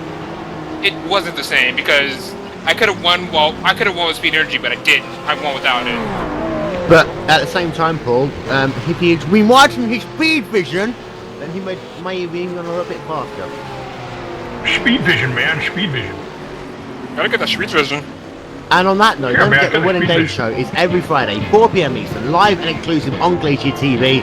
It has a new logo, which completely rips off the Speed Vision logo, but hey, what are you going to do, Speed? Sue us. So for more information, Winning Day Show, Fridays, 4 PM Eastern on Glacier TV. And before sued. Yep. That battle I was talking to you about earlier on in GT1, by the way, between Amir Faluji and Joe Hubbard. Last time by, Joe Hubbard, a 202.884, and Amir Faluji did himself a 203.640. That gap is closing. Hubbard is coming through Canada corner right now, and then Faluji is just coming into the final corner right now. About 15 seconds on the racetrack. Now, Paul, do you know why it's called Canada corner? I have no idea what that's about. Well, what it was, back in the days, they used to have they still have races here. When they used to have races back in the olden days here, all the Canadians used to congregate around what essentially is turn 12 on the racetrack. And it always became a no-go zone for the drivers, because as well as a gravel track, you'd also have beer cans and bottles of Canadian Club whiskey and cigarette butts all over the place. And one year, they tried restricting the people that could go there. Not restricting Canadians, but restricting where we could take alcohol or cigarettes, etc. into the venue. And then people started complaining, and it affectionately became known as Canada Corner. The same way that in Indianapolis Motor Speedway, it became known as the Snake Pit, because they obviously just liked having a lot of snakes around there hanging out. Actually, that's not too far from the truth, the Snake Pit having snakes hanging out all over the place, Paul. Being Canadian, I can confirm this. Pardon? Nobody talks about what goes on in the Snake Pit. Nope. Sorry, you may now talk, Nick. Being Canadian, I can confirm that. Not by experience, just being Canadian, it confirms everything. Wow. You haven't got any Canadians, I don't think. The 77's around. Oh, no. Uh-oh. Amir. Oh, no, that's Belushi, and that is going to be the Red Bull car going past. Wow, here we go. There's actual action on the track. Yay! We have a position change. I couldn't pronounce his name, so I just said 77. So now Joe Hubbard ahead of Amir. Actually, it's probably more Fejuli. Okay, thank you. Fejuli? Fejuli. Steve? We'll go What I'm Fejuli. going to do is I'm going to put it into Google Translate in German. I'm actually going to get it to listen to it. That's good, but I don't think he's wrong. You can't even trust Google Translate because they call me Nicholas. The CH my name does not pronounce a ch sound. God damn it. I don't know. The 6 hours behind the cheddar curtain is not brought to you by Molson. Molson, shut up and drink, eh? Okay. I do like all the sponsorship messages that are going on here, by the way, that we're not sponsored by. Of course, we are not sponsored by Starbucks either. And by the way, Fajuli is onto pit road. Oh, and that's so we're looking at the replay for Fajuli now, and Fajuli, I'm sorry, I was actually looking at the replay and calling action. Back to you, Will. Yeah, I was about to say, he came right on the rear of a lapped car there, which I thought was a battle for position, but it's not. But Fajuli is on pit road, and Hubbard stays out on the racetrack. Nick, over to you. Well, you know, it's been... God damn, I wasn't prepared! This race is not sponsored by Northwestern Ohio. I'm going there. Meet me there in January. Let's party. By the way, according to Google Translate, sorry, it's Fajuli. Wait. Fajuli. So there you are. This is Julie actually in the boy, I probably murdered that again, in the pits. Matthew Fortin also in the pits behind and 1 lap down. Back to you. Yeah, and the important thing is there for Julie that he has to really get out ahead of Fortin, because Fortin has scored a lap down from him. And no, in fact, Fortin is going to get out ahead. Now, this could be interesting. Depending on when Julie comes out of pit road, if they're going to be close, it's going to be interesting. 2 seconds of boot on the racetrack, so it's not going to be as bad as they initially thought. But the last thing you want, especially when you're battling for position, is to have a lapped car come out right ahead of you. And almost a bit of contact there between Fortin and Thomas Halunen as well there, as they came through turn 1. This is what I was talking about 3 hours ago. Coming out of pit road, it can be very difficult when you're merging into traffic pool. Oh, we've seen this a couple of times actually with Juha also when he was coming out right in the middle of a bunch of GT3 cars. And you know, the combination of a lot slower cars, and all those guys were kind of battling each other for position, and the cold tires can really make for a very dicey combination. But the exit to the exit to pit road spills right out onto turn 1, and you know, it's sometimes you're not really aware that somebody's come out of pit road if you're not really paying attention. And the blend line at Road America as well, it's not really defined that well at all, isn't it? It's pretty much you come on as late as you possibly can and stick to the inside of turn 1 as hard as possible. If you don't do that, you're probably going to get kicked from the race. And apparently we are 30 seconds away from station identification. No, we're not, Paul. We're 1 minute and like 20 seconds away. Ago. Oh, okay. You're like 5 minutes late. That's alright, go for it. That's okay. 5 minutes out of 5 hours, I can deal with that. Just having a look right now, actually. I'm just going to start talking about random cars. Guto Kalovia, last time by, did a 2 minute 7.945. There you are. And looks like Matthew, or rather Amir, is closing in that gap on Matthew rather rapidly, and going to be trying to make an attempt to get around him here in the next couple of turns. I must interrupt you. A GT2 race leader is on pit road in that number 55 car. Now, Arcadius Newman, who was in second place, had some technical issues, and he is now coming back into the server. However, he is now scored 3 laps down from the Waller's GT2 off. Waller's off, and he leader. has severe damage to the back of that car. Waller, Derek Waller, 311. Waller, of course, had that. He was in that battle earlier, and that is a bad part of the car. In fact, yeah, that was the incident with Mike McCloskey there, that 95 car, coming down into Canada corner. Waller just locked those rear tyres up on the look of it, and he then tagged. That's the crazy bit. He then actually tagged the 95 Rough. As he was spinning around, he still found a way of hitting another car. And I'm not sure how much damage was actually done there to that number 95 machine, but having looked to see whether he's actually able to stay on the racetrack or not. Yeah, Waller came right up on right up on McCloskey just about the time I think McCloskey went a little bit wide there, but I think McCloskey kind of hit the brakes a little earlier than Waller may have thought. And yeah, the back end just locked up on Waller, came around, rounded out both ends of that car, then spun around and remarkably caught caught McCloskey on his way off the runoff area. So McCloskey thought he might have gotten away from that, but didn't. Doesn't look like there's a lot of damage to that car though. And of course, McCloskey is out of the race. We'll be right back after station identification.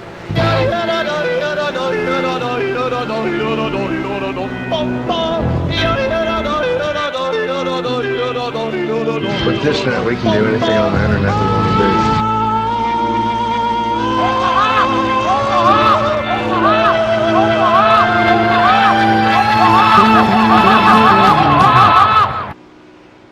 There we are. Want some more music? No, I think we're good. Oh, there we go. There we are. So this is less than less than 2 hours to go in this race. And of course, this is what, hour 4 or something right now in the inaugural Autism Awareness 6-Hour Endurance Challenge presented by Vision Accendo here live exclusively on RaceSpotTV. Will Vincent, after having a shot of coffee along with Paul Jenkins and Professor Nick, as Achilles leads by 2 laps over Tony Moden in this event. Paul, over to you. And again, Cody Molden, we checked with his pit crew.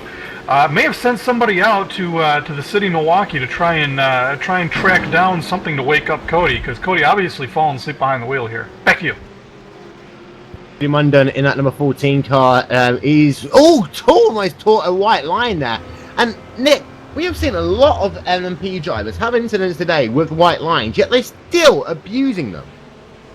Apparently they don't realize that, you know, cars need grip to drive, and the white line is the exact opposite of grip, and they think that that white line means more grip, and it'll change, it'll be different every lap. So they're just like, hey, see this white line right here? Let's use it, see what happens, and then they almost die.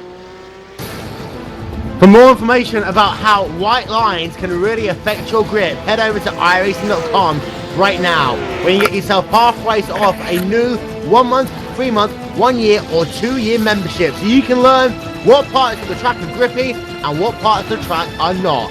iRacing.com, the world's most useful trading tool, which can also be translated into real life racing. For more information, head over to iRacing.com right now. Unless you're driving the Skippy, in which case it can just translate into frustration and hatred. Yeah. That's not bad for me. Oh, Paul, do you know that we've got a Skip Barber race coming your way on week 13? At this racetrack. Goody. 50 of them. 50. 50 cars? 50 laps, 50 cars. Where at? I want to join. Imrus Ibrik is asking people to pass on to the right, and Derek Waller isn't very happy. He said, is there a reason why you brake tracked me into turn 5? I'm really sorry, I didn't mean to. He about to Will, get those stop hands. brake checking people. Somebody about to get those hands.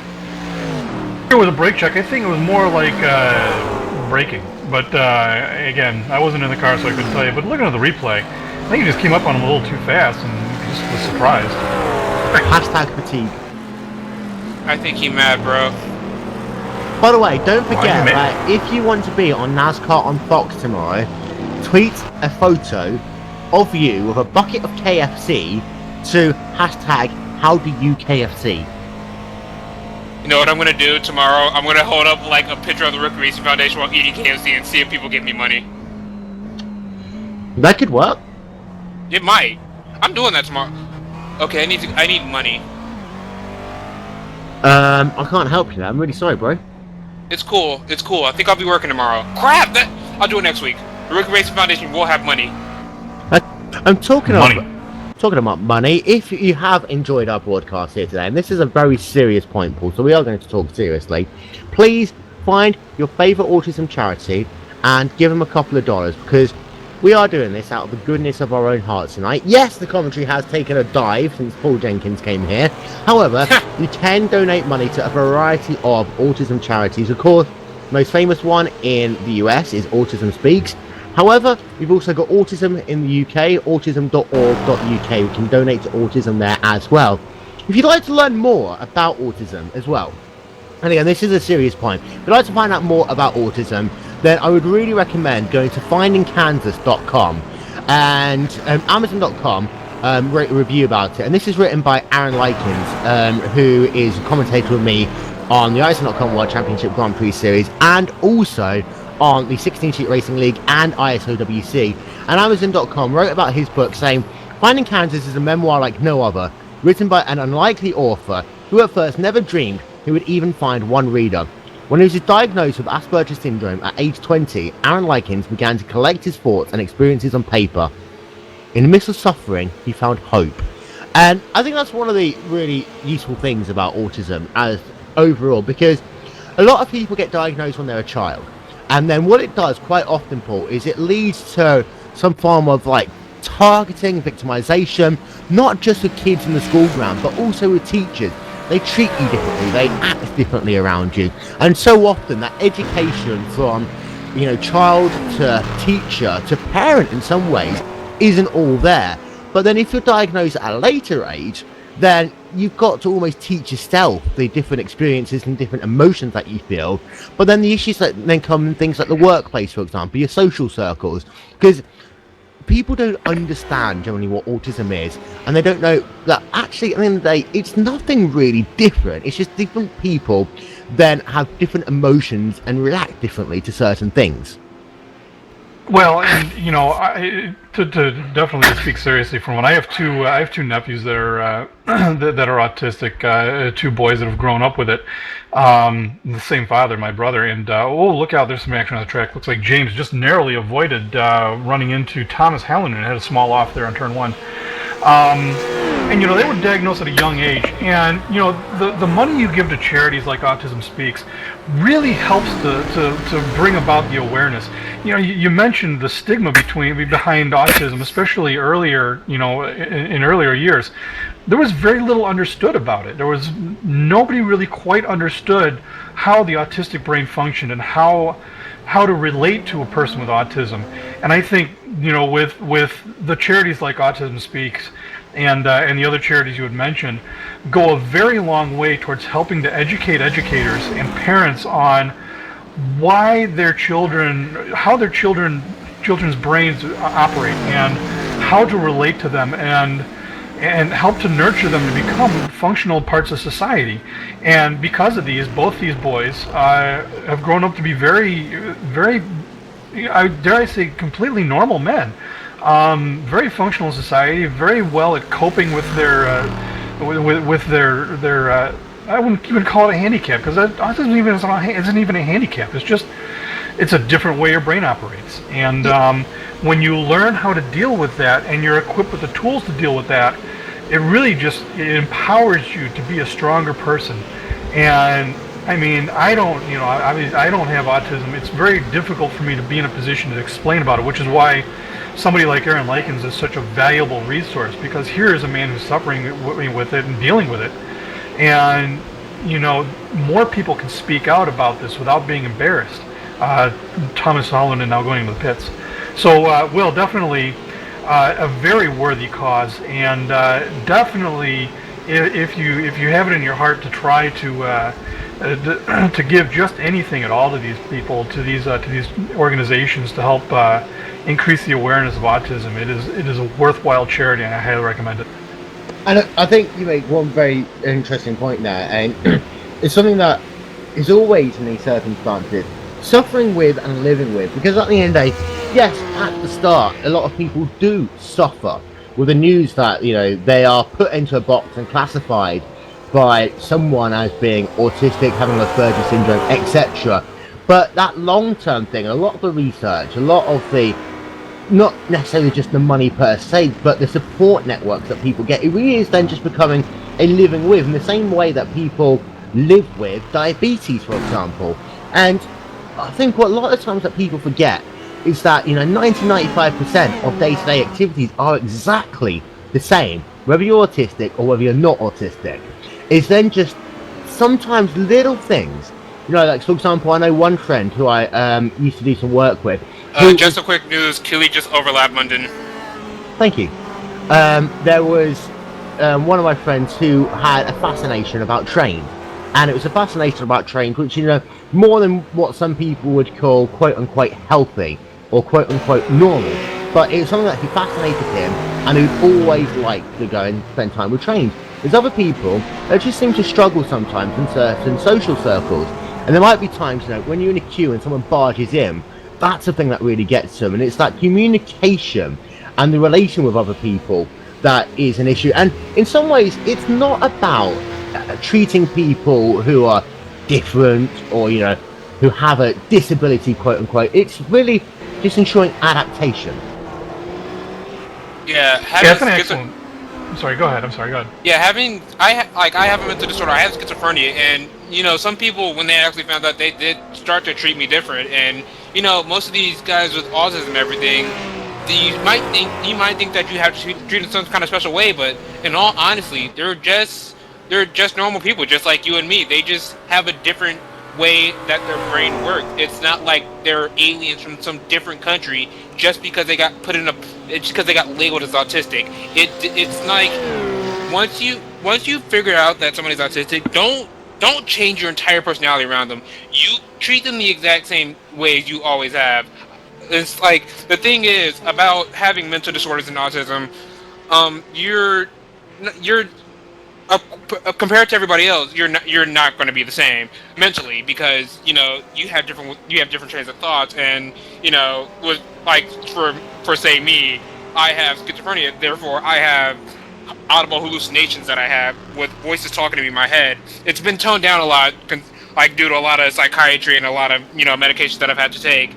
But I still have that different train of thought. But if you look at me without ever knowing, you just understand that I'm just some normal kid who loves racing and will do anything to get himself into a race car. That's what autistic people do too. They might have a different train of thought. They might have different emotions or everything, but all in a box are just the same as we always will be. Some might have it worse than others, where they might have like different reactions to things, and they might have to act a little differently, and they might need a little bit of help. But still, even on top of that, just like talking to a disabled war veteran who doesn't have his legs, he's still a normal person. He just can't walk. Paul? No, excellent points. Absolutely. And I think the best point that he made was, all these people want are to be treated normally, and that's really the takeaway of this whole thing is just treat people normal. We're getting a bit deep now, but the point being, we just people with autism are people. People with schizophrenia are people. They're dealing with a quirk that they have, that they're dealing with, and it's no reason to treat them differently. So the takeaway again is, and what the autism speaks and autism awareness is all about is awareness. It's exactly what it is teaching people, hey, this is what this is. It takes the stigma away from these mental illnesses and helps people that don't have them and don't understand why this person acts differently or has these certain quirks. Helps you to understand. It gives them a little insight and a little window into their brain and how they think, so that you can better relate to if they have an episode or if they have a situation where they don't react in a way that you would have expected them to. You'll have an understanding about why that's happening, and can work your way, work around it, and still treat them like normal people. Yep, and I think my final point on this is as well, treat everyone the same, but just be aware of your actions, and that's always the thing that people not necessarily aware of their actions around people generally.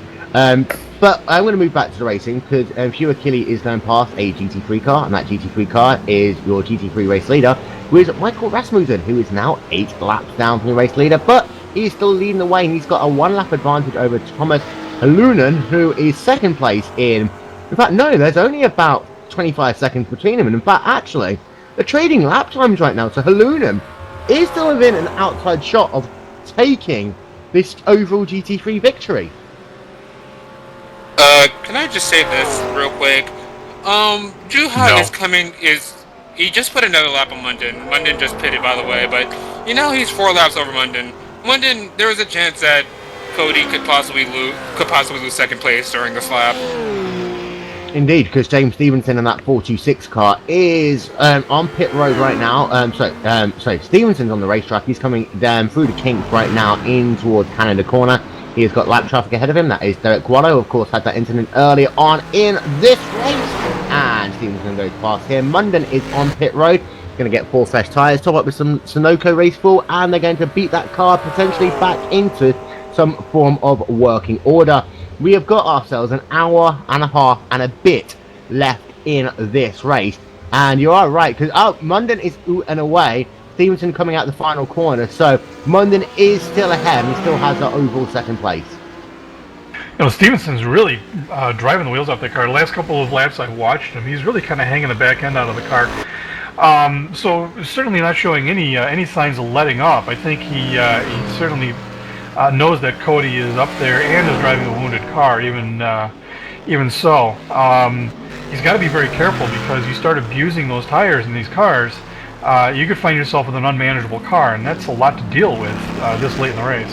Especially if you've got damage like Munden has, and I think Munden's coming on pit road earlier at the moment because of the fact that he has got some damage, and that's going to hurt the overall balance of the car as he goes through a fuel cycle and as he goes through a tyre cycle. I was actually just thinking, Paul, that we have done this broadcast as if we are people out on a night out. That you start off with everyone all nice and happy and jolly, and then it goes a little bit crazy, then everyone goes all Soto voice and a little bit deep, and now we're into the illegible phase. This is where I start plugging the alcohol. Well, there is no alcohol being drunk here. I'm really surprised. Yeah, that's really a problem. You know, again, ill-prepared in the booth, Will. You know, we're going to have to talk to the producers here. We are. This is... Go on, Nick. This is where I start plugging my foundation, but I'm not going to right now. That's alright, you can do so at some point. I'll give you the cue, and you can do so. We are about 90 minutes away? Yeah, we are. No, 2 hours away. No, 90 minutes away. 90 minutes away. You see, I'm dyslexic, okay? I Get it can't together, do Will. counting very well. It'll be over when it's over. Will has dyslexia, and he's also normal. He's also normal in some sense. Not really. He has no idea what it's a boot. I have no idea what is a boot at all. Just to run through as it stands right now, Juakili is still leading the way in LMP2. Cody Munden in second place. James Stevenson is still leading the way in GT1 from Joe Hubbard. Amir Faluji rounds out your top three. In GT2, it is Frederick Estalos from Arcadius Newman and then Russell Clayson.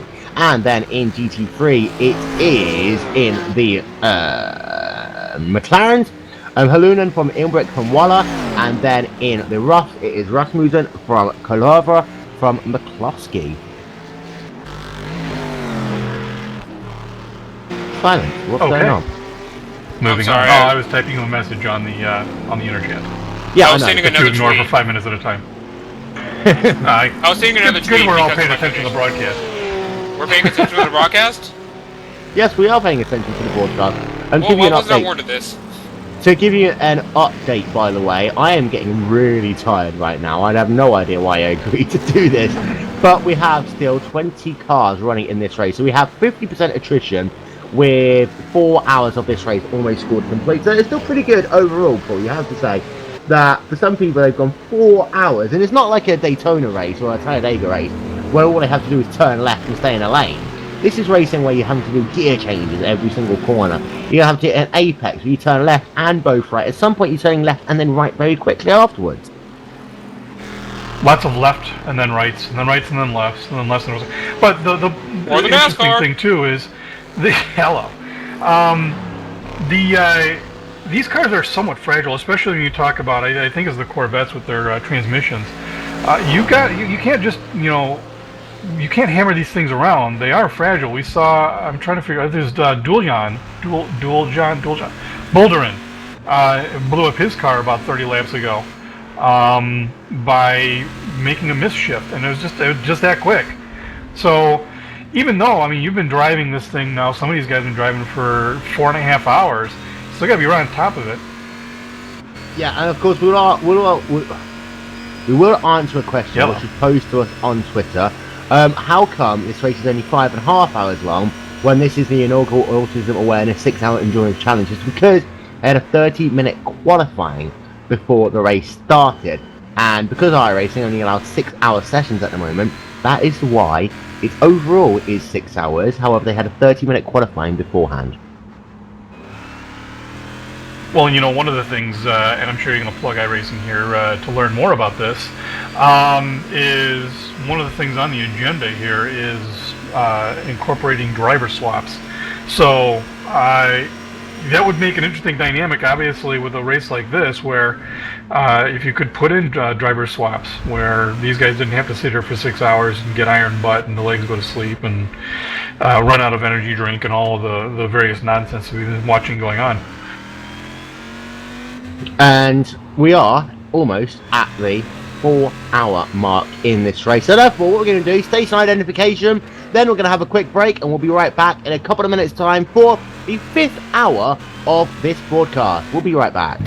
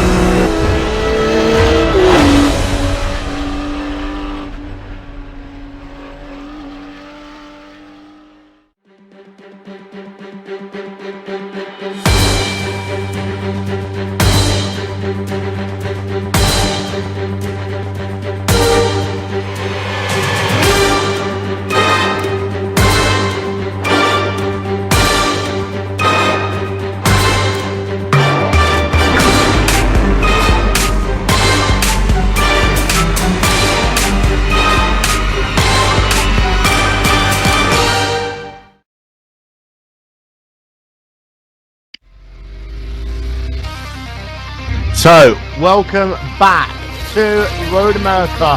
Once again, we are over 4 hours into this event. This is, of course, the inaugural Autism Awareness 6-hour endurance challenge here live on RaceSpotTV, presented by Vision Accendo. For more information about Vision Accendo, head over to visionaccendo.com. As it stands right now, 90 minutes left to go in the race. We still have 21 cars out of the 40 that started circulating on the racetrack, and US Gillis is scored as your race leader. Race 4, that's right, 4 lap advantage over Cody Munden. Timo Evening was the leader earlier on, but he had himself a huge crash with about 2.5 hours of the race scored complete. He through of the race and will take no further part in today's action. In GT1, it's still James Stevenson leading the way. In GT2, it is Romeo Castalos, and then in GT3, it is Thomas Halunen who is leading the battle between the McLarens and the Roths. Williamson, along with Paul Jenkins, the one, the only Paul Jenkins, and also Professor Nick with Hugo Louise on cameras. And for 90 minutes left to go, it's like a Grand Prix just started. The final 90 minutes, good times. This is where, well, we wait for another hour before people start to get racy. Yeah, it starts getting really racy at about the 30-minute mark because people know where people are, they know they can push, and they know where to push. And Nick, when we were off air, whilst I was in the middle of a bathroom break, you were telling me something interesting about a Prius. Okay, so you guys will never get this one. Last night, the 2014 Super GT season restarted back up, and last night was qualifying for Okayama. You guys are most likely driven the track in the Miata Cup a couple times. So the GT300 qualifying in Q2, the track record was about a 128 from what I remember. Mind you, the track record was smashed at a 125.937 by a Toyota Prius. Wait for it. A Toyota Prius. A GT3 spec Toyota Prius. That's period power. That is godly. Wow. And of course, Metro PCS. We believe in the power of the period. There we are. Good boy. That is crazy. So Paul, that's rather crazy. A Prius. I tell you what, Al Gore must be really confused right now. Well, you know, think about it as I think Cody Munson is going around Ferenc Estelos. You know, let's talk a little bit about the torque that an electric engine or an electric motor creates. Not really as crazy as you would think when you think about how you know the torque that an electric motor. I'm really losing my mind. Cocktails. Okay, so what I'm trying to say is electric motors create a lot of torque. So you know, you get a lot better acceleration out of maybe an electric motor than a gasoline motor, which has more of its top end, you know, its top torque at the top end of its RPM range. So crazy? I don't know. I mean, it sounds like it because you would expect like an Econo box to be really slow, but when you really soup it up, it's fast. Here's the thing: it was still a gasoline hybrid. Oh god, that was horrible, guys. I'm sorry. No, that's the funny part. It's still a gas hybrid. Yeah, well, you know.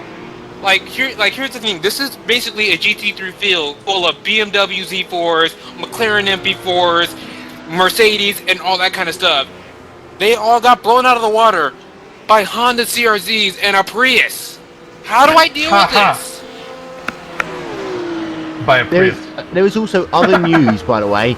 DogeForNASCAR.com. You can pick which livery Josh Wise is going to run in the 2014 Talladega, Aaron's 499. Now, for those of you who have no idea what Dogecoin is, it's like Bitcoin. However, it has a Shiba Inu in it instead, because, you know, it has many wows and such a maze and awesome.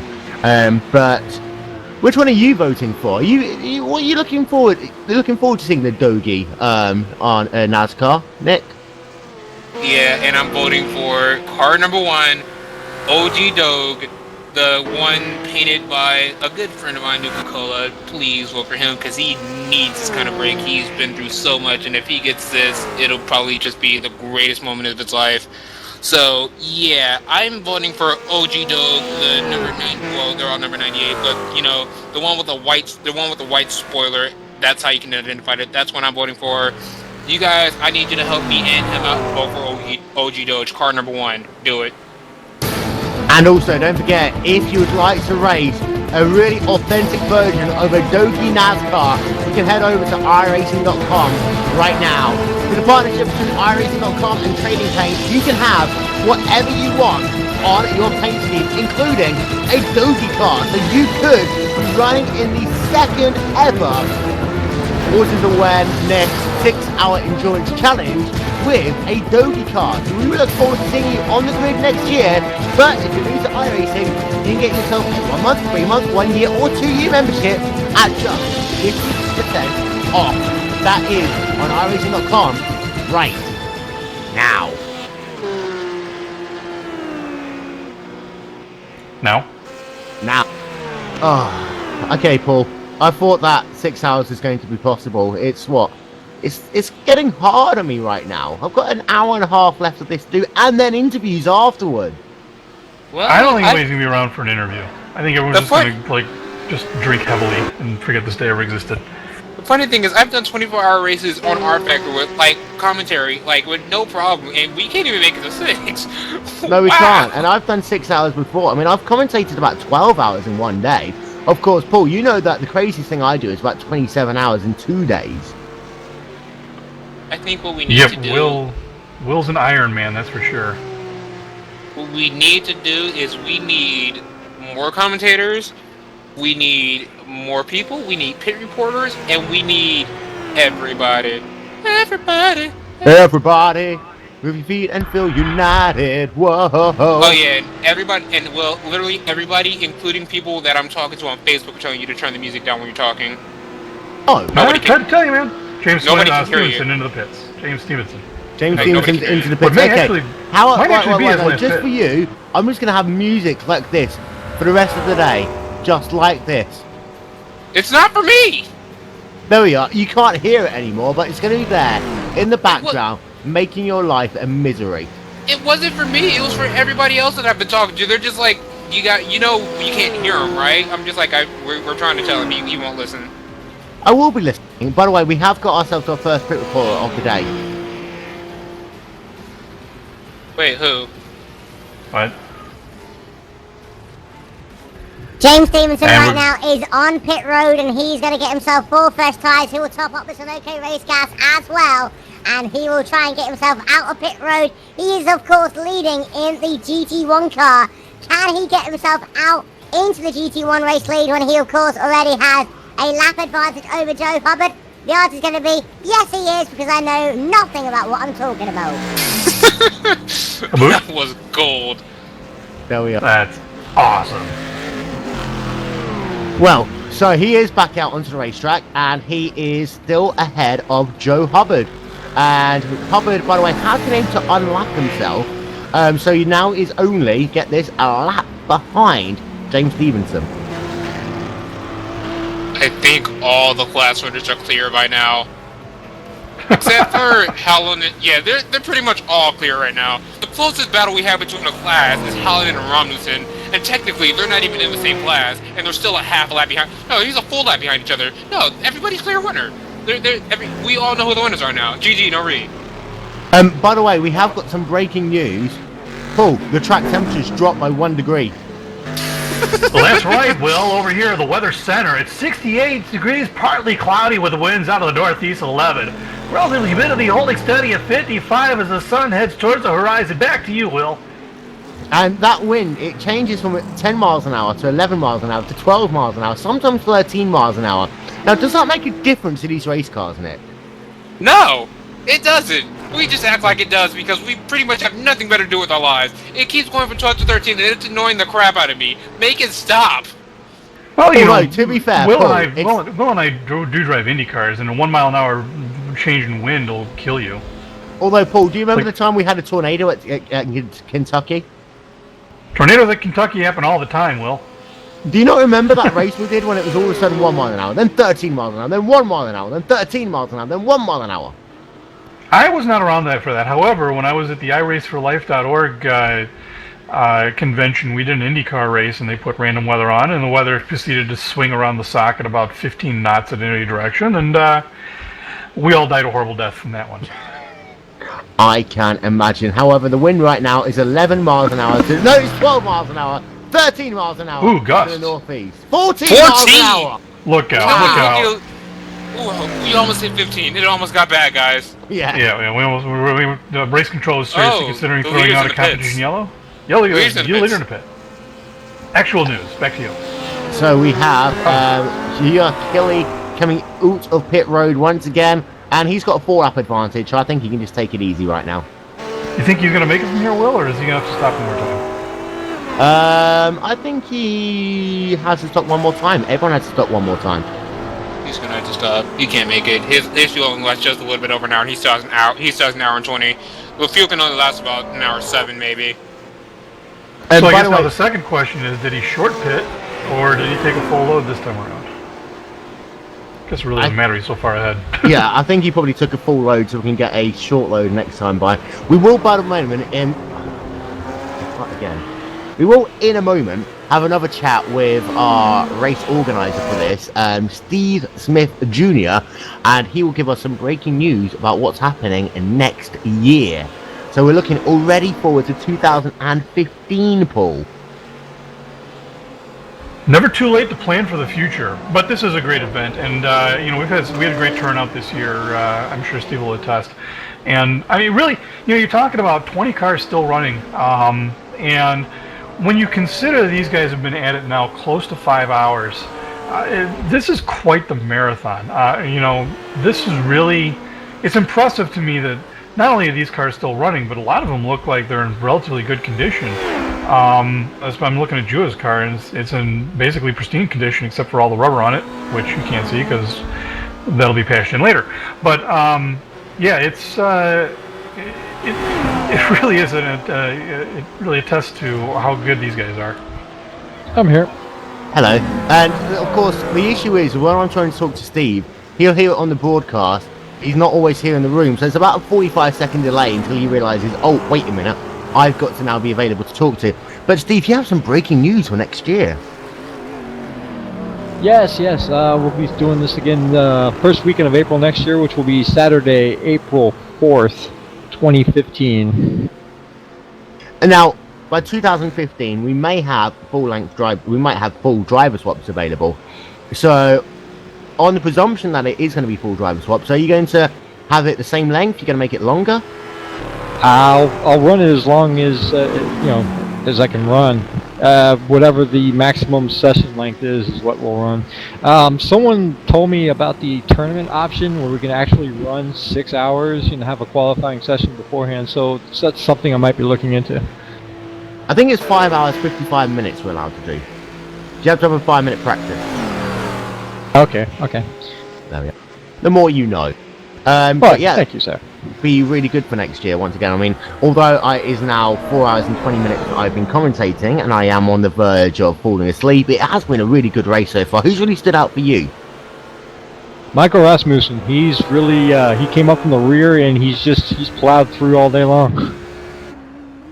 And as far as race goes, I mean, we've had about 50% attrition now. We've had some big names out of the race, but Timo Eden, you've got to say, really is the biggest person that we've lost. But had he still been in the race, he would have been 4 laps always ahead right now if you were Killy, who's 4 laps ahead of Cody Munden.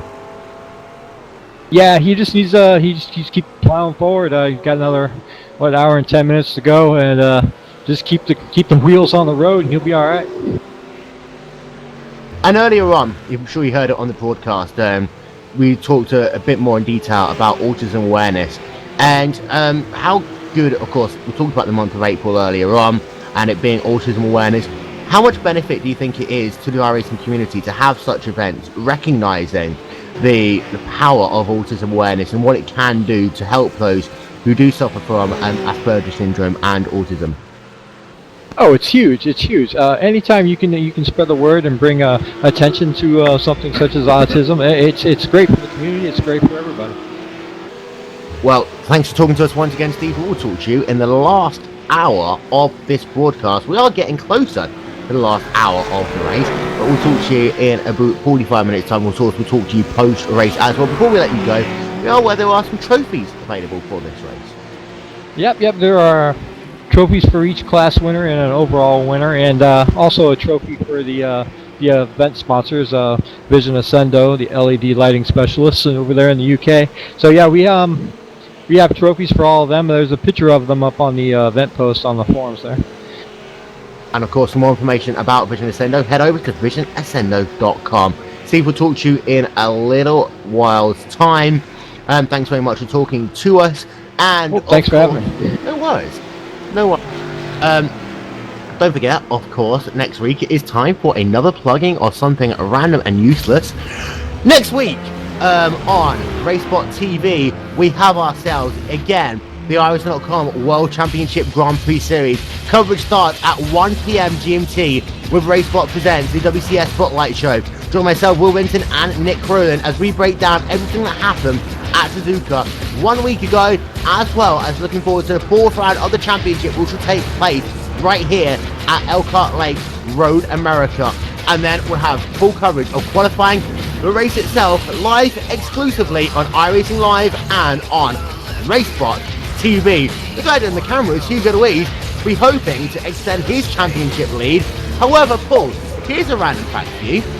The first time ever in WCS history that Gregor Hutu has failed to be on the podium 2 races in a row. Oh? Awkward silence. Oh, no, he'll be back in 20 minutes, so it's just me and you, Professor Nick. Alright, let's do this. Should we do this real commentary or shall we carry on after dark? You do, I really don't care. You can go either way. Let's continue with After Dark just to kind of keep things loose while we wait for Paul to come back. Yeah. We'll do proper commentary the last 15 minutes, I think. Achille does still lead the way, by the way, 4 laps over with Cody Munson. James Stevenson is still running in 3rd place overall. Now, Stevenson in that 426 car has just been phenomenal. He has got a bit of an advantage, however, because he's in Australia, and it's actually kind of like daytime over there right now. Yeah, it should. I have an Australian clock because I talk to a lot of Australian people, so I keep tabs on them.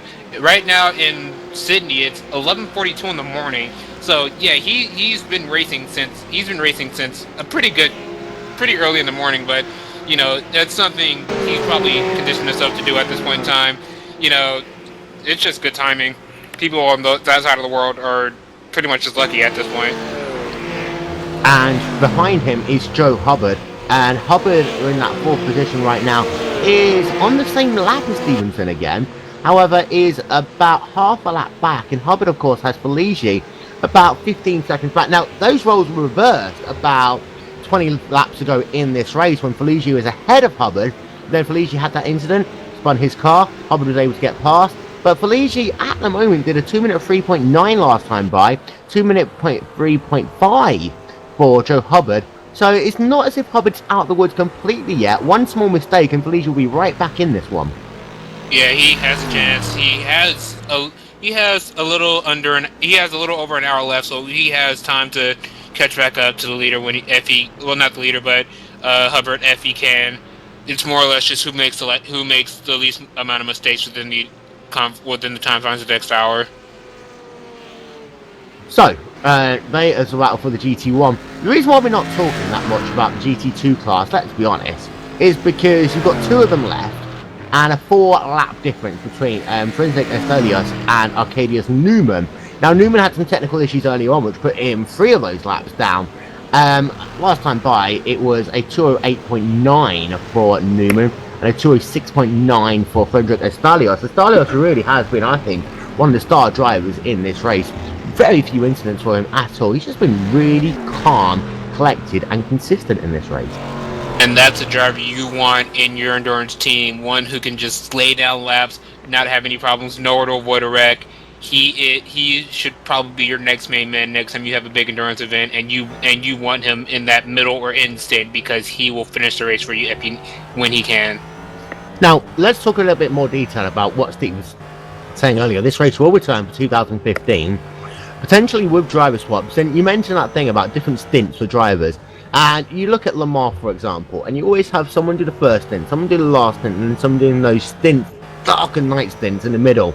How do you really set that one up? And also, not only you set that, but the car as well, because you've always got to find a balance between the different driving styles and how people can handle a race car. Some people like looser race cars, some people like tighter race cars, some people like consistent race cars, some people like it being on the edge. How do you find that balance between, you know, getting a car that works for a group of 3, 4, even 5 people? Well, I like to kind of strategize about a lot, even though I haven't been able to do it for a while. The way I would like to set my drivers is I would have, like the way Audi did theirs. They had Alan McNish, Andre Lauder, and Tom Christensen all in one car. Alan McNish always started the car because he was really aggressive whenever he started the race, and that's what you want. You want somebody who can start the race, get some good positions, and start building a gap as soon as possible. And then your middle driver, you want somebody who's usually just consistent with their pace. So that's where they put TK in, because you can always count on him. He's got that track in the back of his head. He's known that track for years. So you always have him in the middle, and Andre Lauder, he basically grew up on Super GT racing, and what they know how to do is they know how to defend their position, and there is literally no question about that. So they put him at the end, so when it comes down to crunch time, he can get in that car and he can defend every position he has at any moment. That's how I'd set up my drivers. How other people do it, I really don't know, but it's more or less personal preference. As for the setup aspect of it, it's more or less you have to. Luckily with Ma and the WC, they have a lot of practice sessions, and the drivers are already really well acquainted to their teammates way before the season even starts. So the way they do that is they put all 3 drivers in. There were 3 practice sessions normally. They put all 3 drivers in. They get the first driver, who's probably qualifying the car too. He gets his one good setup, and qualify. They do what I usually do is I have them do qualifying setup first, get that out of the way, start on the race setup, have the second driver come in, try the race setup, and adjust from what the first driver had. Have the third driver adjust from what the second driver had, and then when the warm-up comes around, you get the first driver back in the car to see what the third driver has done and if he can deal with that. And with 90 minutes of this race left to go, you enter a different phase once again, because you are now in that closing part. In fact, we've got, what, an hour and 10 minutes left to go. You can almost see the light at the end of the tunnel now. But with that comes people, thinking, okay, I've got to bring it home. But do people now start getting even more tired? Or does that thing that you in the last hour now kind of wake people up and get them back into the groove? Especially as you have still got some very close battles in GT1 going on. Well, it really depends on where you are on the track in your class. But like the lead battle in GT1, when they hit about maybe an hour or 30 minutes in the race, that's when they're going to start pushing harder, because they're under the impression that the harder they push, the better they can defend, or the closer they will get to the car in front of them. But if you're like in Juha's position, this will become the longest time of your life, because you have the lead. You're just counting down until you finish. If you're fortunate and you can get a right mindset, you can more or less focus on trying to pass cars. Kind of you can, I wouldn't say get distracted, but kind of start looking at, like, if you pass a car, you kind of see a battle going on. You come back around, see the battle still going on. That helps pass time too. You kind of just you put your brain in a groove, and you put the other half in other places just to kind of keep your mind off of the time. Now, we have got another driver out of the race, and that is Mike McCloskey. Now, he had some issues early on in the race, but it looks like that car is too damaged to carry on. That's a shame. Yep. He had a... I was kind of reviewing it on his lap number 115. I'm not sure exactly what prevailed that caused him to ultimately pull off, but he just sort of pulled off the track and shut it down. So I think he's been fighting an ill-handling car for quite some time. It was getting progressively worse for him to the point where he just didn't feel like fighting it anymore. So decided to just pull it off, call it a day. And Nick, it's disappointing to have that so late on into the race after you have done 4 hours. Yes, he was driving a damaged race car, but still, you're at that point really that if you are that late into the race, you will just try and bring it home in some ways. But it seemed to be that his car, it just, I don't know if he had another tag of the wall or something, but it got progressively worse for him. And also, let's not forget, if you're driving a damaged race car, then also the way the tyres behave, it changes so much, and that car can be okay at one point, but just become unbearable 3-4 laps later. Yeah, driving a damaged car for as long as he did, that's dedication. I know I've been saying that all race, but you know, after a while, after you've done this for so long, there's just a stopping point. You just like say, I can't take this anymore. I can't do this for another 90 minutes at this point. It's too much for me right now.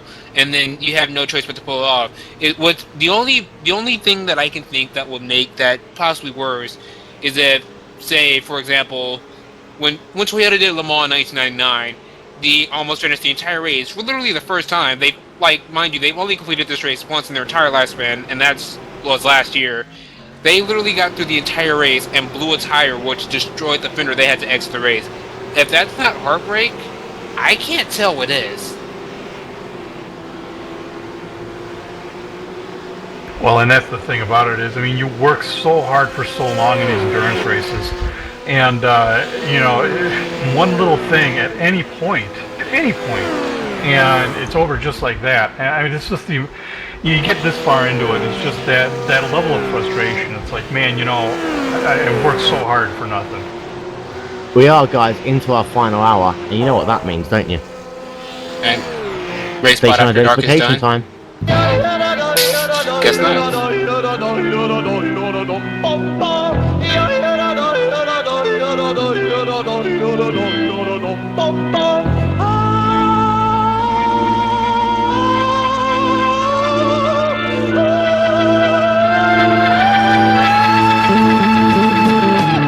So this is it. This is the final hour. The final hour, Paul. It is the final countdown, if you will. So, Joe Keeley now is lapped 5 times over everybody but Cody, who is about half a lap ahead of him. So yeah, back to you. Yep, there we are. We saw a replay, by the way, of what happened on McCluskey. He just blocked his car. We talked about that earlier on in the race. Gilly is driving a very good race, Professor Nick, because he was falling back in the early going. He fell back from taking the green flag, leading to being down in the 6th position at one point. But he's just been very consistent, very good at making sure he doesn't do any silly manoeuvres. We saw a very close one of a GT3 car about 2 hours ago. Apart from that, no real issues at all for him. Again, people like these are those guys that you want in your middle stint when you're endurance racing. They're the guys that can, you know, just stay calm under pressure, drive their race, make sure they stay out of all kind of contact. He's been doing that pretty much perfectly, putting 4 laps on Monday by now. So not only is it just consistency, it's the fact that, you know, you're fast enough to stay at that pace for the entire through most of the race. Paul, you've got to say, when you're leading the way by 4 laps, you've got to be doing something right. Even if there was attrition, what does Murray Walker say? To finish first, where do you have to finish? Well, absolutely, and you know, this is kind of a precarious place because, you know, Jula is so far ahead of the pack right now. You've got to fight the temptation to try and maybe take a little bit off of it. And you know, you and I both know I've been racing for a while. You know, even if you are ahead, you've got to be careful not to let up and try to change your pace because it messes up with your with the flow of the race, and you can actually get yourself in serious trouble if you just try and relax. So, you know, you're watching Jula really just kind of keep hammering in, and you got to wonder, man, you know, this guy's so far ahead he could just park it and leave and go get a beer and come back and still be in the lead. Why is he still driving the wheels off that car? And the reason why is because if he tries to change his pace, he can very well get himself into some trouble. Ayrton Senna, 1988 Monaco Grand Prix, the perfect example for that one. Yeah, people will just agree with it. Shave a half a second off your lap, and yeah, it's going to take it easy, and maybe take a couple laps off. Yeah, no, that doesn't happen. But I'm sorry. Not only do you take half a second off, you will then go into deeper cruise control mode. And then when you come up towards lap traffic, you might be a little bit more lackadaisical when you overtake them. You might not be as, alert if something happens in front of you. And all those combination of things, you start going a little bit slow, you start cruising a little bit more. That sense of awareness, let's be honest, most of these people's 5-hour energy is about to wear off. One of those things that really could start becoming an issue for them. So you have got to keep on pushing. But as we talked to Timo Evening before, he had his issue earlier on, he had to find a way of keeping himself entertained. How do you keep yourself entertained, Professor Nick? How do you keep yourself entertained? I actually said this earlier. When the way I actually go about it is that when I am, when it's closing time and I know I have a position set, I might be like, the place ahead of me might be a lap ahead, and the place behind me might be 2 laps behind. And normally, what I do is, considering I'm just going through lap traffic, I kind of look around when I'm racing. I'm still up on the wheel, trying to drive it as fast as possible. But I'm like, whenever I run, I see like 2 cars battling. I'm just like, I wonder if that's for position. If I come back around again, I'm just like, and through the entire track, I'm just like, I wonder who passed anybody. I wonder if anybody crashed yet. And that kind of just keeps my mind off of things. And I come back around, just like, oh, so he's way in front of him, so that must not have been position, or he's just way faster. And that kind of just keeps my mind off of the time, since we're so close to the end. As long as nobody tells me how much longer we have left, I'm fine. Silly question. Does anyone know what Sargento is? It's a cheese. Cheese? What type of cheese? It's delicious. They make all sorts of cheeses. Yeah, Sargento is a company that makes cheese. Yeah, cheese company. So, is it kind of like cheddar cheese, or is it more like... I have the internet up, I'll look for it. Okay, thank you. Sargento makes a variety of cheddars and American, well, not American, because American isn't really a cheese. How very American, by the way. It's a cheese product, a food product, if you will. Yes, they make a lot of different kinds of cheese.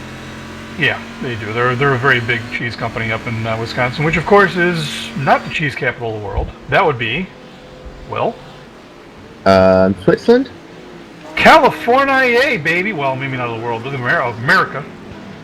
I have cheese in my fridge in the Sargento, and I just realized that. Wait, so California has a cheese capital, but it's also the wine capital of America.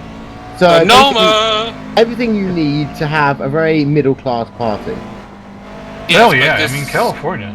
And yeah, but this state's considering how liberal they are, you can have any kind of party you want, baby. Yep. That's true.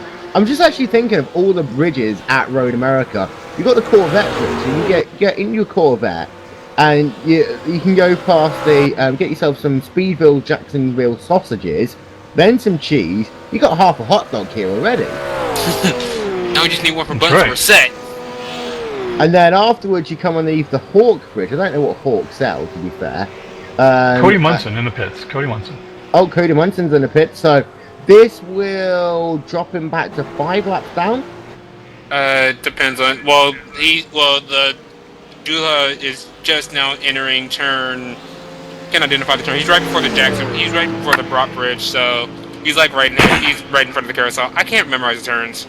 By the way, Andrew Mickey is done a driver swap, and Andrew Mickey is now into the 186 car for the final set. What do Cola sell? Aren't they a food company as well? Who's that? Cola. K-O-H-L-E-R? Yeah. Actually, McFlosses. Cola? Yeah, that's a sneak company. Okay. That's something you hear at a Home Depot. Okay. That is the power of the Home Depot. And to give you confirmation, by the way, Cody Munden in that number 14 car is still in pit road. Yeah, and Jua is just making the final turn onto front stretch now. Munden is coming out of pit road. Cody is coming out of pit road now, so he'll probably end up about 5 or 6 seconds ahead of Juha by the time he gets up to speed. Got about an hour left now. Oh, we've got less than an hour left. Did you not hear me do station identification? You did. What do Briggs and Stratton sell? Briggs and Stratton, I think, is a truck company or something. Hold on. Nope, small engines. Oh, thank you very much. And that completes our tour of the bridges of Road America. Yes.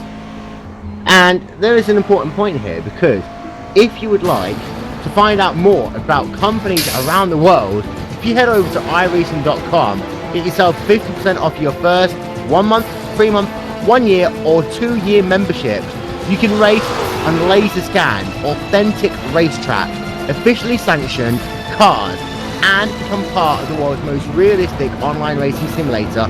Over 45,000 cars worldwide, 45,000 cars, 45,000 members worldwide, and you can really experience the sights and sounds of all of these racetracks and find out new things and educate yourself by heading over to iRacing.com right now. Speaking of iRacing.com, I kind of want to work with them in the future to try to, see if we can get some of these great road course drivers into an actual car using the Rookie Racing Foundation. That actually seems like it might be a good idea, but again, I'm not completely sure. We are at a point, by the way, where we have almost run out of other things to talk about. We're going to start talking about the drivers in a little bit more detail. I do, however, need to find the thread that I'm looking for before I'm able to start doing so. So we need to fill for a couple more minutes time. In the meanwhile, anything interesting going on the racetrack, Paul? Well, not at the moment. Drew is back up to, his regular form. He'll probably be making a pit stop here. Well, actually, he made a pit stop about, 20 minutes ago, so we probably won't be seeing him in the pits for a little while. Working over traffic right now on Guto Calavara in the Porsche, and is now coming up to Derek Waller, who did manage to put a front and back end back on that car and is back underway after that severe accident with McCloskey about an hour ago.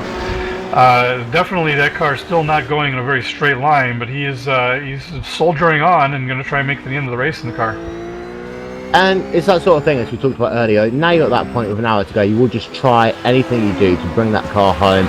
Of course, trying to avoid all the drivers around you, making sure that you don't get yourself into any big issues, but you will try to at least bring that car home in one piece without having any more incidents. So, we have got ourselves less than an hour to go, and that battle continues. We need to talk about this one in GT2 between Joe Hubbard and Amir Faluji, because that gap has grown again, Nick. It's back up to about 25 seconds right now on the racetrack. You just called this GT2, but GT1. But the gap has grown. Hubbard is starting to kind of build a gap on for Julie, whatever it is. I'm sorry. I'm just gonna call him Amir. He started to build a gap on Amir after a while. I think he's pretty much known that he's faster than Amir is. He can start building his gap back up and just bring it home where he is, and be happy with the second in class. Oh. Well, it's a lot to say. I mean, second in class after a marathon like this is certainly no small order. Amir has done a great job of driving the car. Has kept it relatively clean for the entire race, and he's got a drive he can be proud of. He just needs to bring it home. And hey, Dom, something kind of awesome. I just noticed about the service. If you look at the Corvettes, look at the side of their cars for Stevenson, Hubbard, and Amir. You could see the 3 green dots. Stevenson only has 1, Hubbard has 2, and Amir has 3, so you can tell where they are in class. Wow. I just realized that. So you can I did not notice that. That's something I have never learned. I'm not even going to do a random plug for that, because that's actually really useful. Yeah, that's... Wow. I'm really Dr. Mr. Dr. Professor really Mac useful. for the win. In fact, as you can see it on the G on all the cars. I can't see it on the HVD. Yep. It's a blue dot, I believe. Hold on a second, I gotta look at I see it. It's in the middle of the car. I see it now. Both the cars are blue, so it's hard to tell. Right, we're going to start that's talking. That's fantastic. That's really, really useful. Thank you very much, iRacing.com, for telling us that. It's only 5 hours into the race we finally figured that one out. Alright, excellent. See, the things you learn on broadcast. We did good. Yeah, if this was to be like a 2-minute race, and we wouldn't find it out. But I now know, by having a look at the 3 dots on the side of the GT1 car, that shows that he is in 3rd place, and that is Faluji in the number 77 car. So, we will talk a little bit more about him in a moment's time. First of all, we are going to go and have a chat talk about Michael Rasmussen. Michael Rasmussen, who of course is leading the way in the rough class and second overall in the GT3. However, we split things down into car classes. He is leading in the rough track car. Now, he's been racing for about a year, and he won 16 out of 19 races at Road America in the GT3 Challenge Series. So let's be honest, he kind of knows this racetrack a little bit, Paul. Yeah, indeed. You know, he's got a lot of experience driving the GT car, and he certainly has enough experience now. 5 hours into this, you just kind of drive the thing in your sleep, and he probably will be having nightmares at this place for at least a couple of days, possibly requiring some therapy. But we'll have to keep up to his team with that and see if that indeed becomes the case. But you know, the car is deceptively easy to drive until you get it right on the edge. So this is, you know, to get the car driven around is relatively easy with this car. To get it to go around fast, now that takes some skill, and Michael's definitely showing that today. Gotta go fast. Always gotta go fast. Gotta go fast. Gotta go fast. And gotta go fast. He's got a 2-lap lead over Guto Calavra, who is in second place in that GT3 rough class. However, you have to say that Rasmussen kind of eats off the pace now, because Calabra's doing exactly the same lap time, lap on lap, Nick. Yeah, he's been consistent through the entire race. I've been enjoying him just watching him run where he has, you know, just like seeing somebody just run the same pace for 6 hours is like a real testament to the skill and determination that they have in the car. By the way, we have been asked a question, probably about 2 hours ago, by Empty Box. Is Shenoweth still here? No, he's gone to work. However, if you call up his pizza company, he might deliver your pizza so you can talk to him in person. There we are. The more you know, Paul. And speaking of no, why don't you talk a little bit about... A boot? The Rookie Racing Foundation. Cue the porn music. The Will and Dave Show. Will and Dave Show live on Friday. Yep, the Will and Dave Show. The greatest fun you can have with your pants from. It is every Friday, 4 PM Eastern. Live, it is exclusive on Glacier TV. For myself, Will Vincent, the greatest guy in the world, Dave Johnson. Occasional drop-in from Paul Jenkins as well. It is the Will and Dave Show. It is every Friday, 4 PM Eastern, live exclusive on Glacier TV. We talk about everything from Formula 1 to IndyCar to NASCAR. Last week, we called up Nationwide Insurance to find out whether they can give me a better insurance deal compared to that little Boots and Pigs and Boots and Pigs and Boots and Pigs and Boots and Pigs guy and Little Gecko and Flo. To find out who we call up this week on the Will and Dave Show, it'll be episode 24 of the Will and Dave Show, live on Glacier TV this Friday. There we are. There we are. We're going to have another look at a driver bio. This one is going to be... Oh no! I've lost my thing. I don't know what I've done. Lost his thing. People, he's lost his thing. This is no good. No, it's not. Never good when you lose your thing. Come on, Will, you gotta find your thing. Where did you live? Okay, where did you last leave your thing? Cody Munden has only been on iRacing for 3 months. Get this. 3 months he's been on iRacing. He joined the 4th of January 2014, and he's second in his LMP class. And let's be honest, even if Timo Even was to be in the race, he'd be 3rd in class. What a showing there by Cody Munden. Yeah, it's only getting up to speed fast. He's going fast, people. But no, he's actually had a pretty good race the entire time. It sucks that he's had the problems that he's had, but you know, making it this far still is just amazing after 6 hours of, well, 4 hours, 4.5 hours of just driving alone. It's an amazing feat. And your race leader is, of course, the guy who's been leading for a long while now, Hugh Achille. He's been on iRacing for 6 months, and he takes part in the TDOREL League with various cars. Now, Paul, before I go any further, ISOWC, that doesn't have anything on the TDOREL League. Paul? Okay, I seem to have lost Paul, so I have to carry on talking about myself. Hi! Hi, did he disappear? Equipment malfunction. Better now. Okay. He wants to finish the race. He put finish with 2 N's, of course. And he's never touched the LMP car before today. Now, he is from a city called Turku in Finland, and it's on the southwest coast of Finland. Now, I've actually been pretty close to Turku before. I've never actually been to that myself, but as you know, Paul, I do go to Finland every so often, but normally I spend most of my time near the likes of Helsinki. Turku is rather close to the beach, however, it's quite a way away from Helsinki. Yeah, come on. Oh my goodness, Julia just spun the car. He spun out. He spun out of the car. Back to you. Oh no, and that was down at Canada Corner by the look of it. Was it Canada Corner? No, it wasn't. No. That was... I'm trying to figure out... That was turn 6 underneath the Corvette bridge that he did that. I'm just trying to figure out what happened to him. He came out of the corner. I think he was trying to go around the outside of a car. And he just caught... he just spun that car. He did miss everything, however. So he's not going to lose the 4 laps. But that was the first real mistake we've seen by him. You know, he caught up to Sasso Prosen right coming over the crest and tried to take a wide line around Sasso. Sasso was trying to keep the car to the inside, and he just kind of caught the grass and spun it, and Sasso went off the track.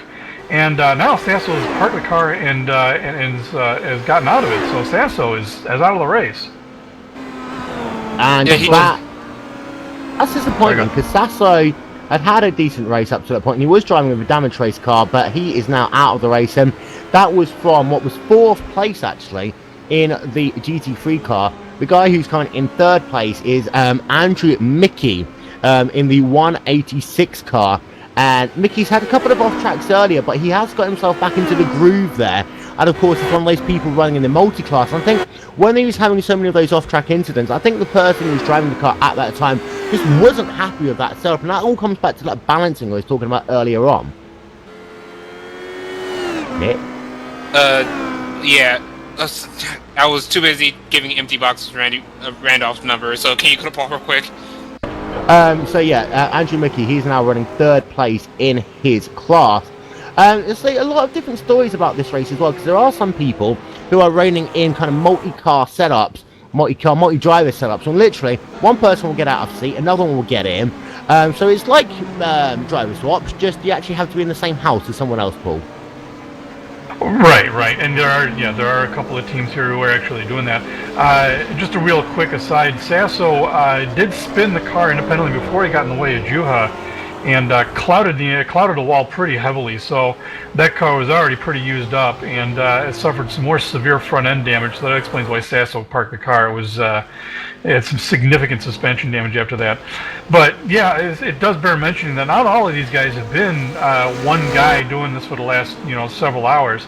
We have been looking at some driver swaps going on, and some of the race teams have multiple drivers standing in. So quite literally, you hop up out of the seat in the pit stop, and somebody jumps in, and away you go. So reality kind of following form here. And to go back to Cody, we were talking about him earlier on. One of the reasons why he is running this race is because his brother is autistic, and he's actually running from his dorm room, as far as I'm aware. But it's a great thing about people come into endurance races for many different reasons. Some people actually like the thrill of running for 6 hours, 12 hours, if they're completely crazy, so on. Other people do it because they do like the course itself, and they might not be the greatest GT driver or greatest endurance driver, but they actually like the idea of doing something good for fun. I remember I did a 100 lap race at Silverstone about 2 years ago, and I couldn't drive the Corvette to save my life, but I practiced the hell out of it just to be able to do that one race, and I had a ton of fun doing it, and it was a great course then as well. And for Munden, at the end of the day, he wants to finish this race, of course, for a good reason. In support of his brother who is autistic, and it's a great way of one of these events of getting people together from different circumstances for good causes. Well, absolutely, and it really does encourage you to drive other cars in the service. There's I wouldn't have touched the Lotus 45 or 49 if it wasn't for for a special event. And turns out I really like that car. Nobody races it, but hey, I still like the car.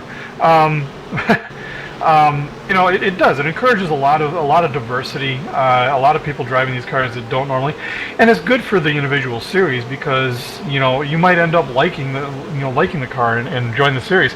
I know that with recruitment of drivers in certain series that are suffering, you know, you and I of course being in the IndyCar. You know, it's nice to see people come in and give the car a try and actually enjoy it.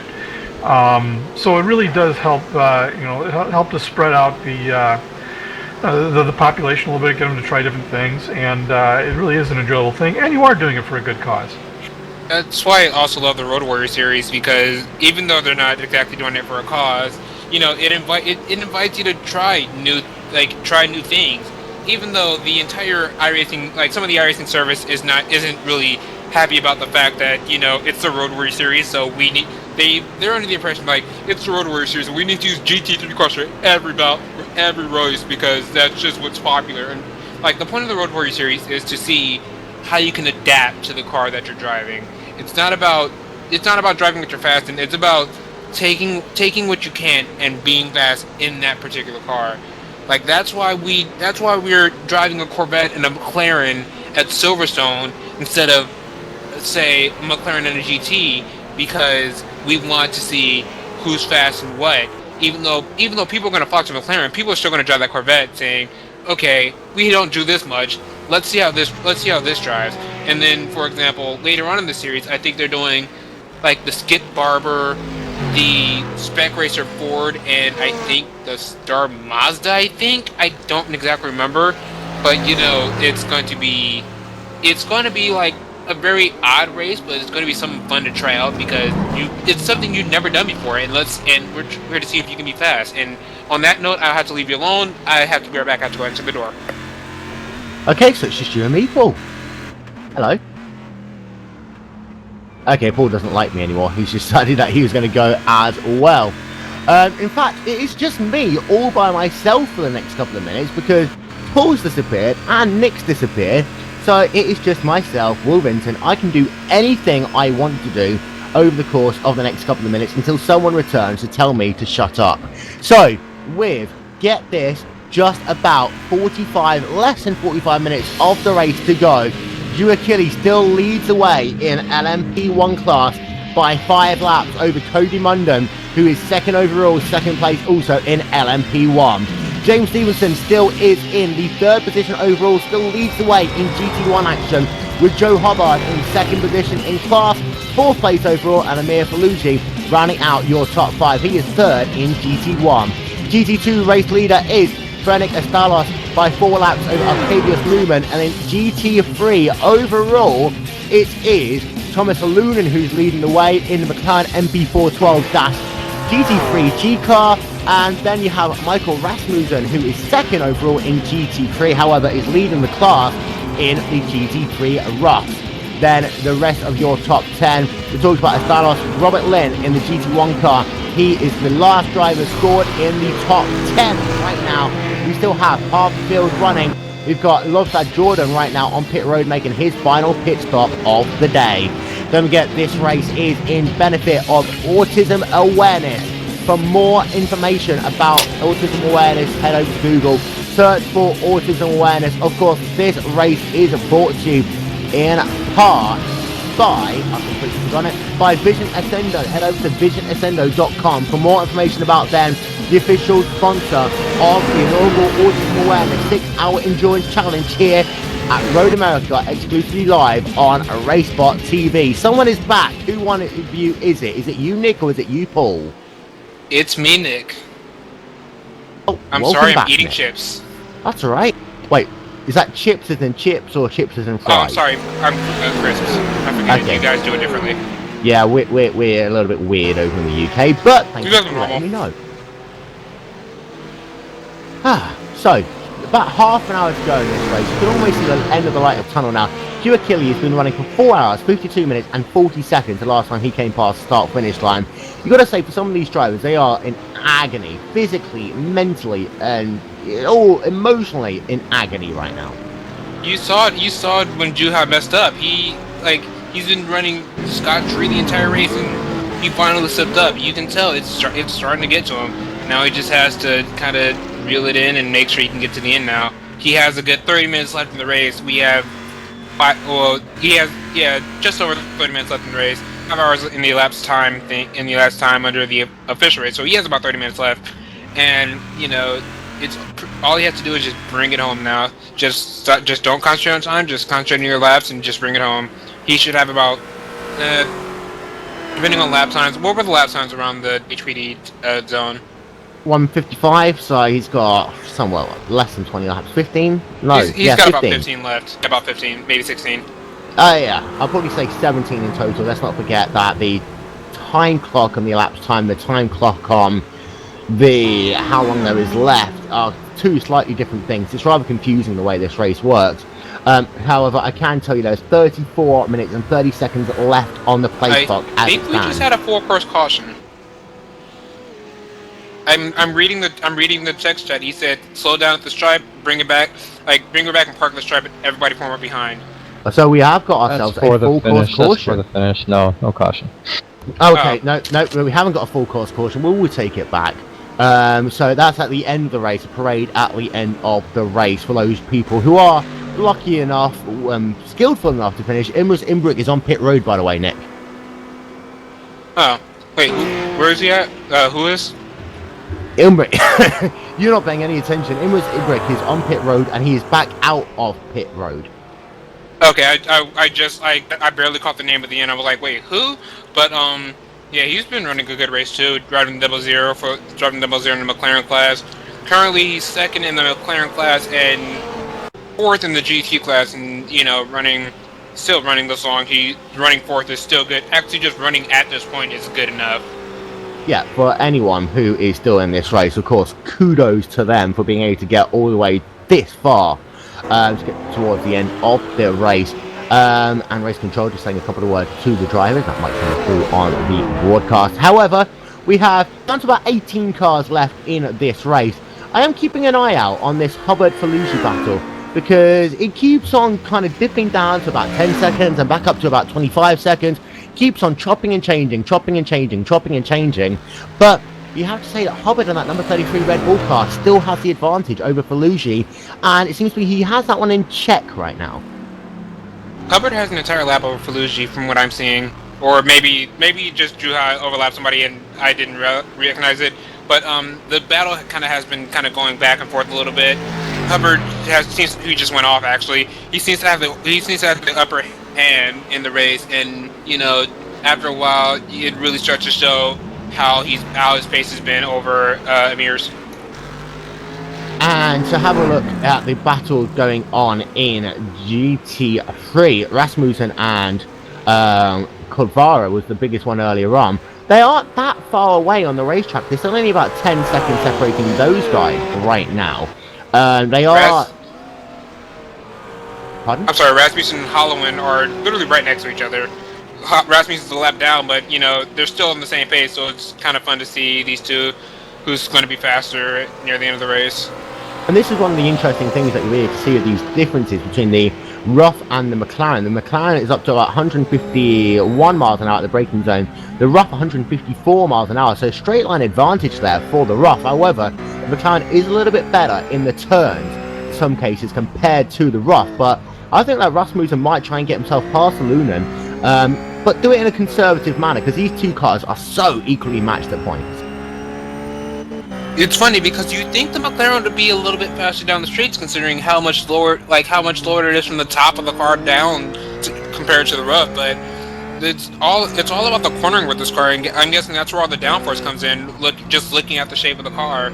So the Rough, you know, using the torque and a little bit of extra weight, it's able to get down that straight just with a little more speed.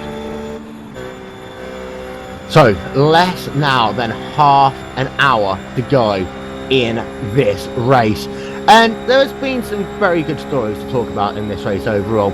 And for some of those drivers you talked about, new drivers to the Autism.com service, let's be honest, they've been in here for, you know, a matter of months, some of them, and they really have been taking it to some of the big boys, the established drivers in this event. And that's, I think, one of the great things about GT racing, that sometimes you have to have luck on your side, sometimes also you just got to really just have faith in your own car. And to have some of these drivers really be, you know, less than a year into their iRacing journey, and have been mixing it up with the likes of Timo Evenen, for example, an iRacing.com World Championship Grand Prix Series driver, phenomenally good.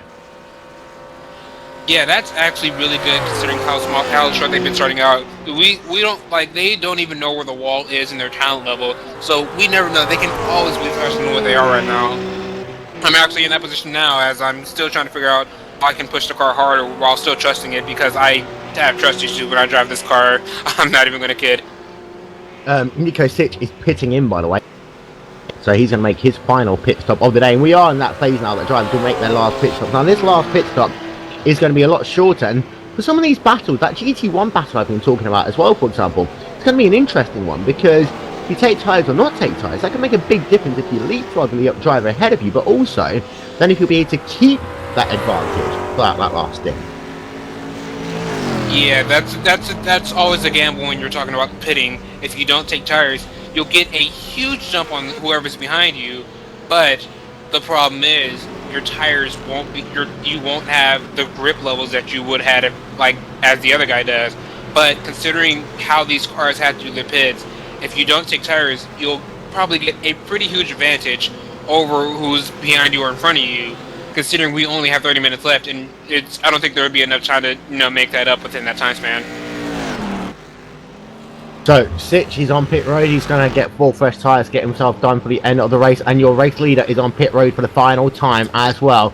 Stuart Killy in the number 1, 2, 3 car. So, he's going to get himself 4 fresh tyres, top himself up to be good to go to the end of this race. Of course, the one thing you've got to pay attention to here, make sure you get enough fuel on that car, because at the end of the day, unlike certain tracks where if you run out you can coast the line, you can't do that at Road America. You roll up the hill, you roll right back down it. And mind you, this track is 4 miles long, so even if you do just start coasting on the white flag, there's no, even if the track was completely flat, you would not be able to make it back unless you're going a good 200 miles an hour. You still have to brake for corners, so you lose it here unless you're just like getting over that final hill, you're pretty much done for. And you have to be at the top of the hill, or at least halfway up the top when you run out of fuel. The car spinning in front of him, I believe that was Mickey there. Yep. Andrew Mickey at turn 2. Not the first time we've seen him do that today. Yeah, he's been having some problems today. You know, I haven't seen him. I have never seen him racing the service, so I can't really say anything about how he drives. But it looks like he's just been, considering he's been switching off, he's been pushing too hard, maybe to impress his brother. I don't know, but he's been trying, and sometimes you just try a little bit too hard. Well, we are going to step aside for just one moment, and we'll be back then with the final part of our coverage of the 6-hour endurance challenge from Road America. We will be right back.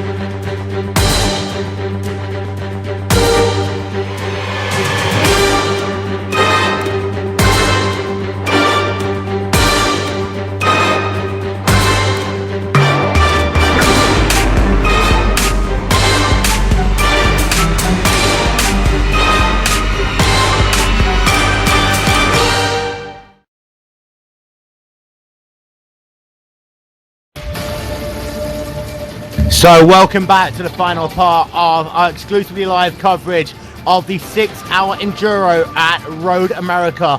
Whilst we were away, Lobsang Jordan has had an engine failure and he is classified now as out of the race.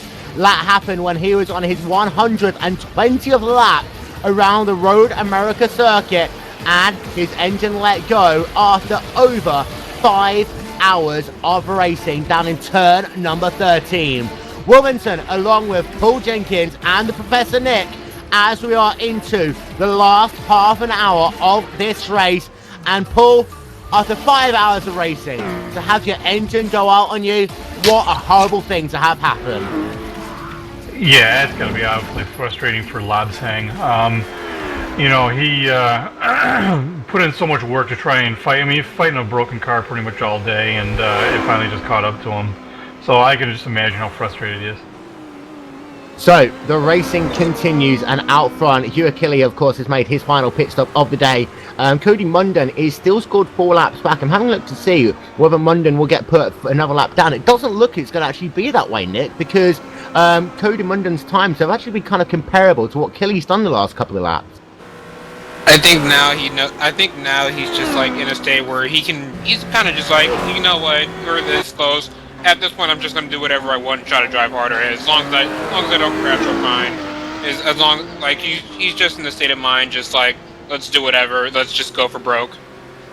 And cars still circulating on the racetrack. Of course, you have Arcadius Newman. He had some issues earlier on, but is back out on the racetrack, and he has scored in the second place in the GT2 class. Having a look through the field, you've got yourself James Stevenson, who of course is leading the way in the GT1 field in that number 426 Zillet Bankar.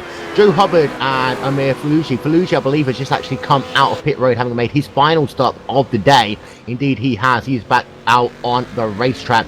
Joe Hubbard, by the look of it, hasn't yet made his final stop. We expect to see him in the next couple of laps, Paul. Yeah, when we get towards their last stops now, I'd say Amir just went in and out. Joe should be coming in shortly here, and we should be looking at the rest of these guys getting in here. That number 33 race department car just allowing Munden to go past into Canada corner, and it will give him a little bit of a tow up the hill actually, so that might be a little bit of use to him in that race department Red Bull Canada's race number 33 machine as he comes out of corner number 14. Will he come onto pit road this time by? The answer is going to be no, he won't. So he'll stay out and he'll do himself another lap. Let's see what his lap time is as he comes past the stripe one more time. And it is going to be a 2:04. He actually ran almost over the rear of Munden there. You noticed that one? Yeah, he's been really fast with the Corvette lately, and Munden's been having this problem, so his pace might be a little bit off, but using the draft or slipstream, some might call it, from the HPD, he's been able to kind of get up on there and use what he can to his advantage, especially the torque that the Corvette might have over the HPD.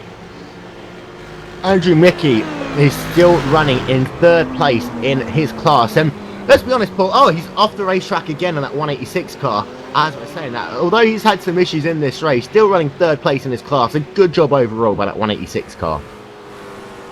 Yeah, he's had a couple of offs here. It doesn't look like he's really gotten in any serious trouble, though. A couple of runs off the course, but managed to keep a pretty clean race all day, and just a solid drive here by Andrew.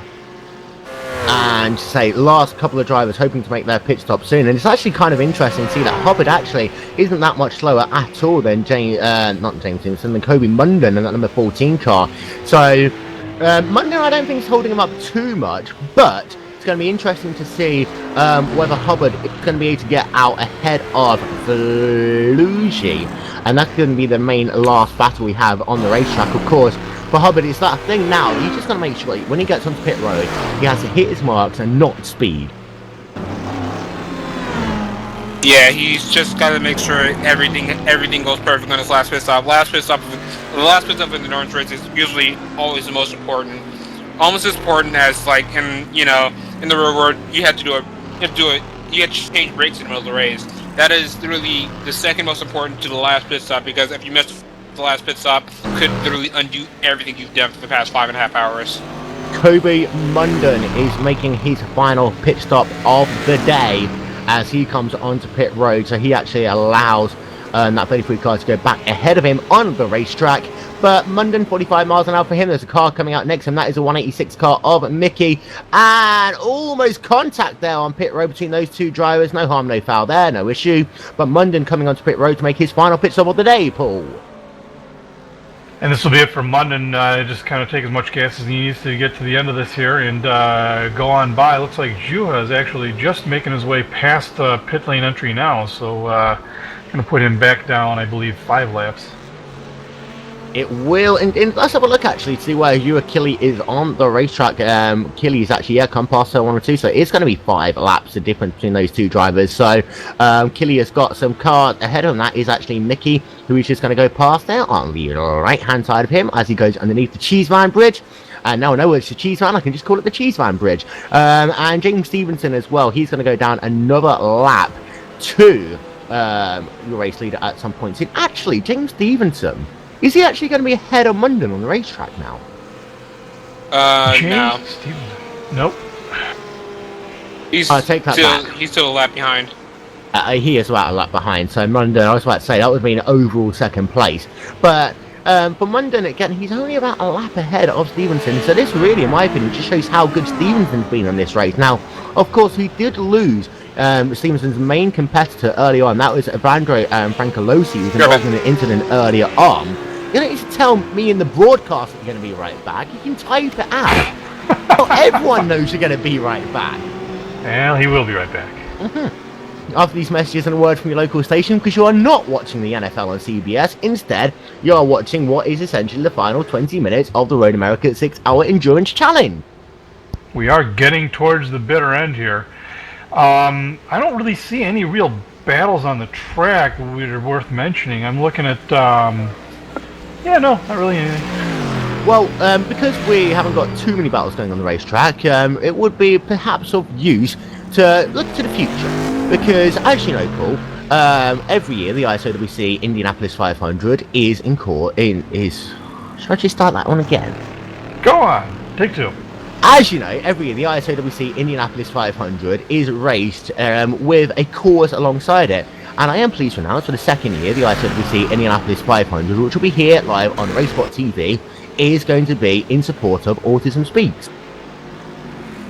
Oh, it's outstanding. Again, as we were speaking earlier, it's an outstanding organization to associate with, and definitely really looking forward to the Indianapolis 500 this year. Had a disappointing showing the last time I was at the Speedway. Yeah, I had a disappointing showing pretty much every time at the Speedway, but hey, one of these days I'm actually going to finish well. Of course, that's going to be the first question, is I actually going to race it or call it with me this year?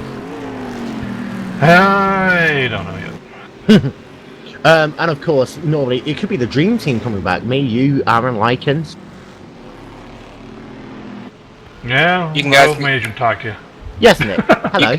You guys can commentate me winning. Yeah, anyway, moving on. Stuart Killy still leads by 5 laps, and to give you an update on Hubbard, I'm not sure. I'm going to actually check to see whether he has actually made that final pit stop without us realising. He did make a pit stop, let's have a look, on lap number something. And he made a pit stop and he got himself some tyres and he got himself some fuel by the look of it, and that was a lap 130, so he might be good to go to the end of this race. I'm not sure entirely if he'll be able to do so. If it will be another stop for him, it will literally be a splash and dash, but I think Hubbard's actually trying to make it without stopping again, Paul. He might be able to pull it off. It'd be interesting to keep an eye on him and see what he's only got 15 minutes left of the event now, so he might actually be able to pull that off. And by the way, we are having a debate on our chat right now over whether you call it rough or roof. I call it a Porsche. Yeah. Nick? I call it a Porsche too, but I pronounce it roof. Is this like Doge and Gogi again? Yes. And DOG? Yeah. Oh, a driver swap happening right now. Bill Rogerson is getting in the number 53 LMP2 car.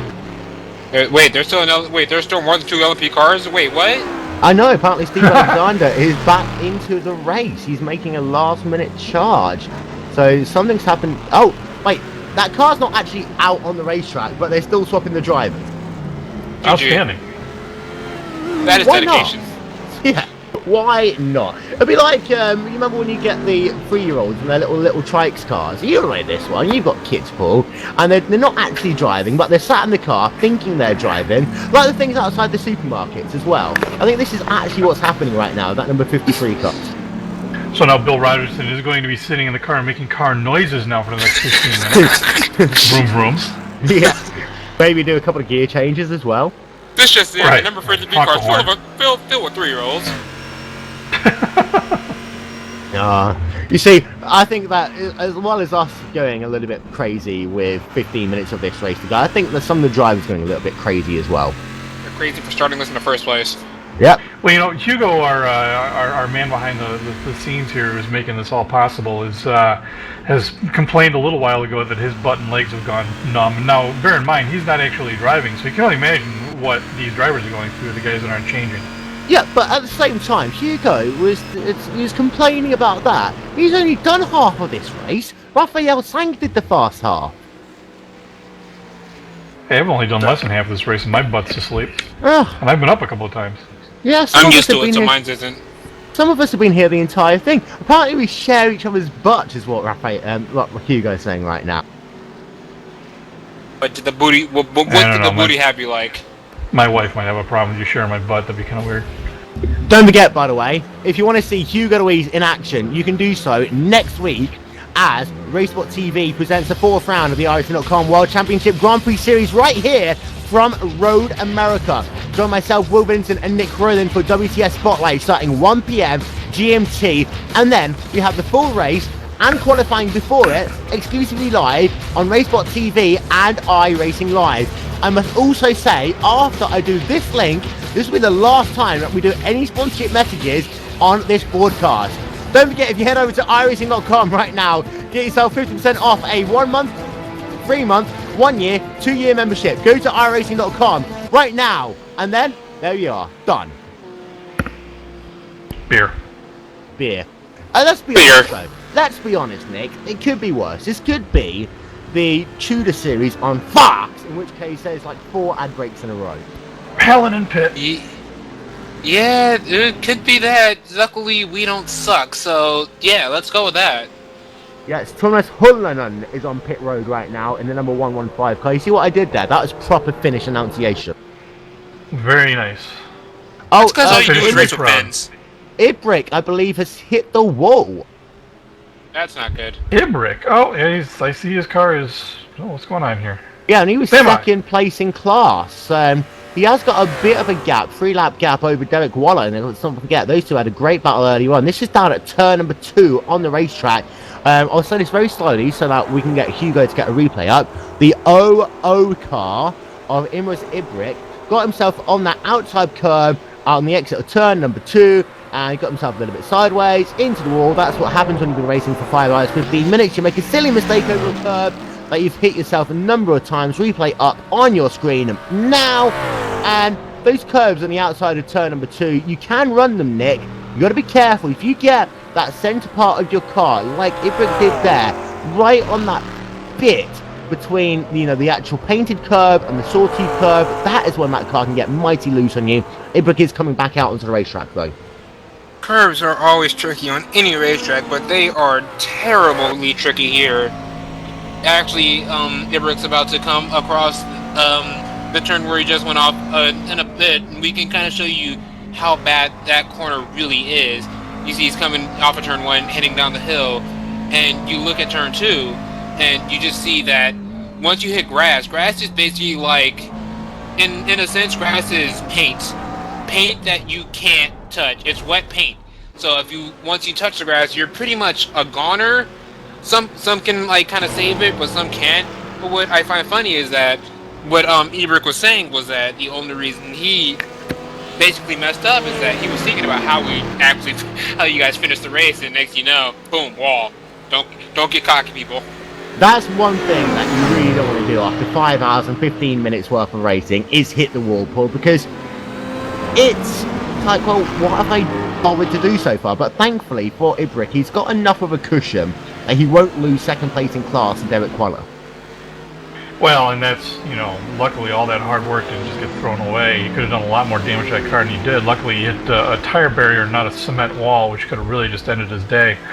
But yeah, I just, you know, that's the problem. You take any kind of mental break in this car at all, and the next thing you know, you're heading you're heading for pavement, and it's really just not. You know, it's so difficult to maintain your concentration over a long race like this, but it's so critical that you do so, or mistakes will happen, and it's extremely unforgiving. Can I just make a very silly point there? You said cement. You've been hanging around an English person too much. I thought you say cement over there. Cement, pavement. I think it's pavement, which was. I thought of a way to try and work my way around that, so it actually made sense, and just kind of gave up and hoped nobody noticed. Yeah, I was going to let you off that one, and you're the one that dug your own grave there. I did. You know, I tried not to revisit it and hope that it would just go away like kind of a fart in a breeze, but no, it came right back. We've got less than 10 minutes left. We have. It is officially the last 10 minutes of this race, and actually, having a look at the play clock right now, there is 7 minutes and 52 seconds remaining, and this could all come down for some of these cars. If they have got themselves right on the number and fuel, could come down to when that white flag is going to come out. Well, and that's the thing about timed races is you gotta, you know, it's not an exact science when you're going to see the white flag, so you kind of have to. It's hard to gauge how much fuel to take by laps. And right now, Hugh Achille is on his 161. Start that one again. I'll see. Meanwhile, Hugh Achille is on his 161st tour around the Road America racetrack, which still measures 4 miles in length. It's still got 14 turns, and it's still partially cloudy. It's still 68 degrees, and the wind is still northeasterly about 12 miles an hour, 13 miles an hour, 14 miles an hour, 13 miles an hour. And we hit 15. No, we haven't. Oh, GT2 race leader is onto pit road for a splash. That is Francis Stolias, and this is going to be fuel only for him, I'm guessing it. Yeah, it looks like you just need that last 2-3 laps just to get it to the end. You're pretty much, tires are literally the last thing you can even think about right now. You just want to get to the end, just get the fuel, go, and just go. Apparently apparently in test, pit to change tyres in rough is what the Diogo Falcom is saying. So they're not always changing tyres each time on the rough. Thank you very much for that insider information. Let's run through then your field. You've got Killy still leading the way overall, and also of course your race leader in GT1, sorry, in LMP2. Cody Munden still in P2 overall, and P2 in LMP2. GT1 race leader is James Stevenson, with Joe Hubbard in second, Amir Falusi in the third place, and Michael Thornton in fourth. And then you've got in the GT3s, we'll start with, you've got Thomas Halunen and then Michael Rasmussen. GT2, your race leader is Frentic Estolas. And we still have, get this, after all of this racing, a total of 17 cars still racing, Paul. Yeah, not bad considering how grueling this has been going. And, you know, this is I mean, just 6 hours, just so rough on these guys. And, you know, trying to take care of the equipment for this long. And again, so, you know, some of these cars are real twitchy in terms of the transmissions. And it's, you know, you make one mistake in the gear shifter and you grenade the engine after so many hours of work, and you just feel like putting your head through the desk. By the way, you said roof, isn't it? Sorry, you said rough. Didn't you mean roof or something there? No, I don't think I was referencing the car at all there, but that's all right. No problem. Thank you. That's okay. So we're in that last phase. I'm sure most of the people now are just watching, trying to wait for me to mess up, say something I really shouldn't say, and then get into trouble, etc. Chuck Schlambis, by the way, is currently scored as the last person running in this race. He's 26 laps behind your race leader. However, is still scored in the 5th place in his class right now, and that is, of course, the GT3 Rough for everyone to call it class. Your race leader, Hugh Achille, in that number 123 car, he has led now pretty much for 3 hours in this race. Now we are at a point where we are going to get the white flag very soon. There is 4 minutes left on the play clock. Let's see where he is on the racetrack. There is going to be 2 laps left after this one. Yeah, he's pretty much, he's got it, he's led to the end. This is his this race to lose. Like, he can't even. At this point, it's literally impossible for him to lose a race. He can DNF right now and still win. Yep, that's the way the time will work out. He can actually pull that car off the racetrack. We won't tell him. We'll make him race for the next 5 minutes or so. And it's going to be rather ironic that in total he's going to lead 100 laps in this race, Paul. Yeah, nice round number to make things work out here. But yeah, come in for a strong finish here, and I'm sure he's going to be very happy to get out of that car and have himself a nice cold Budweiser. Or any other beverage, alcoholic or non-alcoholic. Let's not forget we do recommend and endorse responsible drinking here on RaceSpotTV. Great. James, let's very quickly talk about Thomas Halunen as well in that 115 car, because we haven't really talked about him as well, but we've got a finished winner in the LMP2 class, a finished winner in GT3 class overall, and it does seem to be like these two, Halunen just drove a really faultless race. I haven't really talked about him much at all, but he's barely put a foot wrong in the entire going there. Yeah, just something about finish and endurance just kind of click. For every reason, both like the top finish drivers right now, they haven't had. Well, they've had mistakes, but you know they've kept it very minimal throughout the race, and it's kind of weird knowing that they can just do this just consistently without any mistakes happening. The Finns are machines. They are, unless of course you're Tim or Evelyn. Apparently. Or Kimmy. I have actually got a little thing concerning Kimmy, of course. 1 minute. I have a flat rear tire. No. Of course, in the meanwhile, if you were Felipe Massa, the last thing they want to hear is this. Okay, Felipe, Valtteri's faster than you, do not hold him up. Valtteri's faster than you, do not hold him up. Oh, yeah. And that is when hearts were broken and chairs were thrown. Yep. Ibrick, by the way, has been able to bring his car back out onto the racetrack. He is turning laps a lot slower than what he was doing earlier, about 5 seconds a lap slower than what he was doing earlier. However, he is still circulating, and more importantly, it does look as though he will get that second place in class wrapped up, because there's not enough time or laps for Derek Waller to actually get that position. So as far as Ibrick goes, that second place in GT3 in the McLaren class is now confirmed. Jules Killy there going past the traffic just on the exit of the King Club, and Michael Rasmussen, of course, is second place in the overall GT3, but is leading in the rough GT3 class. Meanwhile, for Killy, we'll turn our attention back to him because he is going to come up the hill into turn number 13. Now he'll make that flick down into turn number 14, and he will come up the hill and he will begin his 100th lap in the lead, because this time by, ladies and gentlemen, the white flag is in here at Road America. Paul, it is finally here, the last lap of the race. Well, it's been a long run, but finally here we go. And Nick, you have to say, for Killy, the start of the race didn't really go his way. He fell all the way back down into the 6th position, and he was unable to work for attrition.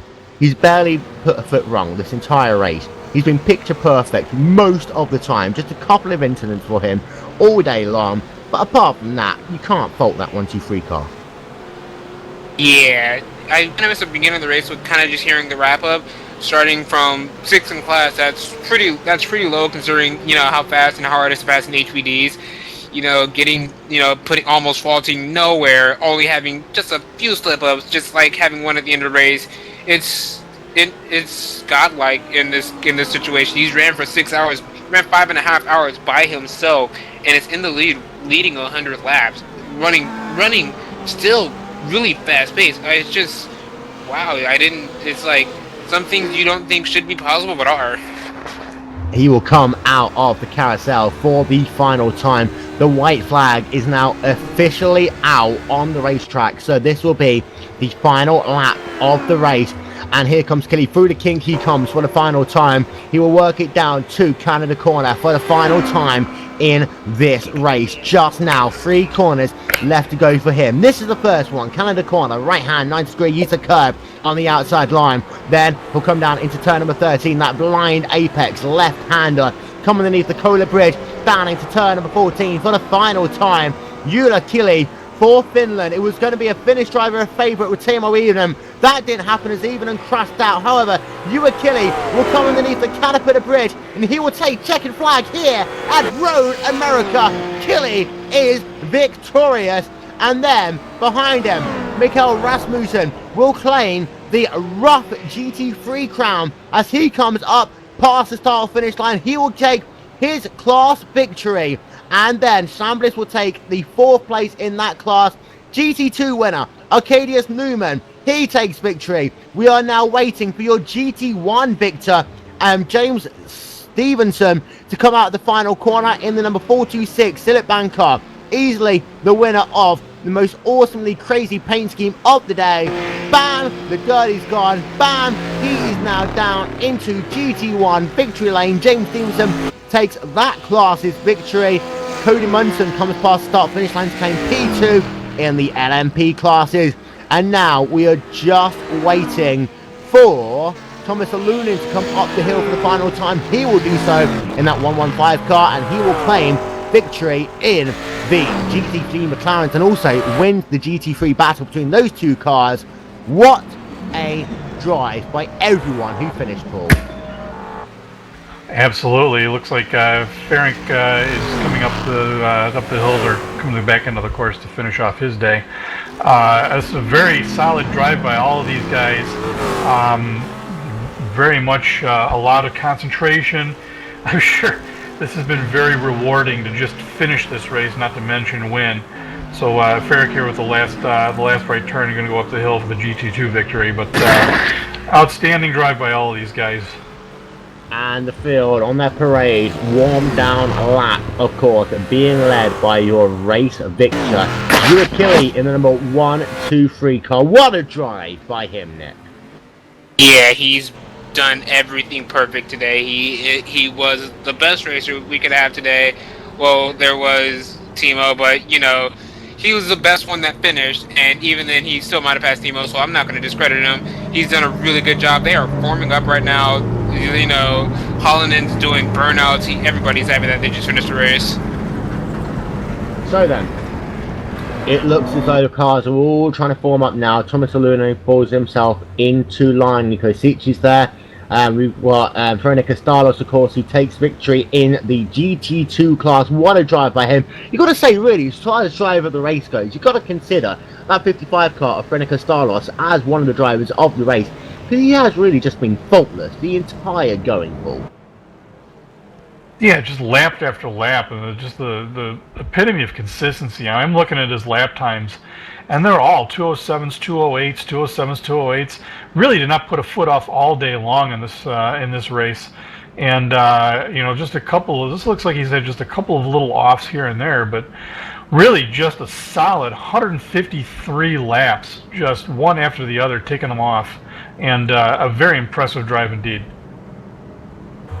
And see, the cars are lined up behind pace car. Now, we're going to run through a couple of statistics. Arcadius Newman, just one incident point in the race for him. He gets the Ironman award for the least incidents of this race so far. And 3 incident points for Guto Kolava, just 7 ink points for the HPD race winner. Some very clean driving by some of these. On the other side of that, we have to present the inaugural winner of the Andrew Mickey Award, and that does go to Andrew Mickey. 74 incidents for him. Outstanding drive. 74? Andrew. Very nice. To be fair, I won't lie to you, I have had more incident points in a fun Week 13 event. Next year I'm going to have a new trophy. It's going to be the Mickey Trophy. So now, it bears mentioning that with the 74 incident points, the man's still running. Precise, yeah. Yeah, check out our racing. And he's also, he didn't actually hit anyone or anything. Indeed, fair enough. So there's an interesting topic of debate as far as the incident point thing goes in the long term. But we have got race organizer Steve here one more time. Cars are nicely in formation right now, Steve, but overall you've got to say this event has been a success here today. Oh yeah, it was a great race. Everybody did a great job. I couldn't, it surpassed all my expectations. I couldn't be happier with the end result. And who is your driver of the race? I'm gonna have to go with Drew Achille. He took it and kept it. Also, Michael Rasmussen. He came up from the very back, and I believe he finished 8th overall. He did a great job today. Paul, driver of the race. You know, I'm really impressed with the drive from Ferry Castellos. He really, we were talking about him before, and I really am impressed by just how consistent he was through the whole race. Really just kept himself out of trouble, and I think that, the fact that we haven't talked about him much during the race actually alludes to the fact that he's just kind of just been marching along. And Professor Nick? This might be a shock, but I'm going to give it to the Mickey brothers. Even though they've been off track a lot, they tried hard to keep going where they were. That's really what it's about. If you can try and finish, as long as you tried and they accomplished what they needed to, that's the driver of the race for me. I'll tell you what, actually, you make a good point there, as far as they go, because one of the things about endurance racing is, yes, to finish first you have to finish, and they did finish. And one of the things about it's always very easy to get disheartened when you go off the racetrack, Paul, we all know this. Go off the racetrack, you get yourself a little half split, you then get yourself into a very negative attitude, and then you just continue making mistake after mistake after mistake after mistake after mistake, and then eventually you hit the wall. Now, there were some mistakes, however, there was still some good consistency, and it was really just simple outbraking. And things that, will come with experience, but at the same time, they didn't get flustered, which is a big issue. They kept at it all day, and that's really the big thing, is they kept at it all day and they didn't give up, and it's an excellent point. That it's easy to get frustrated and just say, yeah, screw it, and just throw the wheel out the window and just march off the track. But they kept getting back to it, and that says a lot. A couple of other interesting points. James Stevenson said his fast lap to race was 4 laps to go. Joe Hubbard did it with just 1 lap in his race left to go. Some people are still setting their fast laps to race over 5 hours into the event. That's a crazy statistic there. Yeah, that just proves how much they wanted to end this race as fast as they possibly could. They pushed at the end, and that's when they needed to. And with that, we are going to lose pictures now. And there we are. So, we'll get some final thoughts. We'll try and talk to a couple of drivers if they can find us before we go off air. Final thoughts. My butt's asleep. I need the replay, but it was a really good race, and I'm glad everybody who made it through did make it through. I was actually about to say, have I actually got the entire replay? No, I only saved 3 hours of it. Oops. Oh, I'm really sorry about that. Of course, you can watch this replay on demand on our YouTube channel. But you need it for screenshots. Your final thought of the event. It surpassed all my expectations. It was great. I can't wait to run this again next year. Actually, I'm thinking about maybe doing another one. Maybe in the fall, we'll see. We'll probably maybe go to Spa or something. Ooh, Spa. Figure 8 race. Yeah, we are doing a 5.5 hour figure 8 race tomorrow night. Yeah. I'll be down for that. Where at? What car? Let's go. 100 cars, 100 laps. Let's do it. Right now. I don't care if you're tired. Get in that room right now. Somebody give me $15 so I can buy Erndale. Of course, there are a couple of things that we would like to say as well. Of course, if you'd like to find out more about autism awareness, you can do so by going to your local or national autism charity. In America, of course, a famous one for that is Autism Speaks. In the UK, you have got autism.org.uk for that. I would recommend to anyone, not just in the US, but around the world as well, to go to findingkansas.com. iRacer Aaron Likens wrote a great book called Finding Kansas. I was lucky enough for him to send me a DVD of one of his speeches, and I'm watching that tomorrow. But from the bits I've seen so far, absolutely amazing talk. And for those of you who weren't here earlier on, Amazon.com's review, Finding Kansas is like a memoir like no other, written by an unlikely author who at first never dreamed he would even find one reader. When he was diagnosed with Asperger's syndrome at age 20, Aaron Likens began to correct his thoughts and experience on paper. In the midst of suffering, he found hope. And his blog as well, Life on the Other Side of the Wall, a great blog to read. Paul. Sweet. Yeah, absolutely. If anybody understands it, he does, and it's something you definitely want to. I would certainly recommend reading it. And you know, Aaron's just a great guy, and you know, really just proud to be associated with him. And of course, as well, he is one of my board pass partners for the ISOWC and for the 16th Street Racing League. So you can catch him here, of course, on RaceSpotTV. We've got one driver for whom it's actually daytime for him right now. He's your GT1 champion in the number 426, most awesome car of the day. Bam! And the dirt is gone. The Sillet Bang machine, I have to say, judging on your rear banner, James, bloody awesome. Thanks, Will. So that 46 car, you weren't leading. You had some great battles at the start with, I forgot what his name is now, so I'm going to have to go back and have a look. Evandro Racalosi. However, you had to get past him on that first run. Fell behind him on that first pit stop, got back past him. From then, you never looked back. Yeah, the car was proving a little bit tricky when the tank came right to empty, so after the first stint and dropping back after a spin, decided not to let it get that empty again because we had a little bit of room to wiggle with, so I pitted probably about 3 or 4 laps earlier the rest of the time, and it was good from there. And 5.5 hours of racing, add on 30 minutes of qualifying, 6 hours in total. How difficult was it? Towards the end there, things were starting to get a bit sore, but I'm kind of used to it because I do endurance go-kart racing. And how much of those skills could you actually transfer? I mean, I'm guessing that mental and physical endurance, having done that on the long term before, really transfers over. But those last couple of hours, were they tough for you?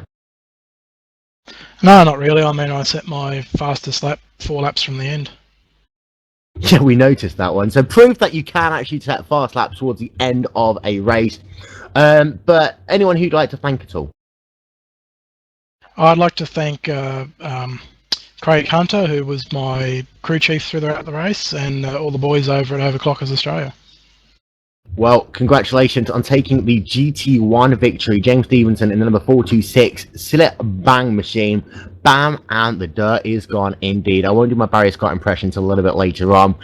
We'd also like to congratulate the winner of the inaugural Andrew Mickey Award. Andrew Mickey, congratulations. Oh. All right. Andrew Mickey, Yes, third place in third place in the GT3 rough class. Can you hear me? Come on, Andrew, you only got to hold it together for another 2 minutes. Come on, buddy. Anything? Oh. I'm actually really upset about that. I would love to have heard Andrew's thoughts. We'll keep Andrew on the line for the next minute or so, see whether he can actually find us, hear us. You might be trying to sort... Yes! Yes! The inaugural winner of the Andrew Mickey Award. Andrew Mickey, congratulations on coming third place in class, but also winning the inaugural Andrew Mickey Award here at Road America. Thank you for that. So, it's been an interesting race today. Of course, you've been sharing your car with your sibling in that number 186 car. It's been an up and down day. You've had a couple of off-track incidents. However, you brought the car home in one piece. How does it feel to complete the 6 hours of Road America? It is amazing, actually. I didn't think we'd get past halfway, really. And that is why you're my driver of the race. Yes. Of course, you finished third place in class. You did have a couple of off-track incidents. I mean, how hard was it, physical-wise, mental-wise, to keep yourself in gear? Of course, you weren't racing the entire part. You were doing some driver swaps, but still, you kind of had to be awake for the 6 hours. It was a little bit difficult. It could, keeping focus on it, but most of my incidents were just pushing a little bit too hard. But you got 6 hours in the books. Apparently there is going to be another one next year, and potentially even one in the fall. So, are you going to come back for this, and how does this really, affect the way that you approach these endurance races in the future? Yeah, we will definitely be back, and we'll be a little bit more cautious. Although my brother did back the car into the wall, and I did not, so that's a win in my books. I'll tell you what, though, compared to the fact that you backed it into the wall, there's no damage to that car. So congratulations. And again, you are the proud winner of the inaugural Andrew Mickey Award for having the most incidents, yet still being able to bring the car home. So congratulations. Thank you. That actually makes me proud. Is there anyone you'd like to say thank you to before we let you go? Autism Speaks, Save the Ring, my brother, and all of my fans. Well, congratulations to you coming home third in the GT3 rough class. Paul, final thoughts. Well, I mean, kudos to all these guys for, you know, just sticking with it. You know, Andrew's a perfect example of just, you know, just dogged determination. You just keep going and just keep going. And, you know, it's an accomplishment for all of these guys to have finished it all. And especially to, you know, to the race winners. But, you know, couldn't be prouder of all these guys for sticking it out. And couldn't be prouder of you, Will, for jabbering on for 6 hours straight. Professor Nick, final thoughts. Just great luck, good job, everybody. I'm so glad you guys made it through the entire 6 hours. Hopefully the next time we'll do this, we can do it for longer than 6 hours because we'll have driver swaps. Woohoo! I'm going to go ahead and hope that we have more than 18 cars running at the finish, but, you know, considering this is probably the first time this has been done in a long while, good job, everybody.